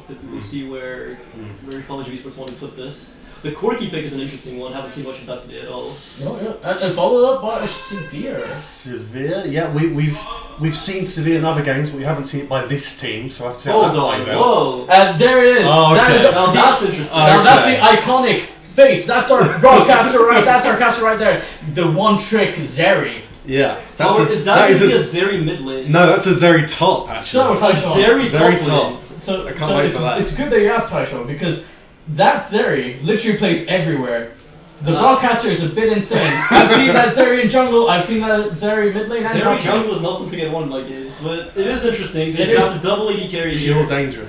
Very high range team composition, very good scaling, however, the early game might be lacking here unless they draft something impactful. Perhaps they can roam from it. Interesting going out there with the Zyra pick. Zaya is definitely a strong AD right now, the Livori's build being so powerful in the current patch. We are seeing some interesting picks here. Yeah, they left Aurelian Soul open, but it didn't get picked. So definitely, College of Esports have some sort of plan going on. Yeah, interesting to see the ban Rakan. You know, good play. You know, denying that Lovebirds were uniting bot lane. Yeah, definitely. And the Diamond support on the side of I don't know his name. Sorry, on the side of College of Esports did have a lot of Recon games under his belt. These main champs. It's a really good ban here for Metropolitan. It is interesting to see how the Diamond support Finn goes on about this. He has been quite the contender. And there goes the Lulu. Good ban indeed. That Lulu was immoral. That Lulu made a deal with the devil themselves. Yes. And there goes a Mumu. Yeah, you can see they're scared of those aggressive supports that can really pressure lane, as we've seen College of Esports try to go for this entire game. Very interested to see what they go on now. Right. I got the Mumu banned away, that's good. I'm expecting aggressive support like you have the Leona here, something just Yeah. bully lane, play aggressive. Oh, the Thresh. a pipe. Many choices being Alistar. cycled. Oh, Finn is now just trolling us. He knows the chat. He knows they love it. He's teasing us. What's he gonna pick? That's a cool champion. Yeah, That's something we see an awful lot. Recently got buffed to become very cool. True, they big AP buffs for Alistar recently, so that's good. Champ has been seeing some play in both pro play and high elo games, so it is an interesting pick here. We'll see what Metropolitan want to draft. I wouldn't be surprised to see the Gallia, which I think they played earlier. Yeah, they did play Gallia. Oh wait, did they? Or was that played against them? I think I was played against them. Against them, Played against them, yes. Yeah. Okay, Morgana. Oh, Morgana. It's a good counter to the Alistar. Kind of can contain his engagement with Black Shield and can root him. That's true. Good stuff. Good stuff. London Metropolitan coming out with a very clean looking build. Right We'll see there. if they send the Zeri mid or top depending on this next pick. It's gonna be interesting. So guys, what are you thinking about the team comp as of yet? I'm not a fan of Metropolitan's comp. It's very squishy, relaxed front line. I just don't know about the Zeri pick. It's However, very they could pick something tanky here, potentially in the top lane, and go send the Zeri mid. Oh, Aurelian! and there is Aurelian. That's Aurelian. interesting. Okay. So they have incredible Okay. scaling, but I don't know, they just kind of lack a front line. Then again, you don't need a front line if you're poking them out, if you have that Kindred ult to protect you. True. I would be afraid of the Udyr though for them. For a team that squishy I mean, facing they Udyr. could kite the Udyr quite well. Ooh, Nika. Oh, hello. What is this? Oh. It's the top lane. This Udyr's going Who jungle. is the top clearly. laner going to be? And? No way they Many go Kale. choices No way being they go cycled. Kale. If they go Kale, I'll be Yeah. impressed. Yeah, okay. Oh, Oh, Kiana he's top. on a top lane. Okay. Oh, he wants to play the Zeri, which makes sense. You're playing the assassin into the squishy 80 carry that can really chill True, on they him. worked out that Zeri Yeah. was top, and there's no Yeah, tank, so definitely. they can do what they want, really. I mean, the Zeri can actually harass a melee champion quite well, so Kiana is a pretty good pick here. Yeah. So this it's going to be a very interesting game. by the- Honestly, I do think Metropolitan definitely have the worst draft out of the two here. However, they can definitely use them with Morgana pick and potentially the Kindred ultimate if they capitalize on it. So who do you guys think has won the picks here so far? I mean, I would definitely say College of Esports, just because I feel like Metropolitan's almost the glaring issue of not having a front line whatsoever, which makes it really hard for them to kind of just, peel their carries. But then again, they have the Morgana, they have, as I said, they have really good scaling, so they could make something happen here. It's not over yet, so. No, that's true. And guys, it is still in champ sec, but as we all here know, it's truly in champ sec where the game is decided. I think this is really where it comes down to. Well, chat, we're gonna leave you with a short, quick break. We'll see you soon.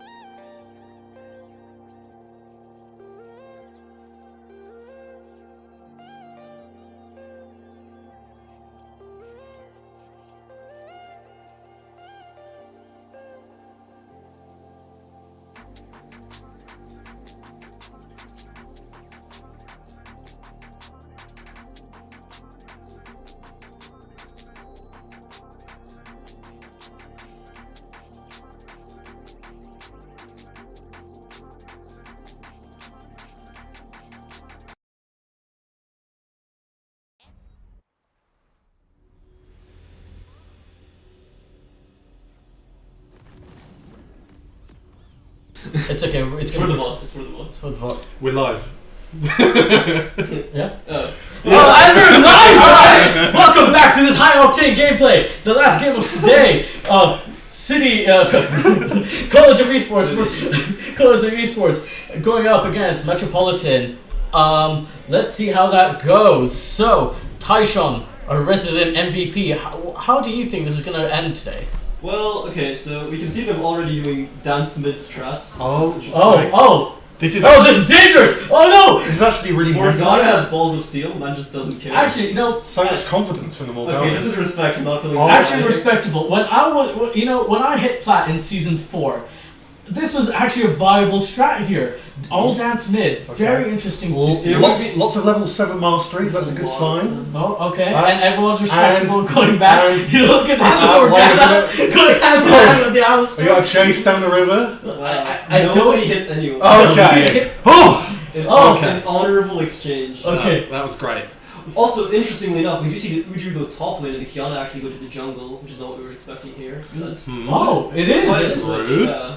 True. What an interesting. Well, it's not surprising. Kiana jungle has been at the and we got hit by technical difficulty. Accidental pause. Don't worry Okay, about it. so the big thing that's not out to me here is the mid lane starting items. Corki starts the call, which is really greedy because he doesn't want that early damage, and Aurelion goes spellbook and tier, which is a really interesting setup. You can tell he wants that early. Is that a thing?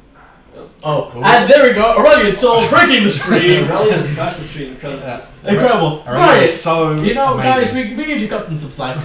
Small indie company, right? Anyway, while we wait for the stream to fix itself, as I was saying, there we go. You can tell this really was this early Seraph's, probably second item. Ooh, we could have something big here. The Alistair play. Morgana going in with the stun. Severe following up. Oh, that's pretty good. Alistair has no balls. That guy should have flashed it or something. That's what I was expecting. Yeah. Truly, the cow has been castrated. Morgana going in with another Q. Flashing that mastery. And the BM starting.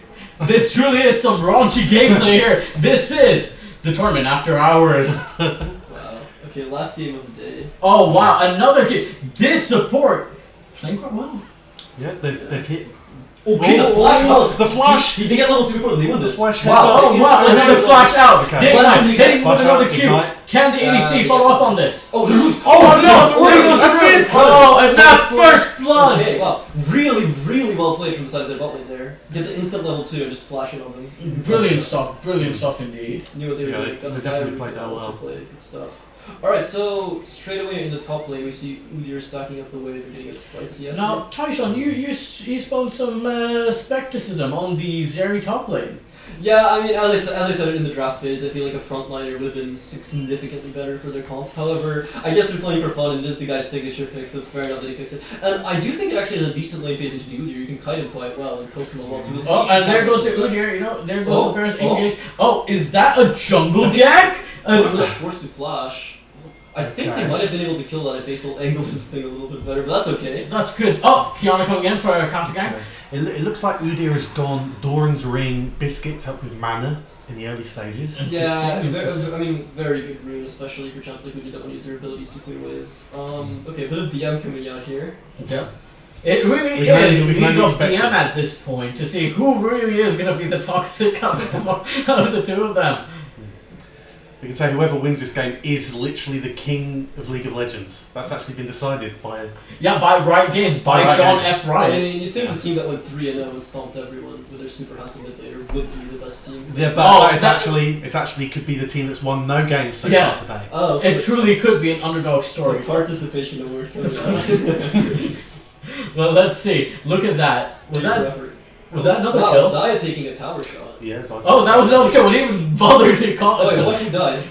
Support. What? I zoned out. The support. I did not see that. I don't think it was on the screen. Yeah. That guy just kind of chose not to be alive. Incredible. Well, okay, so we do see the bot lane getting a massive lead here. Not surprising to see the Alistair lane getting ahead. I'm a bit surprised we don't see the Morgana kind of using that black shield. I mean, they have double spell shield. They shouldn't ever be getting hit by Alistair CC, but... Clearly looking like they want to set up that early Drake. Doing quite well. I can't see it from here. Can you fellas? What are we looking at in CS? So yes, it's about even in every lane. Yeah, apart from it's the about bot even. lane where Silver's struggling, obviously, because they've been bullying them. Okay, so Corki getting camped here pretty hard, getting chunked out. He doesn't have the teleport anymore. He's kind of struggling. Then again, Aesol doesn't have much kill threat on his own if Corki just positions behind minions and doesn't take a bad trade. So Going quite well indeed. Going quite well indeed. I feel like camping the Corki is a good idea. It keeps the Corki off of the Aurelian Soul, and you want them to scatter. definitely, yeah. If you let the Aesol farm up, you can just go on a side lane later on and just stack up and be massive. Well, actually, Taisho, you would know all about that, wouldn't you? I would, yeah. I didn't get pressured a lot and I had 600 stacks. Fun game. Kindred going in there, getting her marks, you know, doing her thing. You go, girl. Keep You go, queen. You go, queen. Let's see. How's it going? How is it going in bot lane? I believe right now it is a We do contest see for- Alistair actually in the enemy jungle looking to bully Kindred. I'm a little Yes, confused actually, at yeah, what he's, this he's is. trying to bully them off the wolves. It seems like They that. might. He's, Wait. he's behind No, the they baited lines. them. They didn't see Kiana. Kindred Oh. forced the flash here. Okay. Okay. Good escape, good They're escape. both going Could to have, back off could have there. ended a lot worse, but Okay, hey, so we see Morgana roaming up mid. She might look for a binding on Corki here. However, I don't think this amounts to anything. We will see. There's a play mid right now. Okay, she has to hit this. Corki can W out of it. And she was unlucky. She should have gone for it earlier, but that's alright. that's alright. Now, Right. going in, I believe that was the Kindred's mark. Was that not? Yeah, that was Kindred's mark. They secured it. That's why they were there in the first place. Wow. Okay, that's not too bad for them. They do get Kindred, an important objective. Honestly, COE really stampeding it down, showing that superior kind of communication and gameplay there. Alistair coming in mid, what's he gonna do? Just says hello and goes back down. Okay, It so seems even with a 2-kill lead, they've got a massive gold lead. It seems like so definitely pushing the CS out. yeah, definitely. I think that goal lead is primarily in the bot lane where they have quite a farm lead. Oh, my and god! Oh, the other Kindred into Alistair. Yes, on he's secure, stunned. he has Yes, the that's stun. very good. And that's a Kindred. stun. Not sure how that happened, but well played from Alistair. Very well played. This goes back to that amazing support gameplay from Finn, you know. He is scary indeed. Right. Oh, Alistair's flanking them here actually. Good Oh, spell shield. Very nice spell reaction. shield. And Wow. and a spell shield from Morgana and look at as that! well. Yeah, that's Yeah. what I was talking about. Double spell shield. They shouldn't be allowed to play the game, but yeah. Well played from Silver. Good reaction. She didn't see the Alistair. Aurelian Soul Aurelian coming Soul out coming of in. nowhere! Where did this man come from? Oh. Through it. Oh, very good Okay, start. so if we're gonna hit the binding there, I think Kiana died. It wasn't Oh. lucky. She did dash out of it. Okay. Very good gameplay. Didn't Ace's follow up. staying though. I think he wants his W to come back up and look for another play, which I'm surprised by. Yeah. He does have the ignite from the spellbook, so he could look to be aggressive. Oh, look at that. It's That's possible. Udyr going in. Blue Nah, the that's That's the Zeri. empowered He does E, not have the but damage. he does just not No. have damage. Yeah. He's not at that Good try point in though. the game Cross yet. the grass. Very good. Very good. Zeri has triple potions, doesn't really care, does she? But okay, so we might see a play bot here. Aurelian does have the W and the ignite. He doesn't have R. Aurelian- Aurelian still going he's making in. the That's play. what he Okay. does. Well, Oh, Zaya he got panic two. flashes. I don't think she actually had to, because she knew Ace didn't have R, but okay, fair enough. I guess she doesn't want to get checked out. You know what? We were a bit skeptic about the Zeri top lane. Ooh. Honestly. The W on the caster that's a minion. flash out. Oh, Aurelian Soul coming back in! This is Aurelian his Soul father's still- lane, apparently. Aurelian The Soul way he's still- going. Zaya's Oh, No, and there that's goes, it. and there goes the kill from Aurelian Ace Soul. Soul. And look at that, he's got no mana. He's got yeah. Okay. Oh, very Okay, well well, played. nicely done by Aesol. Gets the room back. London Metropolitan really showing What? that they're not going down without a fight. The question mark in chat from Kindred. Incredible. Incredible. Really hard play. Whoever's the toxic. Honestly speaking, it's a big achievement just getting a kill against that team. I'm not gonna lie, this kid, these Zeri's not doing that bad. We thought she would have died. We I really. mean, he just flashed there. I don't think he had to. He could probably ghosted if anything. But yeah, I mean, the Zeri can definitely harass the Udyr quite hard. He did get the ninja tabbies now, which is going to make him take a little bit less damage.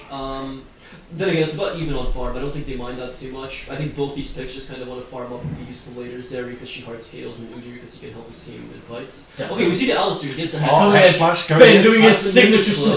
support. Ghost He goes goes That's in. a dead Zeri. Yeah, no Oh, flash. there He's goes dead. Zeri indeed. Oh, Alright, rest in Alistair peace. kind of hard carrying this game. True. I mean, this 100% Alistair. kill Honestly, this is just textbook Finn at this point. He comes in, doesn't matter who's playing support, you gotta look out and you gotta watch out. Damn, if only his movement was that good. He did make decent plays on the Amumi. They No, he didn't was work good. out, He is but he's definitely one of the better players on their team. I only planned to Truly is. Now, Aurelian Soul not really packing that big of a punch as how you did in your game. And Well, hit no, it's five. early on. I wasn't stronger. No, Aurelian can be stronger than minutes in. I mean, come on. This guy's doing fine. He got a good roam. He is down quite a bit of CS, probably because of bad rotation, but that's okay. He's farming up now.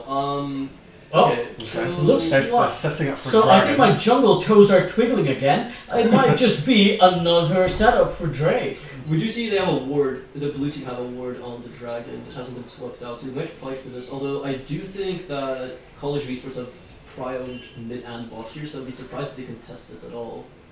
But again, they might just go for it for shits and giggles. I can't But, tell you what Drake is up right now. It's a Hextech Drake. Hextech Drake. He's up We've with seen a some- lot of that Hextech souls coming in. Could we get an Inferno soul this game? Hopefully. Will this game last that long? Anything but Dragon's I would be being- very surprised if this game goes to Dragon Soul with how it's currently playing Right out. now, going to Drake. Looks Looks like a uncontested. free Drake for Yeah. college. Yep. Looks like Reliant Soul not really. Asol's moving top. Oh, they went to this Rift Herald. Oh, Yeah. what a good exchange. There is a Quirky here though, and Top is fighting. We could actually see this go wrong. Oh, Quirky coming in. package. It really Oh, just sees if Kindred. Kindred. Ow! He. Who takes it? Wait. I'm actually so I confused. didn't see who got Herald. I think I mean, they no Red I think College of Kindred- Esports got I Herald. think Kindred also feels like saving Ultimate for next game, which is an interesting strategy. Yeah. Okay, looks like Sui has managed to Okay, they did get the take- Rift. take the That's Rift, steal the Drake. Wow, I mean- hide your kids. Wait, they stole Dragon. Yeah. No, they didn't. No, they didn't. Oh, wait, did they take No, Dragon? they lost Drag. Yeah, they were trading it because Kiana won. Oh, they Oh. tried. Yeah, College of Esports did get the Drag here. Oh, did they Wow, also? Alistair played like a Giga Chat. Absolutely gives zero thoughts. He's so Walking confident. in. Oh. Popped the ult way too late, could have died there, but thankfully Sivir does very little damage on the new covers, so he's okay. We see the red lead for the Andres, which is a pretty good purchase. I mean, he does need that tank buster item since he's basically solely can play into Easier Nice Alistair. engage. That's Nice free and kill. good. Good stuff. Yeah, Good great stuff. flash by Finn. Really good Alistair play coming out here, securing a lot of kills. Finn just showing that supremacy in bot lane. Okay, so I feel like this Quirky is actually going to be able to bully Aesol quite hard here. He has that Ravenous Hydra completed, he has a massive CS lead anti-kills on him.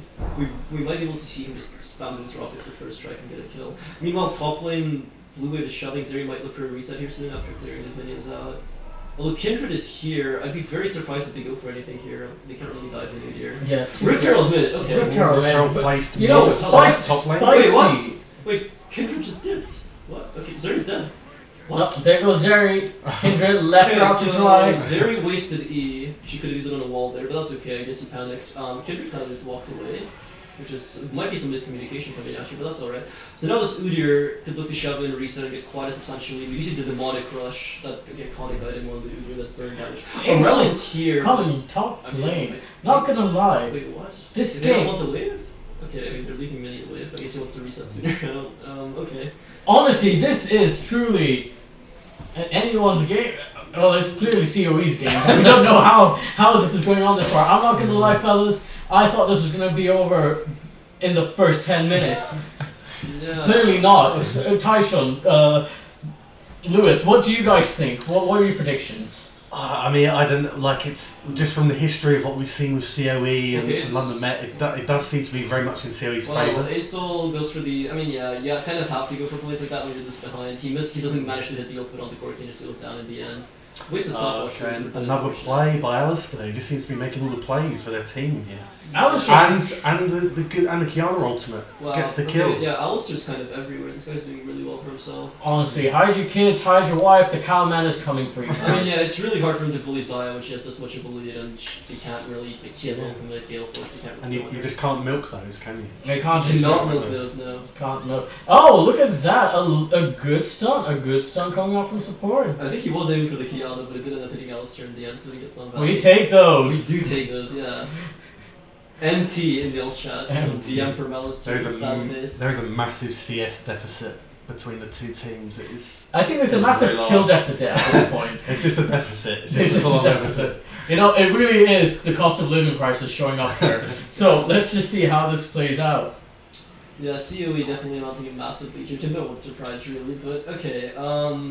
You know, London Metropolitan putting up the good forces fight. the flash on Okay. on it. Okay, they're just He goes back gagging. in with the old stopwatch. Zaya flashes out of that. She can cool feathers. Oh, Okay, Q hits. Okay, Yeah. and the second kill for London Metropolitan! Oh. COE, what are you doing? Give these kills Okay. away! Quirky gets the Aesol kill. Like a good rotation, however. Quirky's quick to follow. He should go down. Oh, there goes Oh, Quinn! that's That's a huge shutdown. Oh, huge shutdown. Is this the return of the comeback kid? No, it's not, because you're just coming in beating the living shit out of Zeri. This is not fair. Yeah. Guys, please do not show this to your children. I feel like every time we pan top, it's just Udyr running Zeri. Oh, Zeri? Can you do it? Come on, Pikachu! You can do this! Don't sue us, Nintendo! That was shut down! That's huge as well. That's the kiting with the Zeri Oh, ultimate okay. and the lethal tempo coming out. Really nicely played by the Zeri there. Oh, He gets the shutdown with Udyr. However, this Kiana has become dominant in this stage. Very strong. That's the Prowler's completed. Oh, God. What a game indeed. What a game indeed, fellas.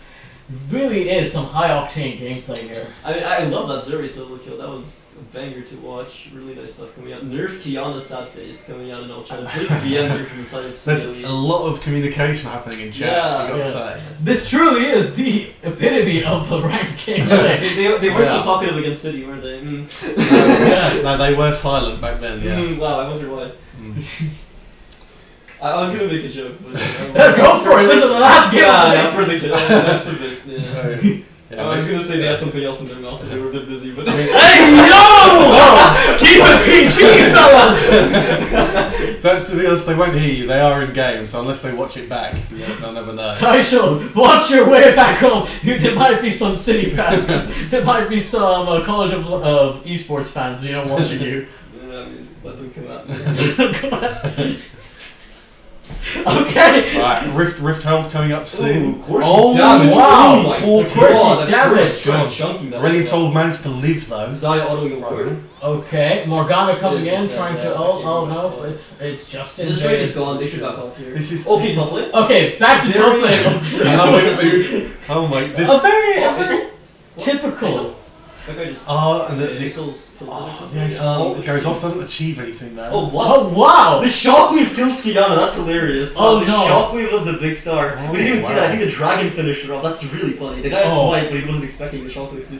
That's hilarious. Oh. I mean, And back to top lane. I think this is a common trend here, fellas. I feel It's just like- that Udyr being the living shit out of I feel her. like we're seeing the same clip of Udyr Zeri just has ult. repeated Udyr over doesn't and over. respect it, or he'll get a repeat of last time. But he's at the go, so he can probably just run it back and kill her instead. And he has the demonic completed now, which is a big power spike for the champion. True, yeah, that's Looks like true. Udyr trying to maximize his potential as that as that team player here, trying to get that rift. Let's see how that plays out. It looks like they're going to get both objectives, so that's huge gold That's lead. huge. And what do we have here? What is our soul for? It is Inferno. Inferno, that does not bode well, really. If COE keep getting dragons, that is not good. We're gonna get that's an interesting thing for it. I guess it was Oh, Zaya going in with the ult. Zaya limit testing. Okay, don't get the stun What off. is he doing? Okay, that Takes a guy- tower shot, that's a free kill. And that's a free kill, and that's severe. Back in the game. Zaya's looking pretty reportable off of that one. That is no idea. Acel has a ghost off the spell book. You heard it here first, fellas. For our resident MVP, report to Zaya. Oh no! Acel's Acel taking 3 tower shots as well. Very overzealous from everybody. Udyr, this looks very similar to Udyr when he had that ZZ raw build. He's in his own lane, he's pushing it down. Not much that can stop They've him. got so much AoE pushing This ability Herald and might top. get a lot of value Yeah. here. They might even go for the tier 3 tower or mid. Oh, there we go. And just as you said, Typhoon, they went Typhoon. Their own soul. That's a better name, honestly. Their own soul's low though, out of base. Oh, another Oh, decent start from Acel. Keeps him alive, actually. Wow, okay, not bad. Good stuff, good I stuff. think Kiana's with them. Okay, And Kevin is they looking. didn't manage to Kindred get looking. Yeah, no ultimate. Oh, dirty! God. Dirty as well! Again, Turns Zeri! it around. It's This- the crit. Oh, Which This shouldn't is have crit. this is actually very bad for COE. They didn't even manage to get the Yeah, tower see, there. Oh, Yeah, Live oh. Corki is kind of Thanos. That's not fun. oh no. Corki very fed here. Fully stacked Ravenous Yeah. Hydra, 2 items, 8 and 1. That guy Yeah. hurts. Very Corki good is very boy. strong Very at good the to go. moment. Oh, Alistar. We haven't seen much of the Alistar. Finn was very confident in the early game, running left, right, and center, showing that supremacy. Haven't seen much of him since. Yeah, it's a bit harder now. Yeah. I mean, yeah, we see Metropolitan playing safe. We're kind of sitting. They're on the playing a lot towers. safer. Metropolitan really bringing up their groove there. Let's see if they can pull this off till the end. So we might actually see the Dragon Soul here if Metropolitan keep playing this safely. Although I would be surprised. I feel like with the Kiana Corki they can just force plays really, really hard right here. Although if they do want to play it safe for whatever reason they could, but I don't think they will, in all honesty. Right, okay, so I don't actually see a timer with the dragons coming up, but presumably they're just waiting on that. We can see the. I believe it's 2 minutes. Oh, there's a timer right there. Okay, I didn't Yeah. see that. Nash is up in 30 seconds. That would be okay. The fight Oh, breaks out. oh, another fight. Oh my God, Zaya! Zaya coming Old in, flash, huge. one shot Aurelian Soul every- just trying to take any picks he can. Looks like he's a bit sandwiched there. He could Yeah. try to hide into the tier 1. He's- They don't have he's Zaya good. ultimate. They can't really die from here, but yeah. Oh, really, really nicely played from the side of Stewie. Very, very well. And Really, Zaya, the only bet that London Met have is to just focus on delaying What? Siri as much as possible, but it's so hard, they have so much engaged. See, I thought that as well. I thought he flashed over the wall there. Yeah, if he was anticipating that Zaya might be, or Ace might be this one. Okay, so Baron's up. I'm gonna be surprised to see them do it right here. They can melt it quite quickly with the Zaya Corki.